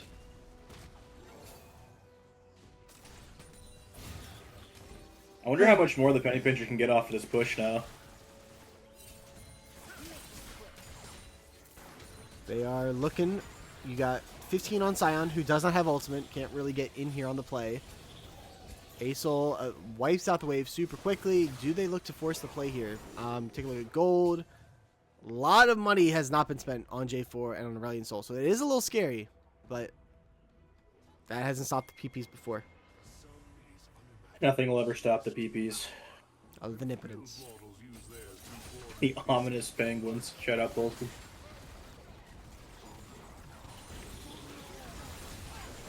There maybe Chimes a little bit. Aurelion Sol gets caught by the Rel Cube, but the W didn't connect, so Asol's going to be able to ride this one out. I'm a little surprised that like the bounty system's not favoring the penny pinchers here. I feel like, yeah, the goal lead is small, but the momentum, really heavy in favor of the penny pinchers at this point. Aurelion Sol, I will need to see you reset though, as you are actively sitting on nearly 3,000 gold.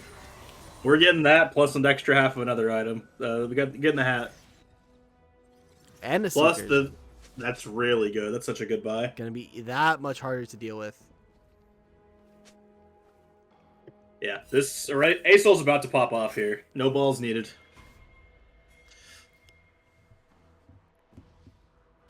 No balls needed. You heard it here first. No balls for the PP.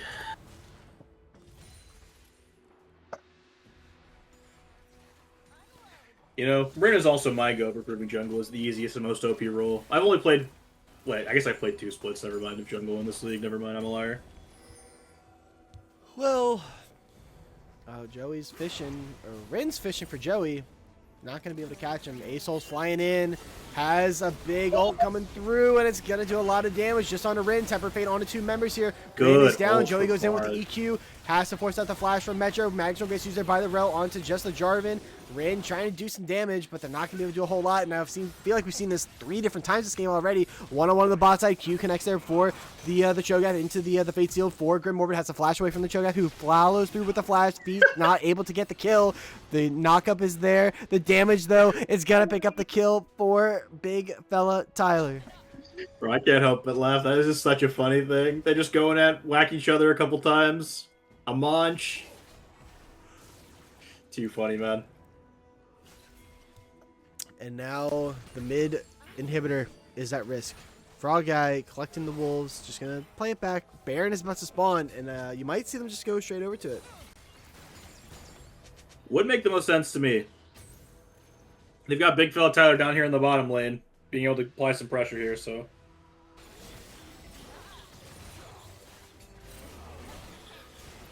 Baron looks like it'll just be picked up here by the Penny Pinchers without much of a say in the matter.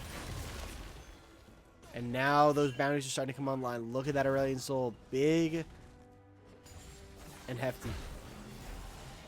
Big fella Chime. This dude is so strong right now. He's about to be full build. Like, he's very close. Yeah. Although, actually, For sure. Let's see. 16. Yeah, just waiting on that Zanya's.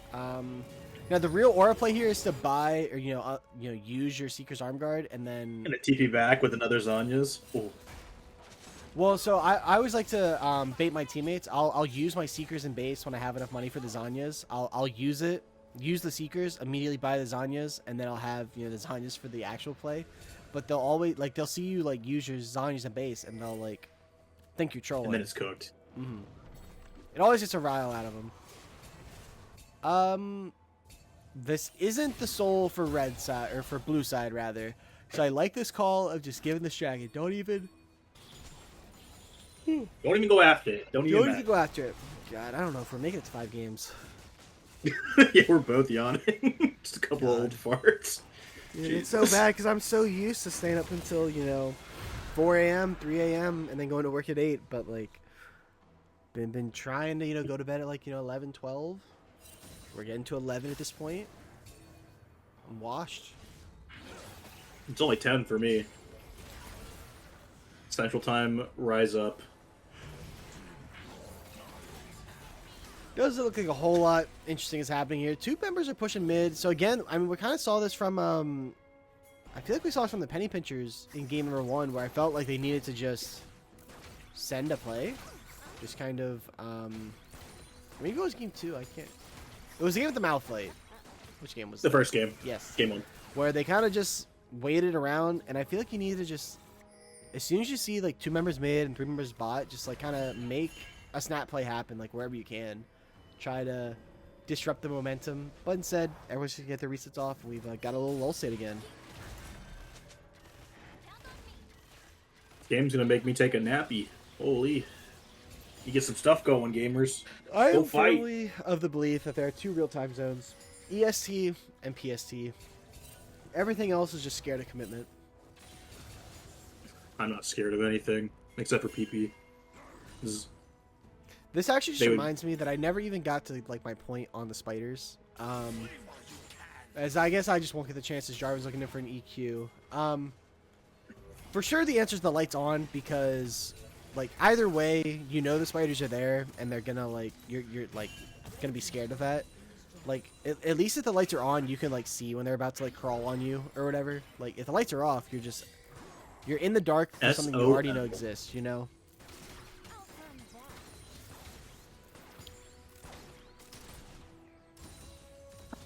Ren's looking for a couple cheesy cues over that wall. Maybe find somebody and catch them off guard. Yeah. Jarvan pushing up on this top side. Covered by Clue. Cho'Gath on the bot lane. The carries are in mid.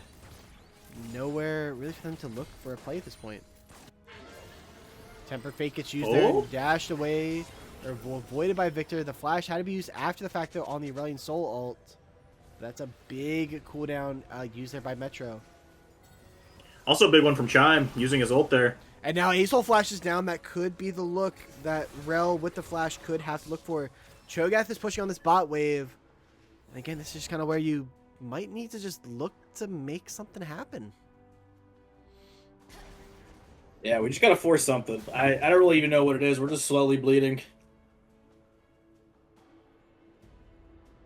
I mean, the frauds are totally chill with this game state. Like, the penny pitchers really aren't pushing anything. And frauds are happy to just keep scaling. Like, they don't really have a reason to fight. Yeah. The more gold they can sucker up before the soul fight comes, I think the better for them, and then obviously the next Baron as well. And then, of course, if they were to get the soul, right, that's 4 clouds with a cloud soul. It's about 4,000 gold worth of stats, with a dragon soul. So the gold would be, like, pretty much evened right back up. Cho'Gath just being a little nuisance on this bot side, just to not give them the chance to really play the game.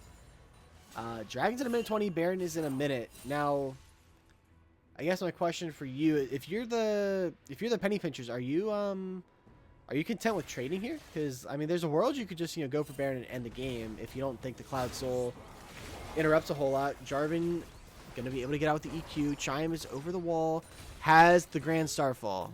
A big to note there. I think I'm taking the soul. And But it doesn't look like they need to, though, because they just found a pick onto the Yone.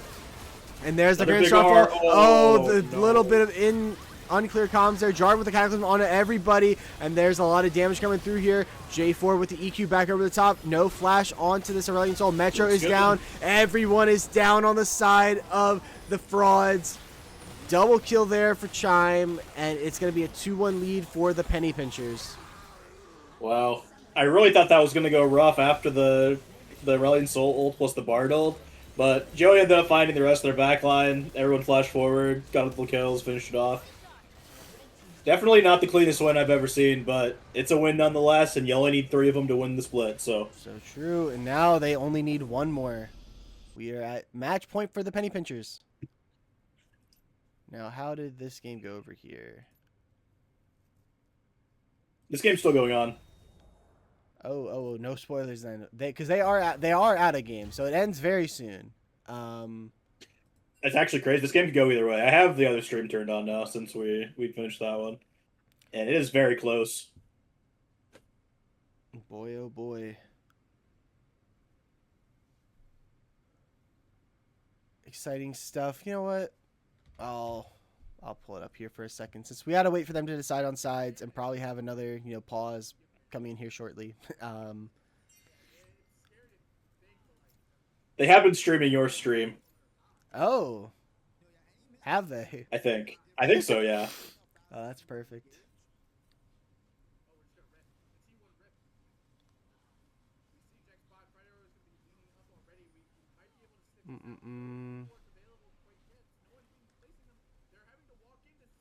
Let's see. And there it is. Ooh, big fight. Fight that lost the game. Oh, that looks like a bonkers win to me. That's a bonkers dubski for sure.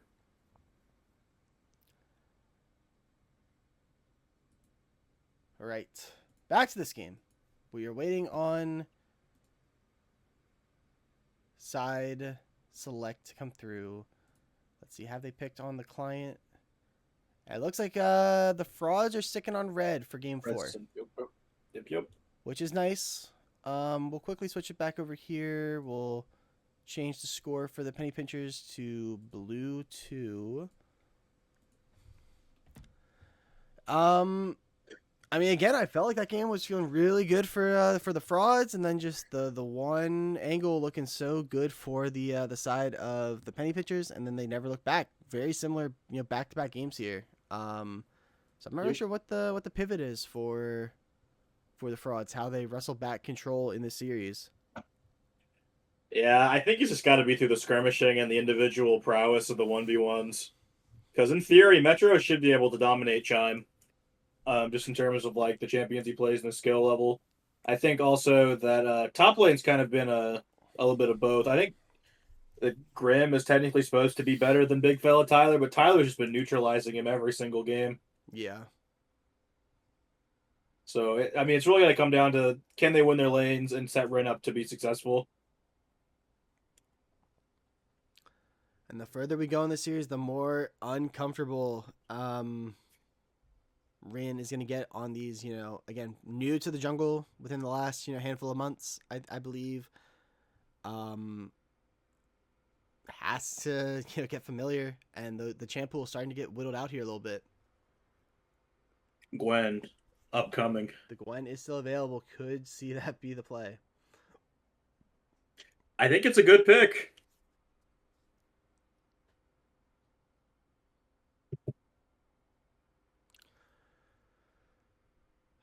Kaisa still on the table. Caitlyn still on the table. The Smolder has been getting banned away. The coveted frog guy Jin. The frog guy Jin. The Laos Seraphine's still available. This is true. See what they look to do here, but kind of just sit in a pause while we wait. I'm just reading the chat you just sent. It's just they're taking a while. This is a great time for chat to come out with a nonsensical question or 7. Yeah, Metro maybe plays the Renekton the next game. Maybe plays something. Red Dead Renekton. It's in my backlog. God. Oh man. Speaking of that, that game was so miserable to 100%. I did that recently. I was at like 88% or something on an old save file, and I'm like, 12%, like it won't be that bad. And it actively maybe took me like 150 hours. My God. Just like nonsensical challenges, and like you had to hunt every animal, and it was like a 40-hour collectible grind online. Terrible decision. I'm glad to have the plat, but was not worth it. I would not recommend doing it again. That's right, we had this screen and we got to go here, and we are into draft, so not too much vamping necessary. Game number 4 draft, sticking to the same sides here. Of course, the Metro Akali ban comes out again, and the frauds do not want to see the volley bear from youngster Joey. Nope, it is quite strong.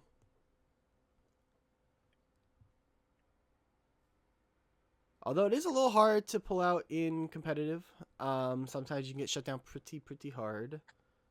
Been there, done that. Let's see if anything new comes out so far. Nothing too different. The Olaf band, that's a good call out. That's a Rin special too, I forgot about. I feel like we saw Olaf band earlier in the series, if my memory serves correct. Into the Zyra first pick. Interesting. First okay. pick Zyra, so they're taking that away from Rin. We'll see. That does not strike me as a Joey champ. Well, it's gotta be Clue, right? Ask Bear his thoughts on youngster Joey Zyra.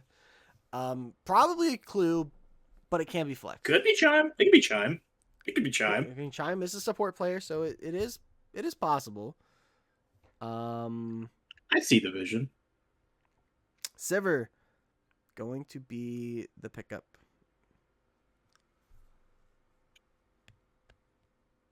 Now you don't have to worry about Jarvan. You don't really have the big Sivir counters on the board still, so I kind of like the pick. Assuming you pick your jungler here for Rin, you could just say screw it and go the Gwen. We'll see if that's the angle that they choose to go. I mean, it's not bad with the Sivir for sure. Give you the extra speed plus your ghost. Gonna be Nami. Okay. Up blind for Laos. Not a champion I synonymize him with. I don't synonymize him with that either, but I don't know if that's a word, but I'm just gonna agree. Yeah, I don't really think of Laos and that champ together either. I don't really see Laos playing a whole lot from my understanding, but Jack's gonna be the pickup. Could be a flex. Again, I've never really seen Joey play Jax though, so it's probably a top lane pick.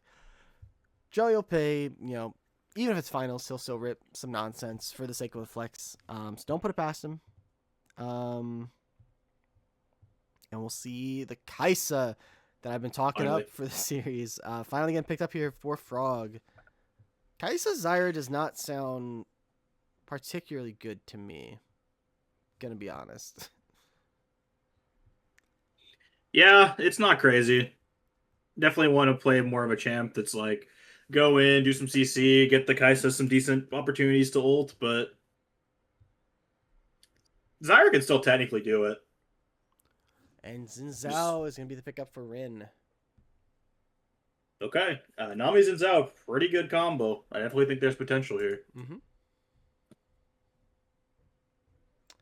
Now bans coming through. In my mind, probably just ban mid laners because this Jax could be a flex. This Zyra Wait. technically could be a flex. Why did we go Xin Zhao? Jax is like the ultimate Xin Zhao counter. That is true. It is not the most fun matchup. That's really the only matchup I know on Jax jungle because it's so good. Yeah, Xin is entirely based on auto attacking. Yeah, like you actually would like stonewall that champ. That is a crazy pick for Ren. I wonder if he's ever played the matchup before. That's going to be like a very hard one for him to play. Mm-hmm. It took my brain actually like a minute and a half to just realize what I saw. We're cooked. Well, that's how it goes, right? You know, we're coming up on hour 3 of the cast. Now the last several I've casted have been 5-game series. That's not the best of omens for sure. If it goes 5, it goes 5. What can I say?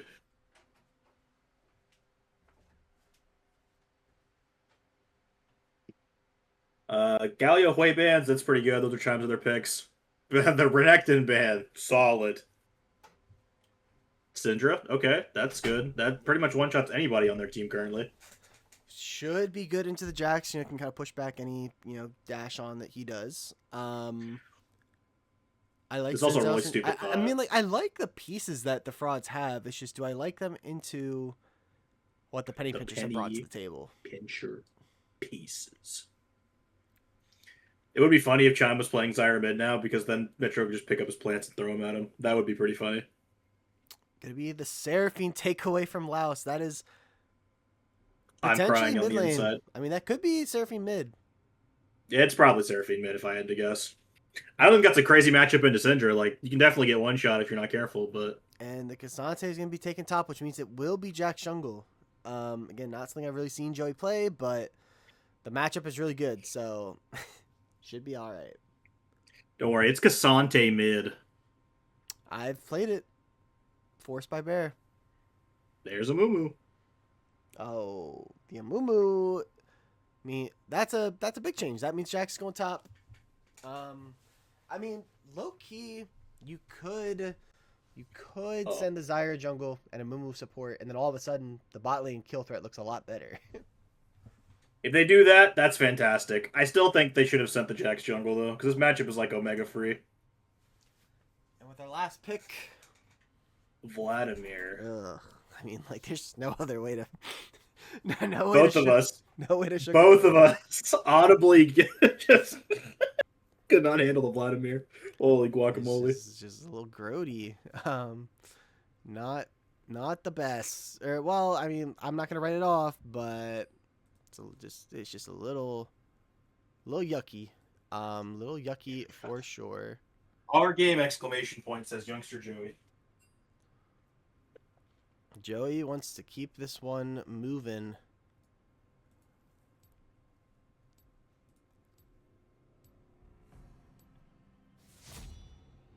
So looking at these comps, I was really liking what the frauds were doing, and then we R5'd Vladimir. But fun fact, actually, wait. My brain is starting to kick off again. Vladimir is the youngster Joey killer. If you didn't know this, like, ever since me and Joey have played comp in League together, neither of us have figured out how to deal with Vlad. Maybe me a little bit more so, but I've never seen Joey beat Vlad. So because of that reason alone, I'm all in on the frauds, I think. Sports, how could you do this to us? How could you go all in on the frauds and say we're going 5? I know. It would be a banger. Look, it's already, it's already 11 for me. You know, after this game, it'll be probably like 11:40. I mean, if this game ends after this, then I could get to bed and still get a good 7.5 hours, which is solid. I still got a whole another thing of water I need to finish before today's over. I've probably chugged. Okay, you know what Fuzzy's Taco Shop is, Les Force? You ever heard of that? No, I've never heard of that. It's probably a southern thing, but there's this chain. I'm from Texas. I'll just dox myself. But there's this chain in Texas called Fuzzy's Taco Shop, and they give away these like plastic cups. I've had this plastic cup for like 7 years. It's like a 32 ounce, just like huge ass cup, and I've probably downed about 4 of these since we've started casting. I've probably drank almost a gallon of water since we've been sitting here. I am chugging. That is crazy to me. Like, I just physically can't. Like, I feel like I try, and I just cannot down that much water. Like, I don't know. I just don't know if I can take that much liquid. Well, I do have a very large stomach, so it kind of just goes in. I do be. I'm not gonna. I do be pissing is what I was about to say. I guess it's true. I do be pissing, but I just be drinking, bro.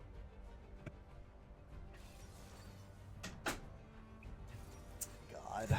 Oh no, silver. No, they basically. I just like bought one with my meal. Like it's like they have like a medium cup that's like plastic, but I got the large cup that was like 32 ounces, and then I got to keep it.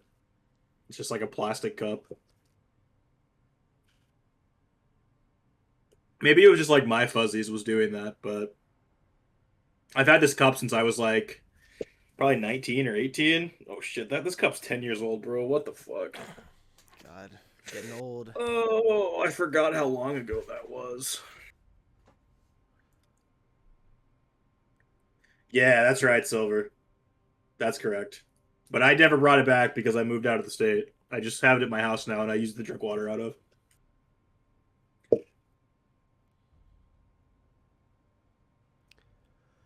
So What? here's the new storyline. Go ahead. Does youngster Joey kill the Vladimir that's killed him oh so many times? I'm gonna lean no. But I wouldn't be surprised if I mean, Joey, again, all the haters on the cast, preying on his downfall, but finds himself one game away from finally winning his first ever champ. Well, he won the low budget draft tournament, but that was like a weekend thing. I don't know if that counts. I'm gonna say it doesn't. So this would be his first, real championship win. I don't know. His bio on Discord does say LBLCS draft tournament champion ×1. So I guess it counts. It's in his bio. True. I mean, I can't take it away from him.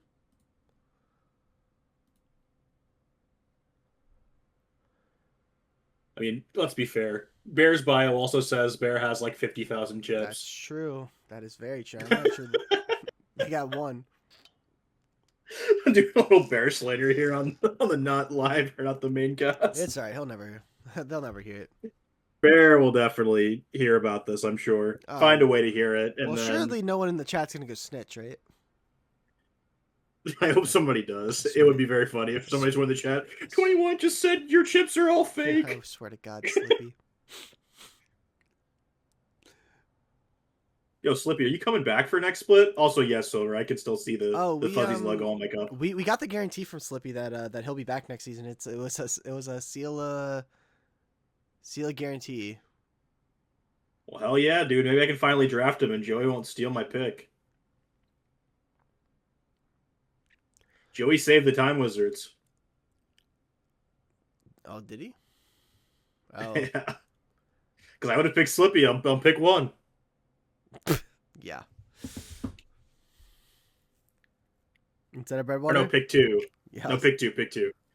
Sorry. I definitely was picking Breadwater on 1 no matter what. But Slippy on pick 2 was definitely happening.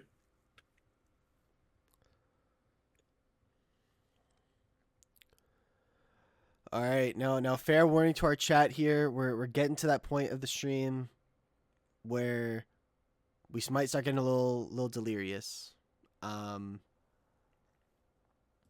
we're just gonna have to ride that ship ride that wave as it comes. We'll switch over to the screen now. We'll see if we got any interesting skins or runes or all that nonsense. That wave like Christopher Columbus.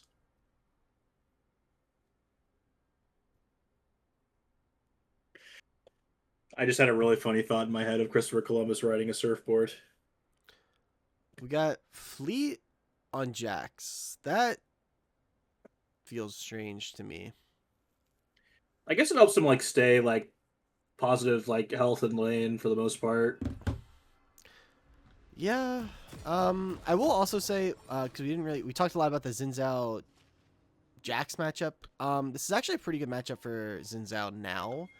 Mumu doesn't really fare that well, or Xin Zhao fares pretty well into like tanks. Going like the Thunder Sky, Titanic Hydra style stuff.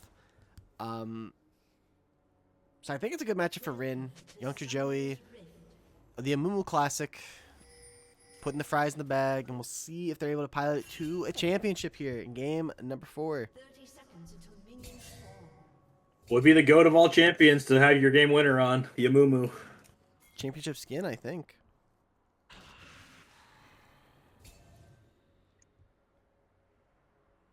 I think the matchup I'm currently most worried about is the mid lane matchup for Chime. Because I'm pretty sure Metro is about to bully this Chime. This 08 Mitsu Eclipse. Seraphine is just going to do everything in her power to get the wave. Yeah, you don't see a whole lot of Seraphine mid these days. Some would say it's for a good reason. One thing I hope that I'm not going to see this game is much of the top lane from Director Camp. I just don't want to watch Vladimir because, it's just so... It's boring. Big fella Tyler just pinged that he has Jaxie. It's big. Someone write that down.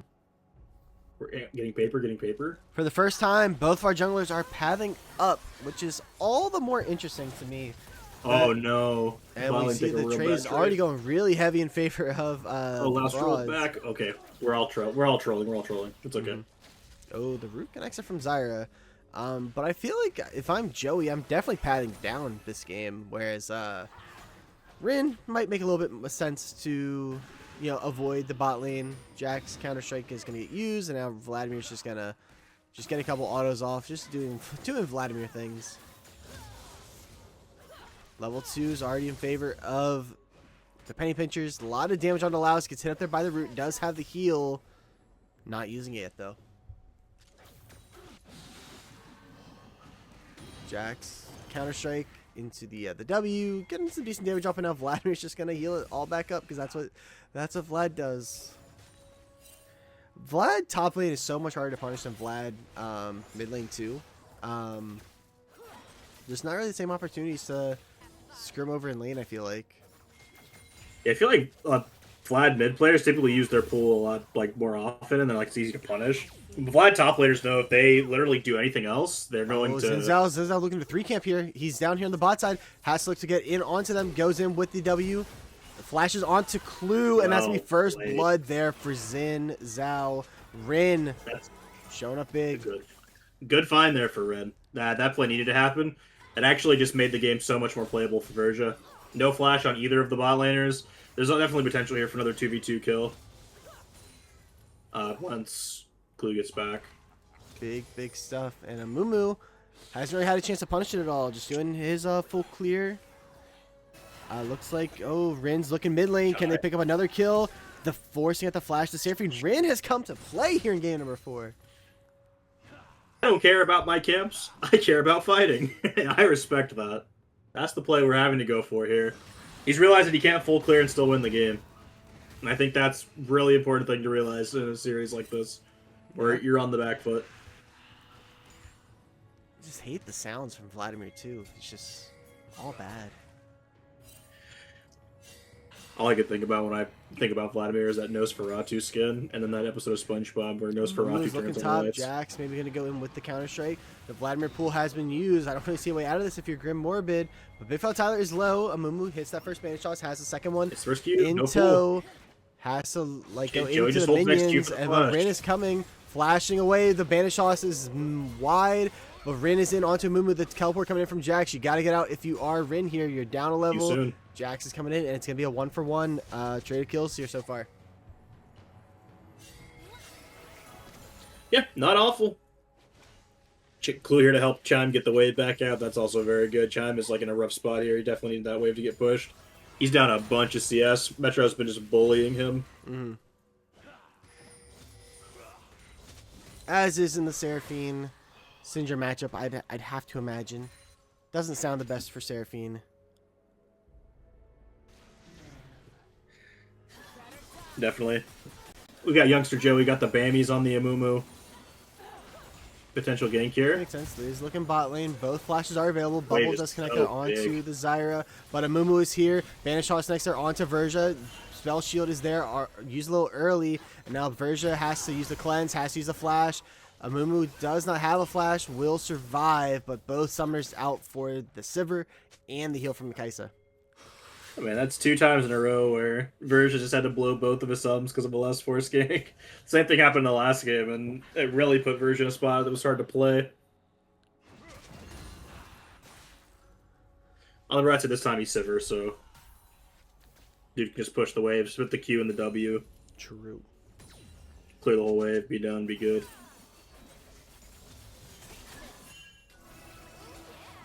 Now Dragon is up. It is a Chemtech, and Amumu is pathing like they want to go and do it, but their bot lane's on reset. Low risky to me. Seraphine not going to be able to connect there. Amumu was fishing for a bandage, but there's no bandage to hit. Man, Chime is really having a rough go of it here, man. He's got the tier plus boots. That was all he got on his base, so Metro's on a full lost chapter. Like, this is just getting worse and worse before it's getting better, and I'm really worried for Chime here. Yeah. It's not great. Amumu's going to steal the Raptors and is now walking down. Zinzao's only level 4 here, so is down a level. Seraphine has level 6. This is kind of a risky proposition. Probably gonna. Ooh, might get 6 off the mid. Just got Moo got 6 6 off off 2 mid. levels. And now Metro kind of caught out here a little bit. Has to flash away. And now people are coming back. But you're down 2 levels. I think you just probably have to give this one up. This is a mega play for Joey if they try to fight this. The 6 off the mid wave is like so important for Amumu. Grim uses the pool. Doing a lot of damage. Blue team able to pick up the dragon. Version now looking to free fire. Bubble connects it onto the Kaisa. Rin looking to go in, but this is level 5, level 6 on a 4-on-3. I don't like your odds here, Rin. Goes in onto Kaisa. No flash available. Metro tries to get in. Just used the flash in the prior play. Curse's Time Mummy is there, and Metro is going to die as well. Clue picks that one up, and that's the Feats of Warfare over to the Penny Pinchers. And Big Fella Tyler might just be dead up here on the top side. Flash gets used there. Grim picks up that kill. It will be a trade back, though. That was a really good flash from Tyler to force the Grim Orb death. If he didn't flash right there to dodge the E, he would have went down to the E and Grim would have got out. But nice flash from Tyler there. He's pretty aware in that situation. That was very good. Yeah. Sucks to lose the wave, but the flash was important. Yeah, Rin is just really behind now after that early, good gank. But that's kind of and that's why I'm always such a, proponent of, full clearing, right? It really comes down to the XP and the gold because, yes, you get the kill on the, on the Zyra bot, you get that 300 gold, but you now find yourself down like a level and a half at every point of the game, and so you don't have a 6. You can't fight the dragon. You now can't fight the grubs because you're down a level. So you concede a lot of the early game pressure. Is now Sivir's ulting it under the tower. Frog Guy has to flash away for the bubble. The aggro has been reset, and Frog Guy, Looking a little dead. I don't actually might be able to get the execute, but Laos is gonna actually pick that one up. I think he had to actually. I think that Frog could have survived. It would have been close for sure. Yeah.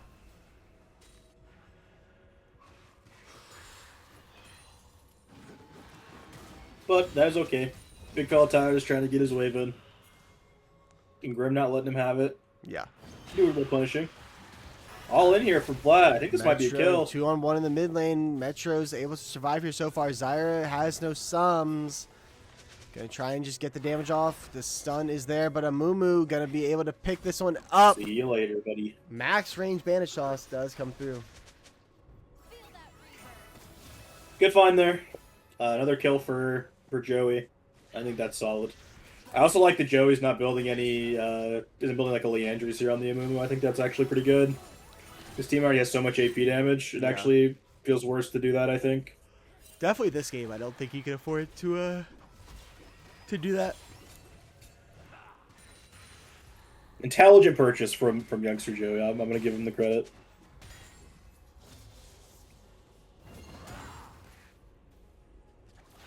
Man, Tyler's down 2 levels up in that top lane, man. This is a tough go of it for the Jackson to Vladimir matchup. Yeah, I mean it just doesn't sound very fun. I mean, Vladimir is just not fun in general, I would say.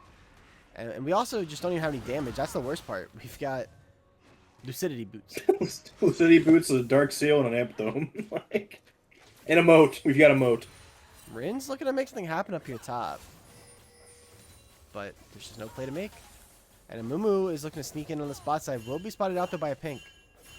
But Clue sniffs it out. Someone is spam pinging. Seraphine. Probably Metro. Very likely Metro. And now big fella Tyler. Goodbye, Tyler. Just Goat. dead again. Gross champion. Berja flash in from Joey. Curses at Mummy. They are able to survive. Laos is taking up a ton of damage here though. Has to flash away afterwards. But Zyra still going to pick that kill up. Ends up being a 1-for-0. A lot of summoners used on both sides. I'm just going to say it, bro. Laos just got played so hard there by Joey. Verja played that bottom fight so perfectly. Teleport and comes through Joey from Grim. Going to be able to keep Verja alive. They're looking for the redive. And now look at Grim. He is running at them. Has the home guard. That's flash. Nope. He goes in with the flash. Gets the barrier force out from the Kaisa. And now flashing from Sidra. Trying to make something happen. Is going to pick up the kill onto the Zyra. Amumu is still here. Has no flash. Should fall to somebody. Grim's going to be able to pick that one up, and that probably goes in favor of the frauds overall. Yeah, that was a really weird-looking play, but I think in the end it ended up being pretty good. The only bad part about this is we used our TP to go bot, so Tyler's able to get up like 2 or 3 waves here for free to get him back in the game, plus some tower plates on top of it for the extra gold, so... Realistically, it's not anything too crazy, but there's definitely a little bit of an upside here for Tyler, who I'm sure is totally chill with what just happened. Now Vladimir's coming back though with that full Horizon focus though, and the 5 stacks on the Dark Seal. I don't know if he's gonna be too happy about that state of affairs. We're chilling. Doesn't quite have enough. What is he building? That's just not Bork. No, like is it a Sheen into I'm unsure. Definitely the Sheen and the Vampire Scepter don't build into anything together. That's correct. So, who knows?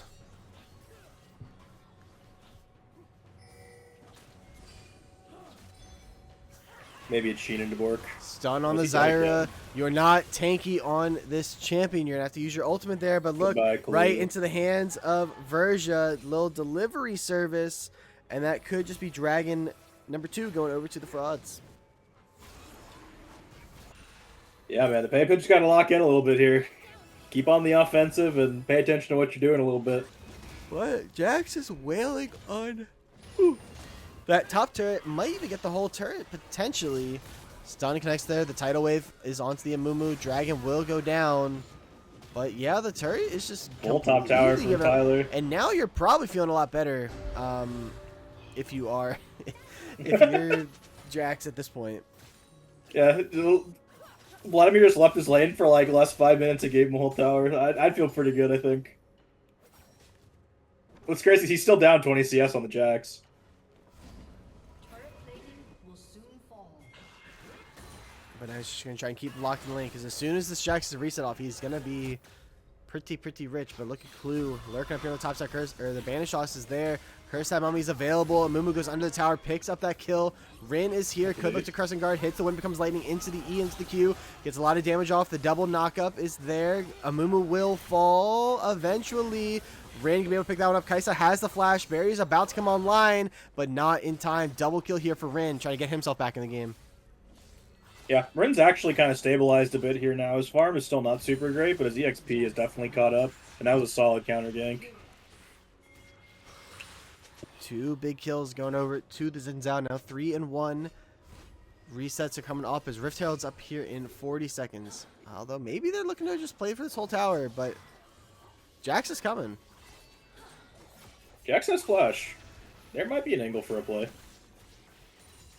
Rin just E to the next wave. I saw it on the mini map, but Jax is going in with the flash. Can they commit to the he's turret? dead. The turret is there. The bubble is able to connect. Tidal Wave is available as well. Heal is used. Rin, I mean, we talked about how bad this matchup was, but the wind becomes lightning, doing a lot of damage here. Laos keeping the Xin Zhao alive, and now there's the dash in. The counter strike is going to be able to jump back on top of Rin with the flash. And they get the tower, but they lose their life and their flash for it. Okay, looks like you went Triforce with Vamp Scepter, which that's definitely better than the other way around, I think. So he came into that fight with the Triforce, that's solid. Yeah, great is dead. Get set up there by the Banish Sauce into the chain CC. Get your damage out while you can. Although, wait a second. They'll trade back by Grim Morbid in the 1-on-3. What a disgusting champion. It's Morbin time. Grim Morbin time. Kaisa's going to tag Metro, who does This should be a kill. Yeah, I mean, get the stun back, but I mean, Kaisa's just going to just kill you. The flash from Metro is not going to be able to get away. And that's a massive kill there. He pinged the Amumu flash. Oh no, Syndra pinged the Amumu flash. Okay, or no, Amumu pinged the Syndra flash. Good call. And now Rin goes in, Crescent Guard is there, this is a but kill. the chain CC, Rin is just dead, and now they're just bleeding out. Leave the bleeding to the Penny Pinchers by courtesy of Grim. Don't do it to yourselves. A little bit of self-sabotage. I respect the hustle. The Sivir R has gotten used here. Clue is low, Frog Eye is low, but you've got 4 members up there. They're walking towards this bot side, trying to maybe make a play on the Jax instead, as a Rift Herald will go to the Penny Pincher stun. Not going to come through. And now Jax has himself at a 1-on-2. Syndra is low, trying to get the damage off. Can they get the kill? It's going to be close. Jax is firing. Not going to be enough. Grim able to pick that one up. Now up to 5 kills. Looking very strong. This is going to be a very, very hard Vladimir to deal with. They don't really have a good way to stop it. So, Speaking of not stopping, there's no stopping this Rift Herald in the mid lane. Youngster Joey going to crack that tower, and we'll see where he looks to go with the second charge. Looks like it's going to be right down the middle again, although forcing out the flash of Clue is Rin. Seraphine E does not connect. Tidal Wave is there on multiple members, but the Seraphine R is onto Rin. Does not have the Crescent Guard. Massive bubble there. Might be able to get the Xin Zhao out. All of that for nothing, but look at the flash from Grim on the backside. Onto the 2 members. Kaisa has no flash. Kaisa has no flash. Grim is dead. So is the Seraphine. And now the curse time only onto everybody. Youngster Joey's going rampant. Big Fella Tyler on the backside. Rin is dead. Metro is dead. Laos is low. Versha is healthy. But this is going the way of the Penny Pinchers. what a flash ult there from Youngster Joey. The 4-man find after everything had already happened. There was no worry about Vladimir, no worry about anything. He just saw into the Matrix and hit the flash of Mumuar. Truly based play from Youngster Joey. Yeah. Dragon in 15 seconds. Mountain Soul feels so pertinent in this game with the Syndra, with the Vlad, with the Jax, the Kaisa. I feel like the Mountain is the perfect dragon for this Rift. And right now it's in the Penny Pincher's control, you'd have to assume. Yeah, definitely looks that way. 3K gold lead. Most of it's on the Amumu, it looks like, which is usually not ideal. But Youngster Joey is strong. He's on 2 items now. A bunch of armor.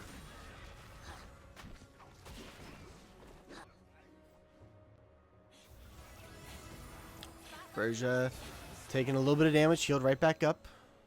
Amumu now on 2 items, rushing the Thornmail, which many will grimace at, but Don't tell Pork Chop. don't tell. Well, he's locked into his. Well, maybe he's not locked in. I don't know. It looked like they lost a game, so.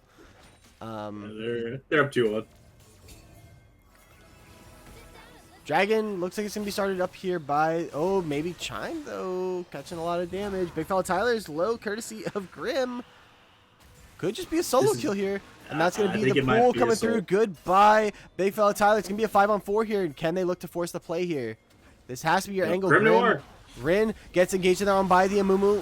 Curse of He's not there. Rin crossing guard onto multiple members. Look at Grim on the backside, going to be able to delete the Zyra. Rin goes down. Seraphinar onto 3 members. Massive ultimate there. Curse of He's now onto 2 members, onto both the carries. Shutdown for Grim onto the Kaisa. And just like that, the frauds, every time this series, it looks like it's going one way for a team, it just snaps back the other direction. We shit on this Vlad, but man, is it doing work here.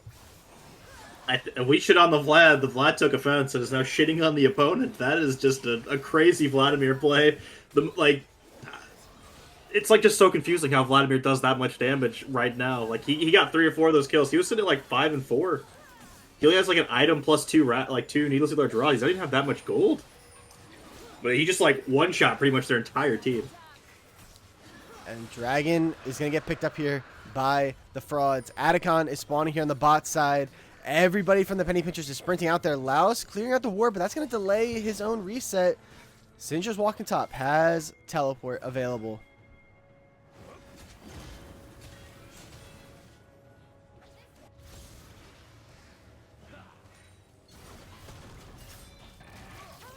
Atacon is just going to get ripped here by the Penny Pinchers.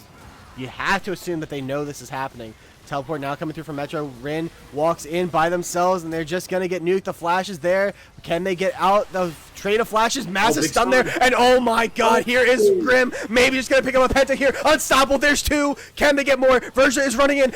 Chime is low. Has to flash away. Amumu is low. Going to potentially fall here to a Sivir. Q bouncing in. And the Atacon, started by the Penny Pinchers, does their downfall, picked up by the frauds. Seraphinar onto Syndra, not going to be enough, picking up the kill with the redemption, maybe to save him. Clue's the last one left, and they're going to fall here eventually to somebody's stun. Not going to connect there.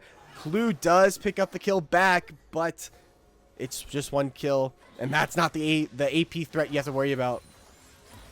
My god, the Otacon chunked and took all the resistances from the Penny Pinchers, and Grim just found a freaking play from out of vision behind the wall. It literally just one-shot the entire team a second time in a row. This guy is unkillable, doing 1,000,000 damage. I don't know what the Penny Pinchers can do.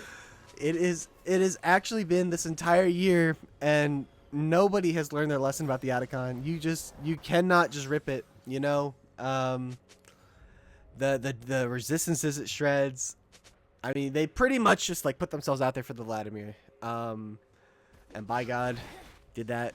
Vladimir ripped through him. This is now, again, squarely in the favor of the frauds, but we've seen it before where the game's in their favor and it falls apart. I wouldn't be surprised if it happens again, but this Vladimir scares the hell out of me. Counter-Strike has been used. Wind becomes lightning. Gonna have to go in, maybe get it to connect, but yeah, you don't want to keep this one going.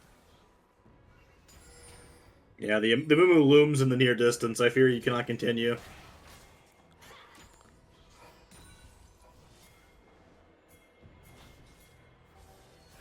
Joey's walking in. Maybe this is just a play. They catch Rin. Tidal Wave's going to get used there. The Smite is there. And look at the Insect. Oh, I don't know about that. On to both of your backline members. Laos is going to be the first one to go down. Blue able to pick up that kill. Syndra goes down as well. Frog Guy going to go down, but will take Rin on the way out. And it's a 3-for-1 in favor of the Penny Pinchers. I don't know how in the world they found that play with Chime bot and Grim not there doing anything, but that was a crazy find. If Grim was there, that was definitely another pentakill just waiting to happen, but for some reason Grim wasn't there quite yet, and they found the moment and they took advantage of it, so good find there from the Penny Pinchers. Pretty good stuff bouncing back. The gold lead now just, you know, a little over 1,000, which is not that big in the grand scheme of things. And that Vladimir shutdown, though, unfortunately, maybe for the Penny Pinchers, it has shrunken considerably. It was at 700, then it was down to 650, then it went to 350, then down to 300 for about 4 seconds, then it went to 350, and now it's back at 450. This is the most, and now it's at 400. This is the most volatile shutdown I think I've ever seen.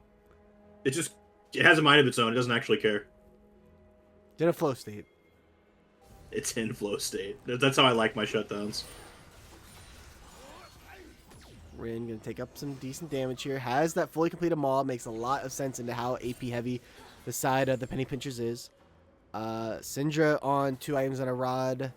Kaisa working on their third item, as is the Sivir. Oh, Sivir just completed their IE, so they are going to be starting to hit really, really hard. Vladimir, though, 3 items with a decap and the 10-stack Dark Seal. Scary, scary stuff. Indeed.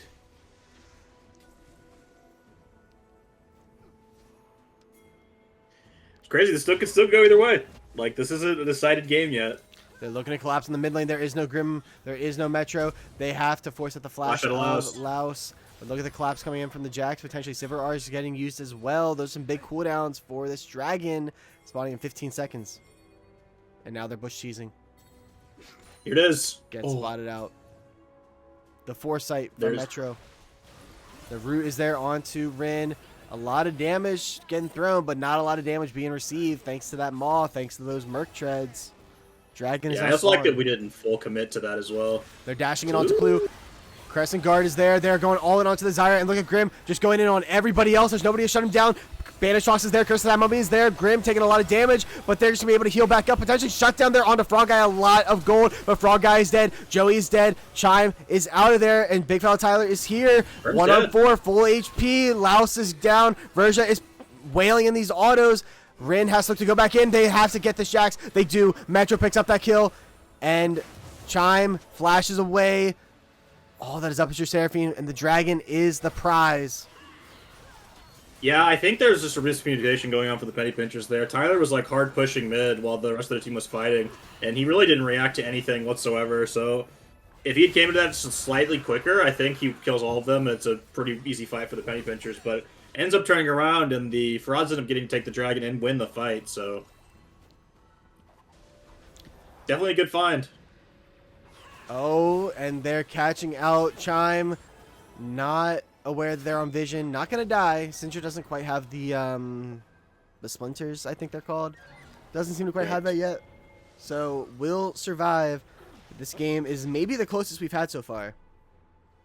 Yeah, I think out of the 3, or I guess out of the 4 now, this is definitely the closest one. Either team could still take this.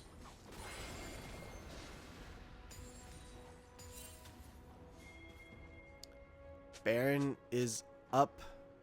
Mountain Soul is here in a couple of minutes. Once again, we look at those pings, and it tells a story. A story of layering CC.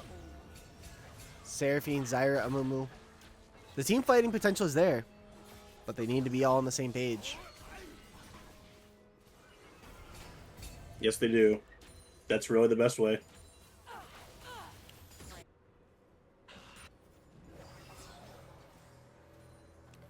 Now, if left isolated here, I feel like Jax is just going to die to this Vladimir. So I'm not really sure what the play is for as Clue is gone. Flash is dead. And that should be a Baron startup. That would make some sense. Grim is still just kind of taking over the side lane. He's up 3 levels on the Jax. And now they have a really good opportunity here to start the Baron. With one of their stronger members in Clue being dead. You think Rin's like fishing though, and I feel like you can just go back to the Baron and hit. This is kind of maybe that point. It's getting late in the night. Maybe you're not making the most optimal plays necessarily. Counter-Strike is in there onto Grim. I don't think you want to keep the extended play here going, though. Grim's going under the tower with the hemorrhage. Flash for flash. Big fella Tyler taking a ton of damage, taking a death. Youngster Joey gets hit up there by the stun into the chain CC. The Seraphine R hits onto just the Xin Zhao, but the tidal wave connects there onto Seraphine. Has no flash. Chime going to go down now as well. Metro on a rampage. The bot lane has gone to answer Grim, but that means there's nobody to help here. Joey with the Baron, and that means it should just go over to the side of the Frauds. Joey, though, looking at the mini-map. Sad little mummy trying to make one triumphant march towards this Baron. It's at 9. The sun is there. The bubble is not, but it does not matter. Amumu, you cannot get in on this Baron. As much as you would like. He's going back in. He wants it. 5,000. Has no flash available. They're just zoning the sad little mummy away. And it's going to be a Baron for the side of the Frauds. And the bot tier 3 has gone down. My god, man. This game is so sad. Grim is just, like, creating so much pressure in the side. He's diving Jax underneath his tier 2. Big Fella Tyler used to one time and immediately lost all of his HP. He's got a Void Staff now, which means all of the MR that we're building is going to be less useful. It's just gonna get worse and worse for the penny pinchers, I think, now. It doesn't feel like it gets a whole lot better. Dragon Soul in a minute 30, especially if they get like a Mountain Soul. How on earth are you killing this Vlad? How on earth are you killing this Syndra? This And Syndra? you already can't kill him, right? Mhm. So, like, how do you not kill him more? Doubly not kill. Jesus. Not the two for two. Very soon the Wendy's 4 for 4. Top Not sponsored. tier 1 finally falls. The Dragon Soul is in a minute. Vladimir can kind of just do whatever he wants. The game is his oyster. We dunked on this pick. And this is why Slippy, I think, said he was taking notes. This is, and I'm not saying that the Vladimir is Joey's fault, but it's like Superman with kryptonite, It just, there's something about that magical little stone.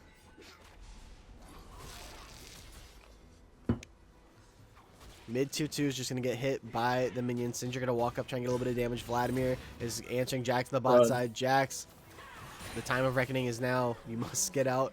Banish Toss does not connect. Dragon Soul is in 20 seconds. Banish Toss number 2 does not connect. Xin Zhao now could look to go in. There's a flank from Tyler, sort of. Stun on the 2 members. Jax, Xin Zhao goes in. Tidal Wave is there. TP's coming in from the Vladimir. Xin Zhao is so tanky on this backside, but look at Jax in the back, able to get in onto the carries. It looks like oh, never mind. Vladimir is just running a train on the penny pinchers. The frauds have aced them. The game number 4 again. It was looking like it was a penny pinchers 3-1, and instead we are finding ourselves going to game 521. Of course. Grim Morbid running a train on him, bro. Choo choo, motherfuckers. That's what he's saying. He's killing everybody in his sight. He's killing every minion. He's killing every champion. He's killing every base. He doesn't care, man. He's here to win it all. And now it is 2-2. Game point for both teams. The final game is going to decide it all. The final game of Dragon Season 3. Well, I guess it's Season 1. I don't know how that claiming works as far as, which one's in Season 3, which one's in 1. Either way, it is 2-2. Frauds versus the Penny Pinchers. Frauds win Game 1. We're winning Games 2 and Game 3, but the Penny Pinchers take both of those. And then in this one, the Penny Pinchers look like they had the silver, or they had the, what's that called? Gentleman's Sweep? Something like that. Something like that. Look, they were gonna have the 3-1, but instead the frauds punch back, and now we find ourselves at game number 5, which of course means only one thing: 21. I cue it up. I just got pinged somewhere.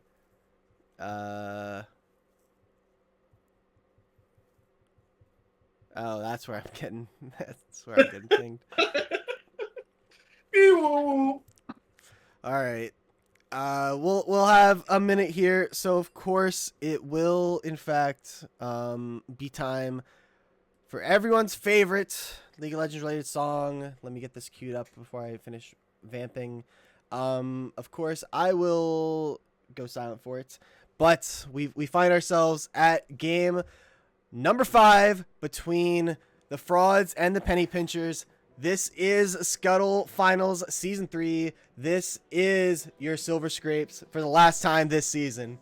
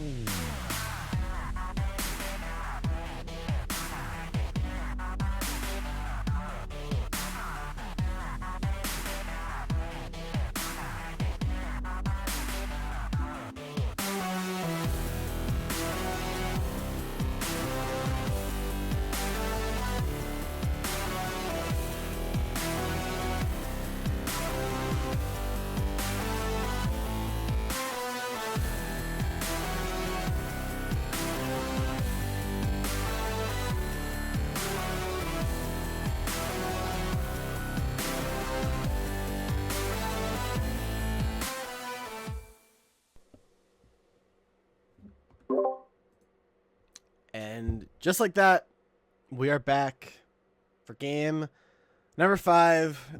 Little did I think that in all the streams that I'd be doing this season for Scuttle, that they'd all be going to game number 5. But that is just how the cookie crumbles here this season. And as you can see, sides have switched around here. Penny Pinchers are going red for the last game of the season. Oh, Lord. What on earth is left? I am at a loss. Metro Renekton. Metro Renekton. Gwen for Rin? Gwen is still available. I mean, I look at support. We're just going to kind of just cover this while we wait. I mean, your engage options are very... I mean, you got Nautilus Alistar, actually. What am I talking about? So Yeah, Nautilus, Alistar, Nico. Rakan. So you got plenty of options, which is usually not the case in these Fearless series. I feel like usually in Fearless, you kind of like run out of engage supports by the end. ADCs, I'm very curious where these guys go. Frog Guy could pull out the Xayah, could pull out the Caitlyn the Jhin. Yeah. The Verge's got a lot left in the bag. Jungle, God, that's just who knows where that one goes. Shout out to They're Still Tomorrow joining in on some random streams. I appreciate that, man. Welcome in. I don't know if you're just popping in for a second, but this is game 5 of finals of a little draft league that we run. Full 5-game series we got on our hands here tonight.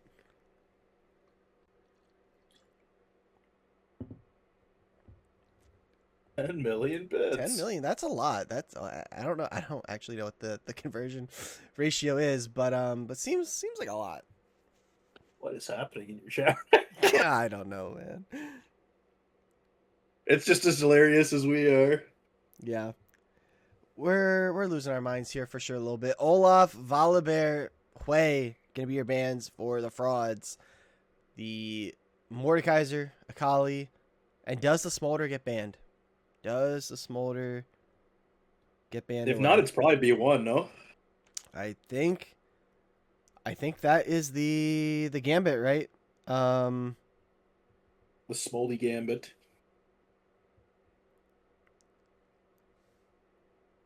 Let's see. And there is the Smolder ban.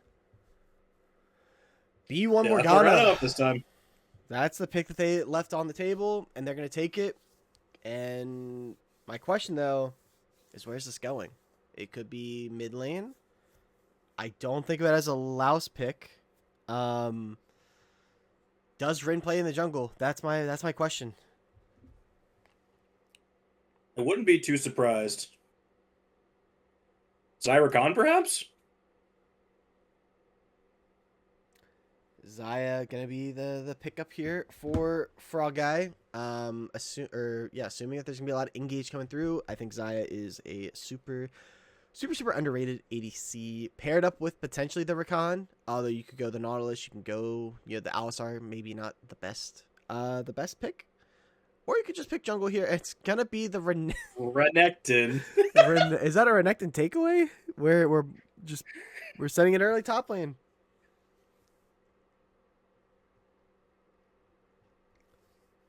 Now, what does Grim Morbid counter the Renekton with?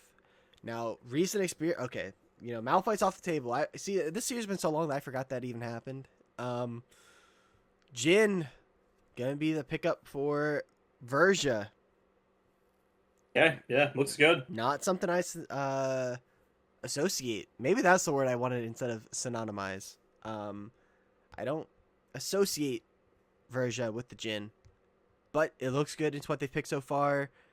And you probably just pick your top laner here. You probably need a little bit of go. Could do something like an Aatrox. You could do something like a... It's the set angle. Send it. It's probably not Alistar top.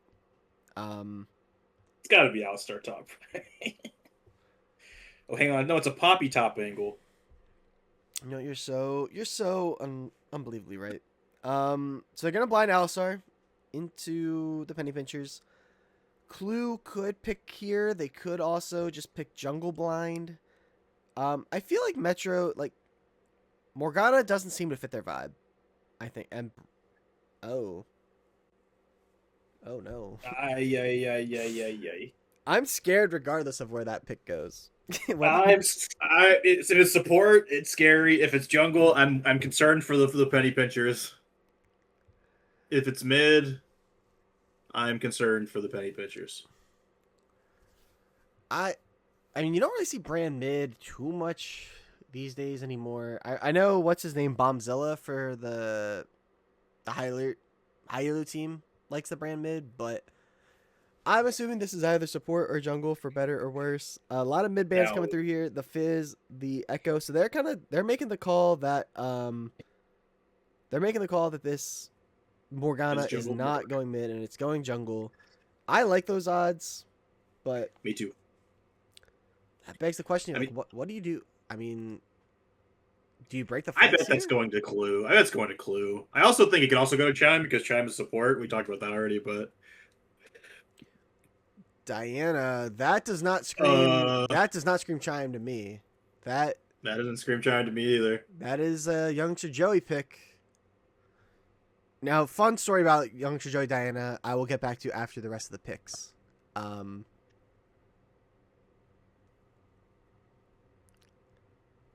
But that's gonna be probably in the jungle. So this brand, at this point, I I bet think it's is going support. Mid. It looks mid to You me think it's still. mid? Well, it's like it definitely looks mid, but like, you think it's going mid roll? I think it's mid and going mid. I think it's double mid. Mid squared. Mm-hmm. Right in the middle of the mid. Because it doesn't make any sense in the support role at this point. And they wouldn't hold Chime mid Trindamere? Oh, that is Tryndamere mid. Or no, that could be in the top. That could be into the rect. We still haven't had our top lane pick. I don't know what's going on anymore. Oh This god. is pretty gross all across the board. What do we even still need? We need our mid lane pick, probably. I think we need like a bruiser or some sort of damage. And it's gonna be the Ari. So Morgana Okay. jungle, Tryndamere top into Renekton. There's no shot that we just saved our entire draft for R5 Malzahar. Tell me it's a joke. We're into Morgana and Alistar? Please no Chime. I don't know what Chime has left in his pool. Who knows at this stage? It's just Malzahar.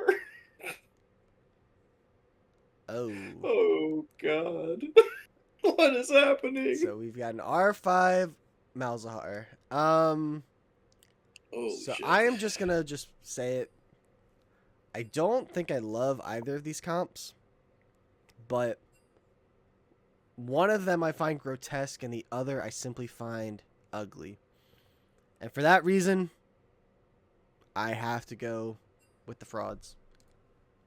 I completely agree with everything you just said. Oh man, that is If we didn't have Brand and Diana, this Malzahar pick might have actually been okay. that is a lot of AP. I mean, the NBC doesn't have any tanks except for Alistar, so maybe it's okay. I don't know. I'm just trying to cope. Oh my goodness, they went to game 5 in the other Yes. Yes, they did. The Shadow Collective won the 4th game. And they have the momentum going into the 5th game. Man, if the Shadow Collective win Baron, that would actually be insane. It would actually be even more safe if the Frauds and the Shadow Collective won. This is just the worst timeline. Bonkers, I need you to lock in. Pork chop, I might not be your biggest fan right now, but I need you to wake up and win game number 5. Wake up. Lock in and bonk them. Yeah, the Alistar is a big pick here for sure. It is a real support. I mean brand support, I just don't know like what I think of it because I just haven't seen it. Like, Well, we're also playing it with Zaya instead of like Caitlyn or something that pokes. So it's like nothing on the Penny Pinchers team has any synergy whatsoever. Yeah, I just kind of struggle to see the team synergy for the Penny Pinchers. I see literally zero. Other than like when Diana goes in, Frog Guy can have a big feather pullback. And even then, if Morgana's spell shielding or Alistar has ult, it's still not going to be that big, right? Mm-hmm. At least on the frauds, like there's some synergies here. Like you could black shield the Tryndamere and have him go crazy. You do the same thing with like Alistar and let him go combo for free with no cancellations. And then obviously, Jhin plus Alistar is a fine lane. Any combo you can combo off of for free. You can combo off with RE as well, the Charm. Same with Morgana Q. Like I can at least see some synergies for the frauds team. I actually see zero for the Penny Pinchers. Like maybe negative synergies. Yeah, and that's kind of the thing when you get to game 5. It's like the pools are really pinched, and you just don't have a whole lot of practice on these stuff. Duo, don't forget about the gauntlet. BO10s, that'd be new. I don't know. I say all of this, and all of that to say that, like, maybe the Penny Pinchers just win. Maybe this Renekton just runs absolutely crazy. Maybe this Malzahar makes the Tryndamere unable to play the game. I don't know. I think what we really needed this game was a crazy pick from Chime, like an AD pick.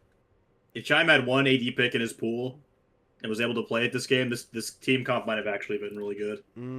I was gonna say like Galio could have been like a really good pick mid, but He got banned. got banned. We need like the Aurelia, the Set. The Yasuo would have went crazy on R5 if Chime could play it. Good God. Chime Yasuo in Game 5 would have actually been iconic. Caster's Elo, well, that's an interesting question. I would consider myself a Masters level jungler. Let the verdict or the jury rule that verdict. If you don't look at my accounts, I'll insist that I'm at least a Diamond 4 support and/or jungler, probably very close to. And the game that we're watching this is our Dragon division, so we have two different divisions. This division, this is Game 5 of Finals. This league ranges from like low diamond to like there might be a gold. I don't think there's any gold players here. It's like low diamond to plat. Is the range for people in this league.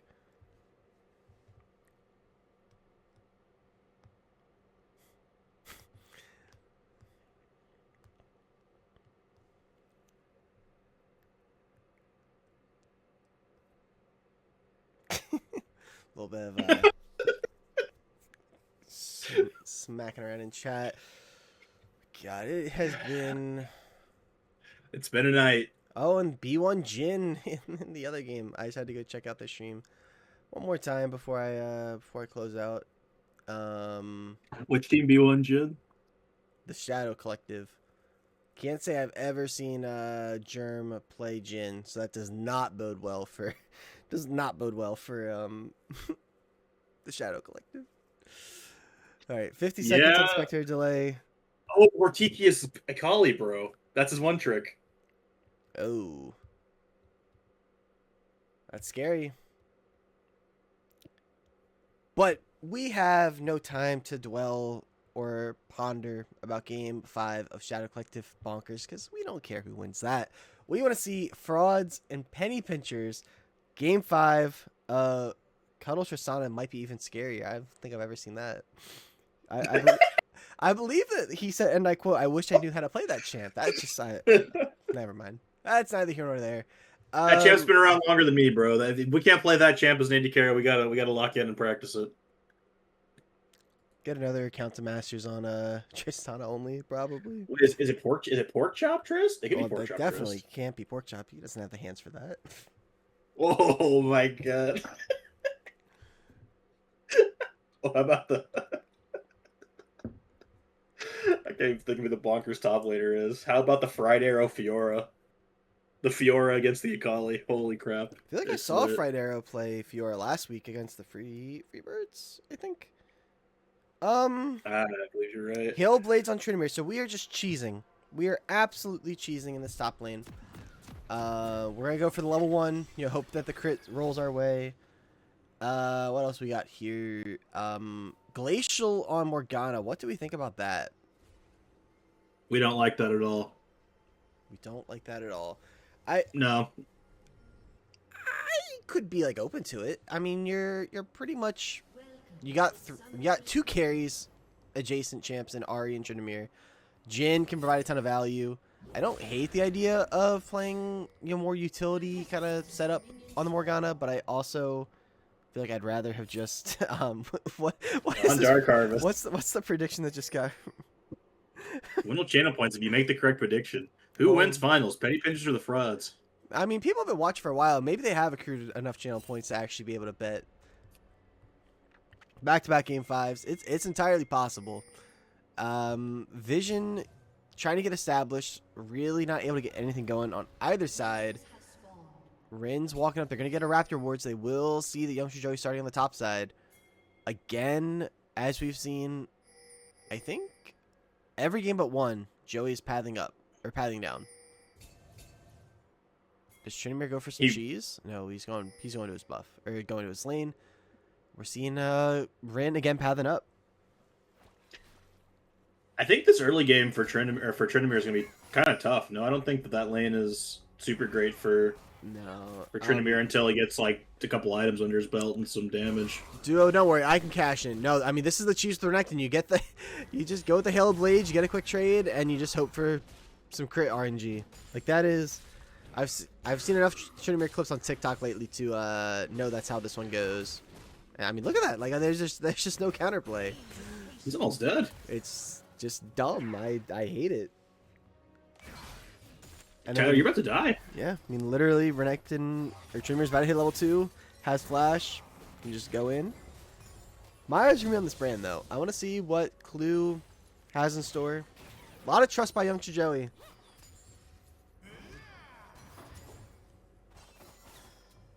To put them on an aggressive mage support. Yeah, I bet Clue was probably calling for it too. So Joey put some trust in his boy, and I respect that. Mm-hmm. And there's an auto. A tower shot's taken. I think this top lane's gonna come down to when does Big Fella Tyler get that that level 3. The W probably matters quite a bit. I don't know exactly. Now. Yeah, it's definitely on this wave. Does have it now. Oh, gets the sun off, but that means you are kind of susceptible here for a while. Mid lane, I can't imagine we're gonna be seeing a whole lot here. It sounds pretty damn boring to me. Yeah, Chime just doing his best to try and farm it up, but having a tough time of it. Metro's punishing him properly. Verge taking a lot of damage here from the Brand Zaya combo, but the trade back damage is not too shabby. Brand's out of mana though. Yeah, he needs to get back soon. He probably wants to grab was it Faded Ashes pretty quick, but it's really hard to play Brand support without mana. Yes. That's the good thing about Brand jungle is like you just have mana constantly with blue buff. But when you play it support or mid, it's so hard to like properly trade because you want to spam your abilities but have no mana.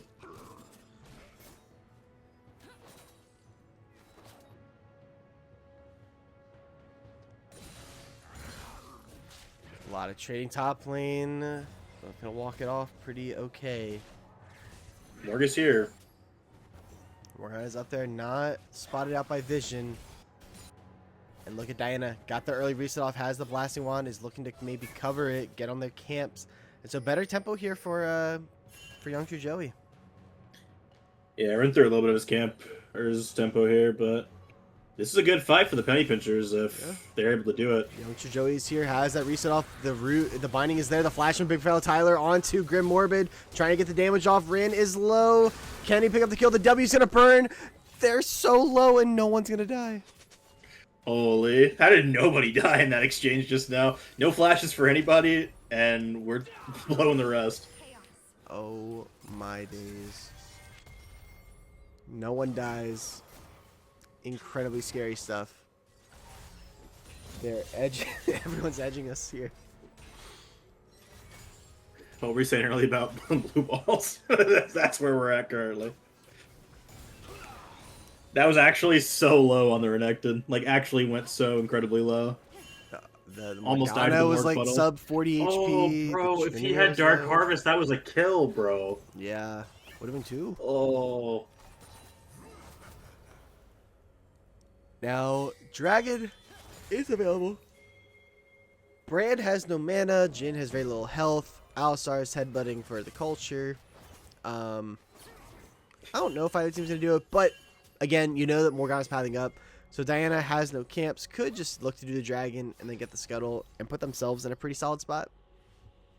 Yeah, I think that's probably the correct play here, but we'll have to see, I guess.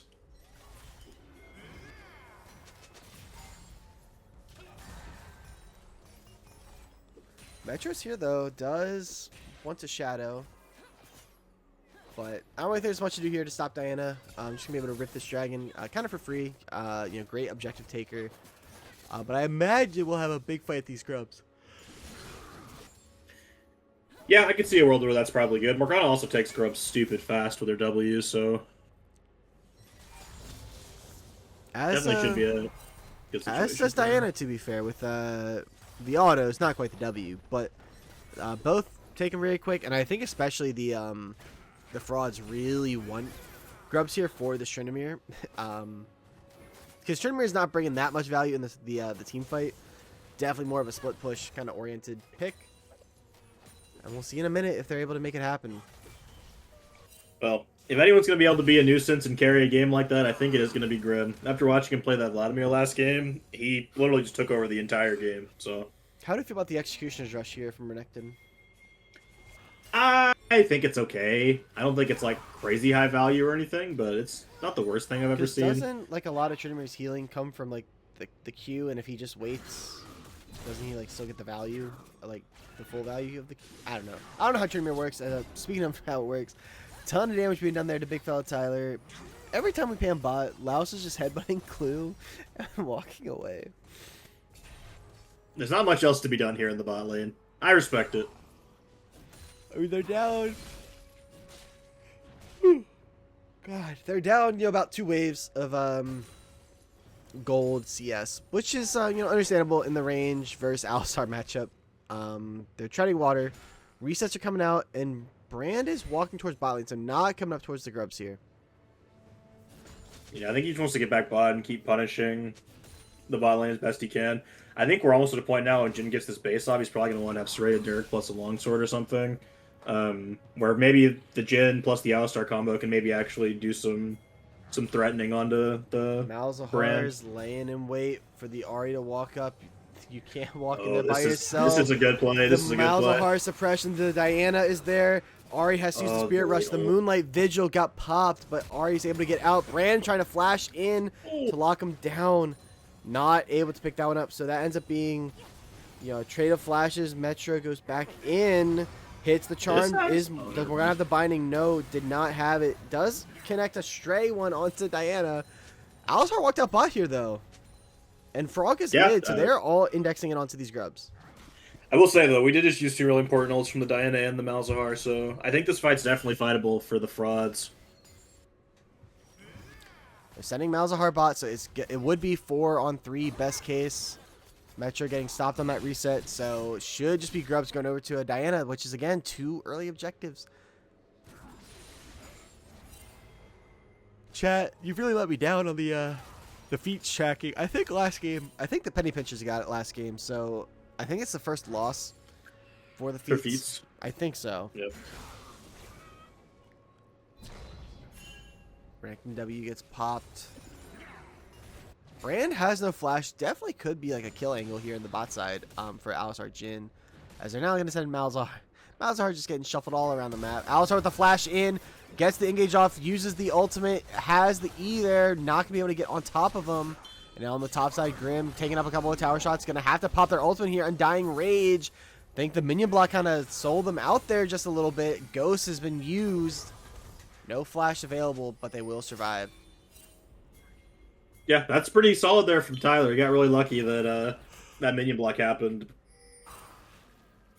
Now Trimmer has no R, and this is like his only opportunity to get a kill here. Importantly, Renekton no Dominus. Ooh, Look at the Brand no. walks up. Oh, but the binding doesn't connect. The Oh. Morgana flashes in. Brand has no flash. Joey is here. Moonlight Vigil should be up here. And it has to get popped there. Youngster Joey is going to go down, though. Jin, curtain call. Curtain wise. Frog guy is wailing on the Jin on the backside, though. Jin still has the flash. Can look to survive. Can they get... They do have the Xayah ultimate. Not going to be able to get on top of him. But that's 2 kills to the frauds. Wow, I actually didn't think that was going to go that way after that first binding miss, but super well played, I think. My favorite part of that was that Version was ulting on the Jin in the backline, and Frog was just beating the hell out of them with the feathers. And Version took a second to realize what was happening. I feel like that's just the tiredness in all of us. Yeah, and I mean, you can speak from experience. Last season, you played the 5-game series. Once you get to that game 5, it is definitely oh, big fella Tyler is the flash auto, and that's gonna be the feat picked up there by the frauds. Wow, Grim finally found it. He's been looking for that kill for the last 8 levels. And again, the Renekton just, I mean, going into the plate, Steel Cap's just not gonna be really doing that much damage. Looks like they're going Bork too. It's gonna be a while before they're online. But what about Bork 1? God. Dragon has spawned. Youngster Joey could look to rip this, and this would be, you know, the feats of monsters picked up for the penny pinchers, which would mean it is down to the turret. Clue not going to get rooted up there. Frog Guy is low. This is a little scary, but Yeah, still no flash on Brand either, so... Okay, ulting for the aura. I respect that also. You let him know. Run, Clue, run! Once again, has no mana. Every time we've looked, has had 0 mana in inventory. Now, that seems like a decent trade, depending on how the Hail Blaze. Not going to get too much out of it. So we're going to, while we have a couple seconds, so it comes down to towers. So top lane, it's not going to amount to anything. Mid lane, I mean, really, it looks like no turret is, like, close at all to being taken here. Maybe that bot blue tower, as Grim maybe going to get collapsed on here. Youngster Joey is around. The binding connects onto Big Fella Tyler, though, and now we have ourselves a 2-on-2. Trinimir has ult. This makes it a tough double Moonlight Vigil, but the Morgana ultimate is big. Rin will fall. No. Oh, the fadeaway Q is there, but Grim with the Ravenous Hydra is now 3-0. Is going to be a massive problem to deal with. I don't know how we deal with this Tryndamere in the mid to late. Very, very soon. This guy's about to hit an item or Chime two. getting collapsed on. The charm not there. Brand goes in with the ultimate onto Trind, but the it doesn't even matter with the Ravenous. Picks up yet another KP. Went over to Ari that time. Laos goes in with the headbutt pulverized into the flash. Charm. Clue is dead. It is going so... And then Frog Eyes down the other side. The frauds are running away with it. Oh, they're doing a little frauding, that's for sure. That's just disaster all the way across the map for the penny pinchers, man. They cannot catch a break. The Tryndamere lives with 1 HP after the fight. The burn doesn't get him because he gets the freaking Q heal plus the Triumph proc, I believe was what that was. My god. This is about to get, like, very, very hard to play for the penny pinchers. But we've seen it multiple times in this series where the team that's in the really strong spot in the early to mid game falls apart around the Atacon spawn timer. Sometimes because of the Atacon, sometimes not necessarily. But 14 minutes in, the frauds are up 2,500 gold. Find themselves on the fast track to a championship here. Yeah, man. Definitely on the fast track. That Tryndamere is a train, just like the Vladimir from the last game. Bot lane is kind of overloading on this turret, and that is important to note. They have the grubs, and that's the turret that was the closest to dying. So that could be the feats getting picked up here. They're trying to zone off Verja and Clue. I think you just kill this wave, and on the next one, you just you take this turret, get those feats, get the upgraded boots. Might be your best play. Well, as far down as we probably feel right now, I think you're right. You really just need the gold injection as quick as you can to keep your fighting chances alive in these team fights. And very soon they're going to be very hard. So I think my the more gold plan you can inject. is wherever this Tryndamere is, I'm just going the opposite spot. And that will be the feats picked up, the feats of strength picked up for the penny pinchers. Well, that's good. That's very good.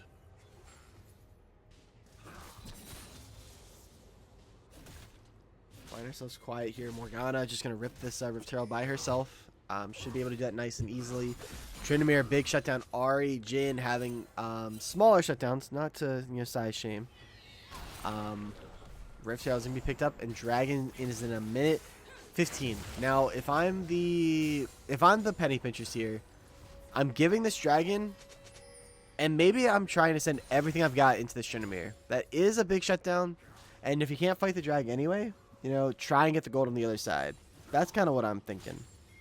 Yeah, you got to get him kind of low, and then once he gets close to dead, just have Chime ult him. And then it's definitely a free kill, even if he has Flash and Ghost.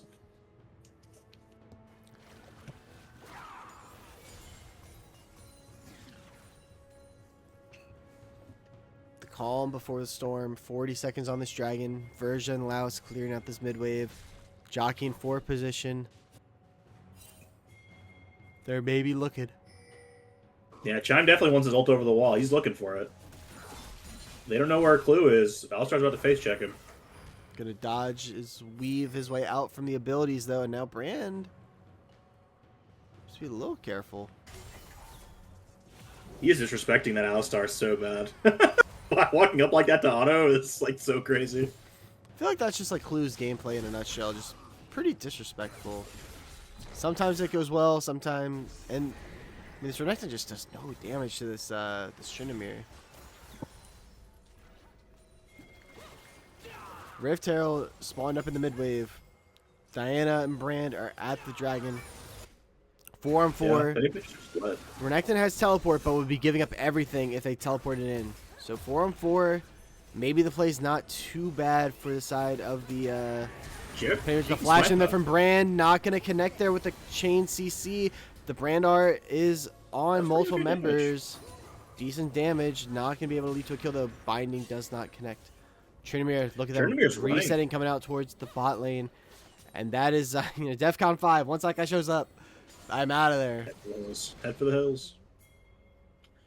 Tyler's not really reacting. They're not going to know Tryndamere showing up for this until it's way too late.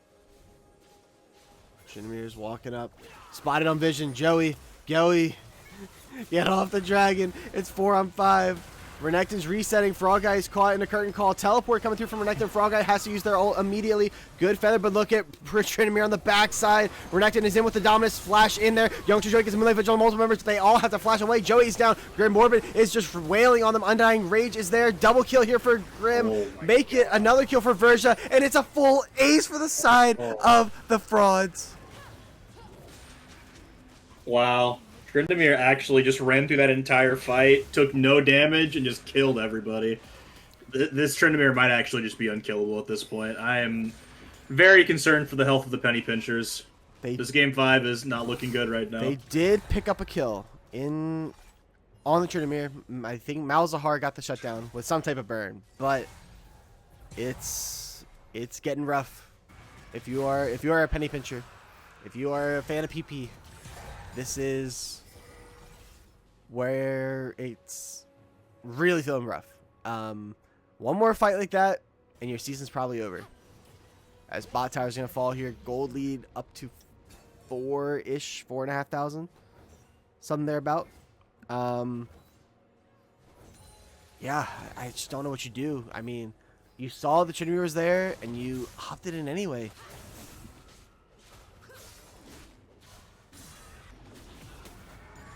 I understand, right? They just feel so pressured again to make these plays.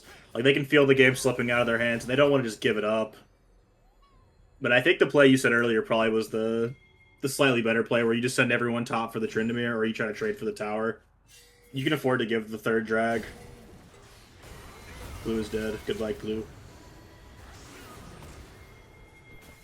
Yeah, Clue is gone. Grim is very much alive.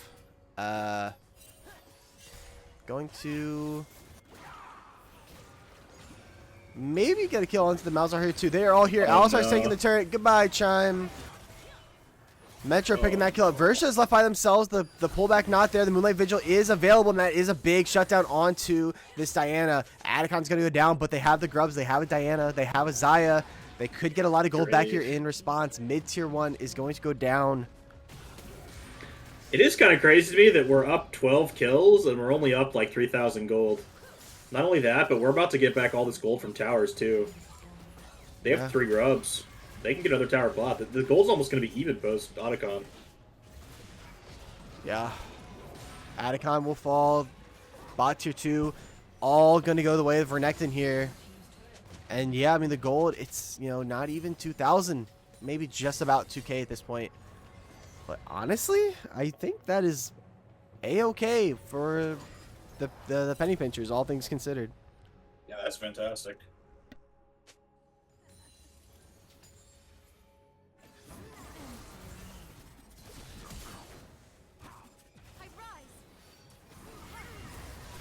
Big fella Tyler, though, is gone. Clue is charmed. Will be the next to go down. Double kill there for Metro. And they just stayed around a little too long. Gold now up to about 3K.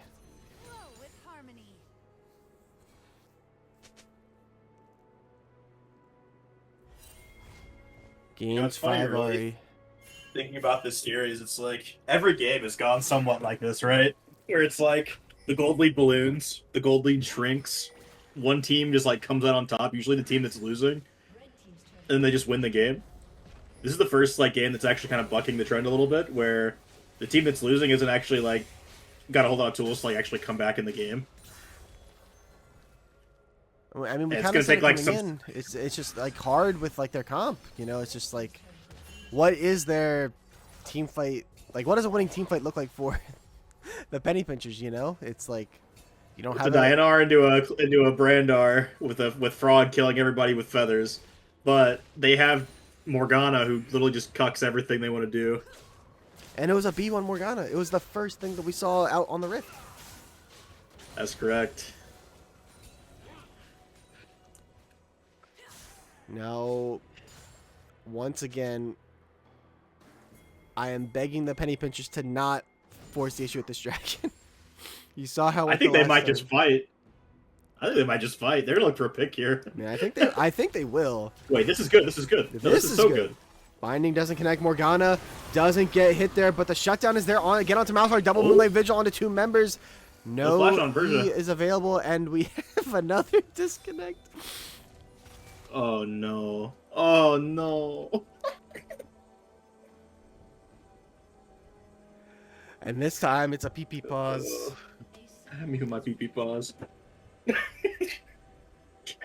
Bro, that's crazy. They're R'ing back up. We're already almost out of the pause. Now, I will say, while we have this low state, I do think there are nicer ways.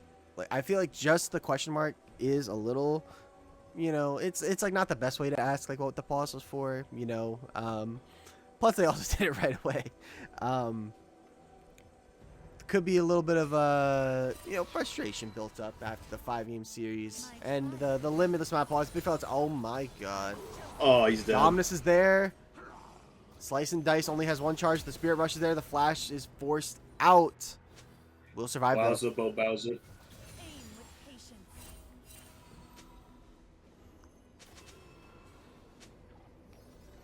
And there's the post-pause pause. Pause. PPP. It's Back like, at it again. it's like my favorite thing when it comes to casting is just getting to say post-pause pause. It does feel pretty sick to say.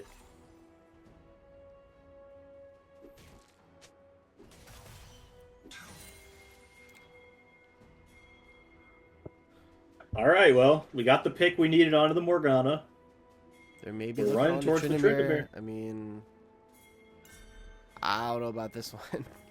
Now they're getting collapsed on. They're running right into the belly of the beast. Laos, Metro on that massive shutdown, or that massive bouncy, I should say. Binding not gonna connect there. Look at Grim on the flank, completely out of vision. Clue, where are you? The curtain call is there. Brand is gonna get forced out with the flash. The binding is not going to get their brand. Is going to die. Has to do the damage that they can before they fall. Is doing a decent amount onto the Morgana, but it's just onto the Morg. Ahri is taking a ton of damage actually from the brand, but it won't lead to a kill. Charm does not connect. They were fishing for it. The flashing for Joey. Moonlight Visual onto multiple members, and that's a massive center for Joey into the Zanya stopwatch, and they're trying. This is their fight. Jin, Malzahar got knocked away and is ulting. I can't even tell who that is. That is on the Jin. Double kill there for Verge. It doesn't give a damn, and they get the shutdown on the Ahri, but it's still a winning play for the Frauds, and the Dragon will be picked up too. Well, that was definitely the opportunity there, I think, for the Penny Pinchers to actually win the fight. And it was actually a lot closer than it was going to look. But in the end, they're just too tanky. They do too much damage, so really wasn't much else the team could do. Now they did get a big shutdown. Joey is feasting at this point. Got the big shutdown on Jin. Got that massive shutdown on the Ahri. Is sitting on, 2 and nearly 3 items. Working on it. Looks like a Shadow Flame. Yes, sorry, Neon. This is Silver Scrapes. Unfortunately, you missed the actual playing of it, but Game 5 of Dragon Finals of Scuttle Season 3. There did be some do.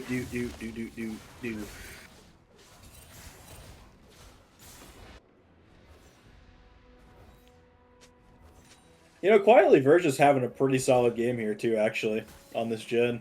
5-1-4, setting up his team for a lot of kills. I'm pretty happy with the Jin performance here. Yeah. Jin, not necessarily known for you to pop off champ. Oh, maybe they're going to get a catch here. Moonlight Vigil onto 2 members. Laos taking a ton of damage here. They're trying to catch out the support who does have a shutdown, but look at the teleport coming in from Morgana. Has a Spear Rush available, has the flash. Going to get a lot of damage off onto Diana, who is immediately dead, but look at the immediate ult there from Malzahar. Doing a ton of damage. Alistar could fall, but everyone on the side of the Penny Pinchers is falling. Frog has a flash over the wall. Chime is low. Clue is stunned up. Grim picking up the kills, and no one but Ahri fell on the side of the Frauds, and all that is left is Frog Guy, and that's gonna be the Baron. That could be the dagger. The beginning of that play looked good, but the end of it, not so much. They didn't get the kills quick enough. Metro was able to get out of the Malzahar ult and create enough space to where he didn't die immediately. He ended up going down after a yard away, but he bought so much time. Trinamir, the rest of the squad showed up, and it was just the squad wipe basically from there.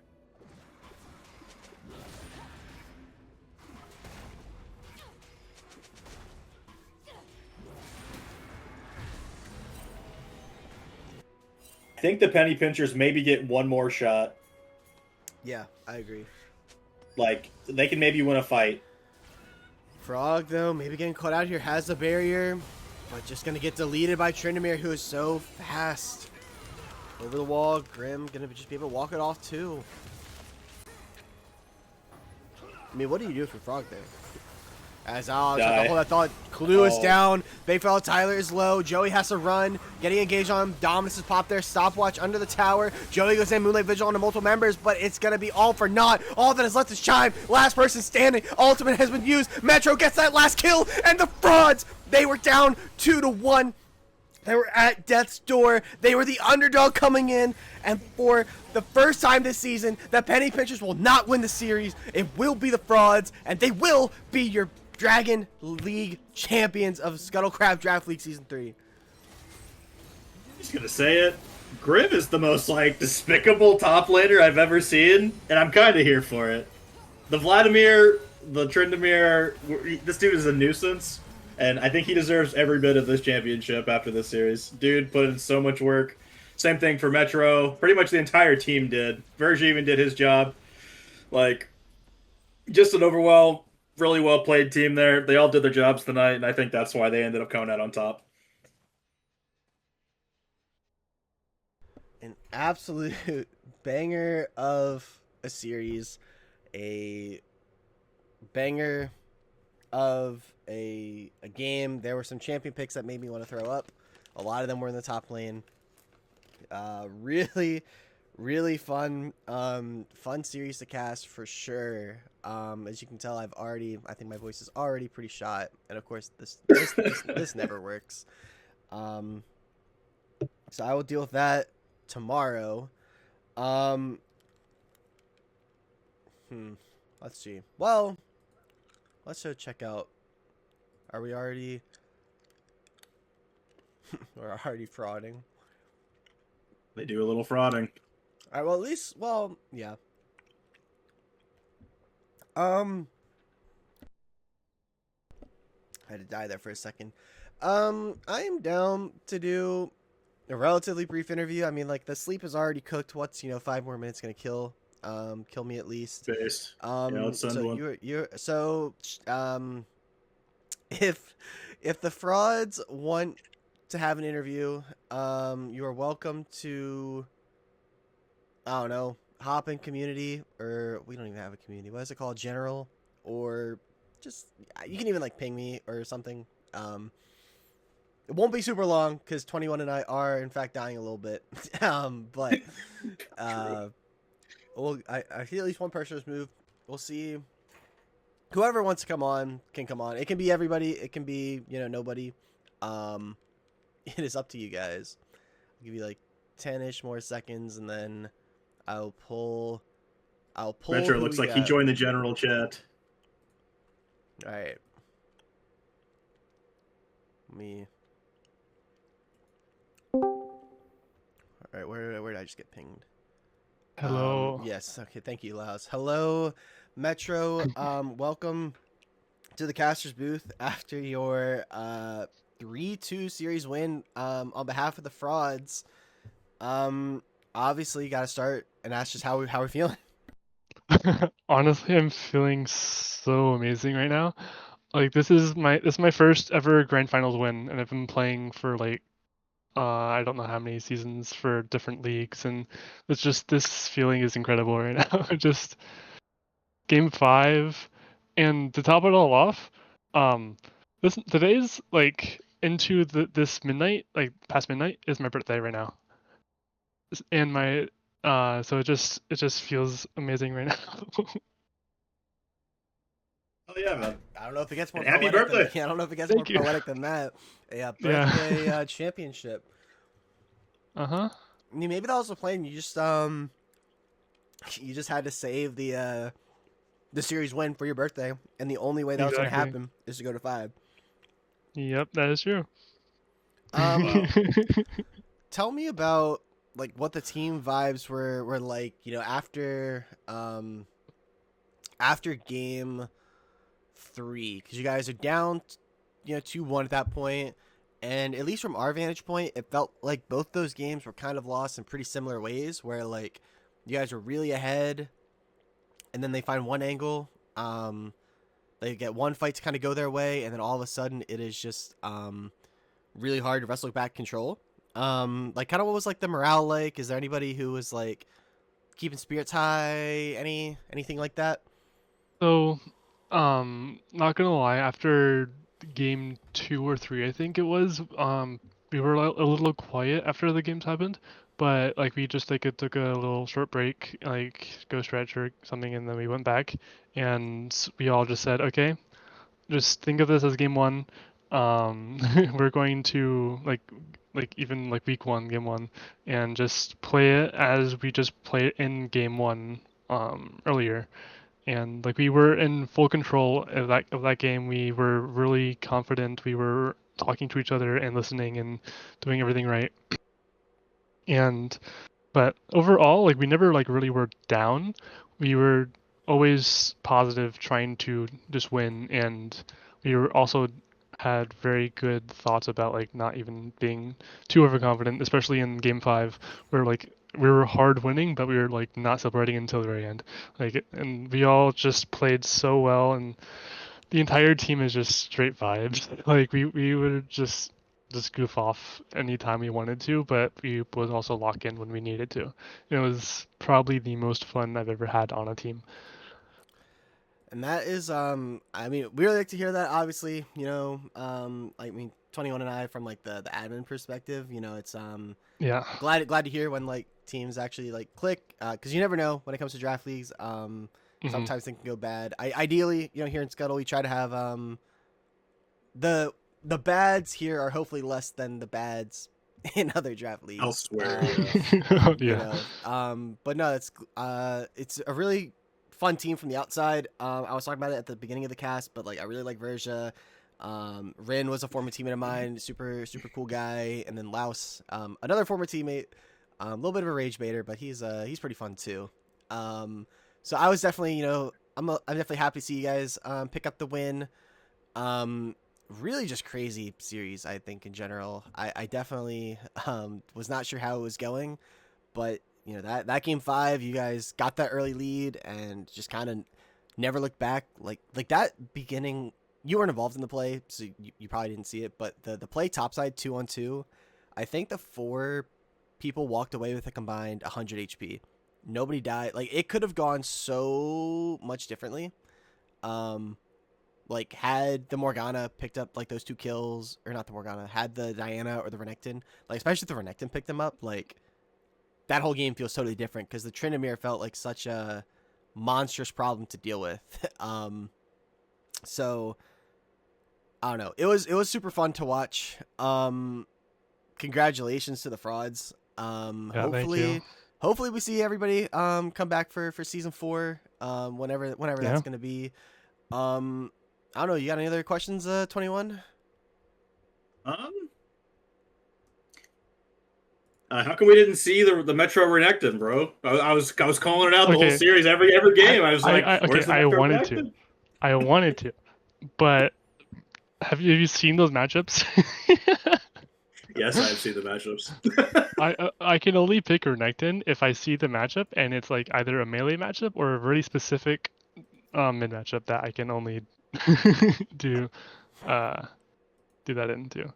But I did want to play him, but it's finals. I just need to I see that Laos.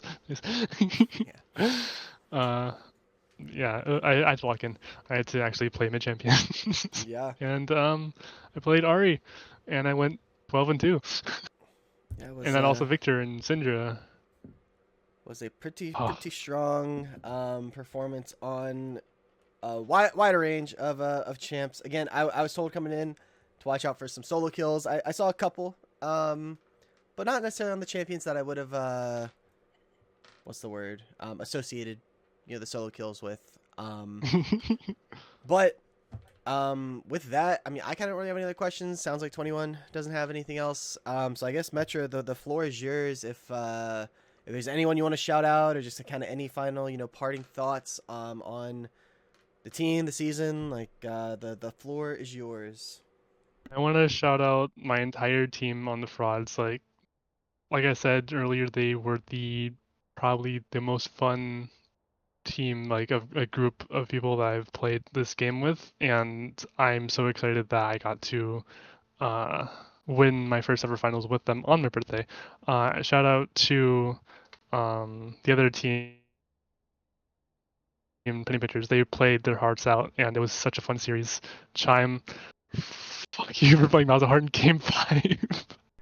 That was a dick move. Other than that, shout out to just everyone watching on the stream here, including my girlfriend, actually my wife, wink wink. And yeah, just had a lot of fun this season. Love to hear that. A lot of you know, some wholesome shout outs to wrap up our season here. And yeah, I mean, I think with that's probably going to do it here on the caster's desk. Once again, congratulations to the frauds for their championship win. Keep an eye out for the role. It'll be put up there soon. I don't mess with the roles, but somebody else will be taking care of those. So don't you fret, Laos. I know you're gonna ask about it. But on behalf of 21, on behalf of Less Force, on behalf of Less Force, I am Less Force. I'm losing my mind here. Thank you everybody for tuning in. I think that game number 5 of the Baron game or the Baron League is still going, so you should go. Yes, sir. You should go check that out right now, and we will see you there. And if not, we will see you in the next season. Peace.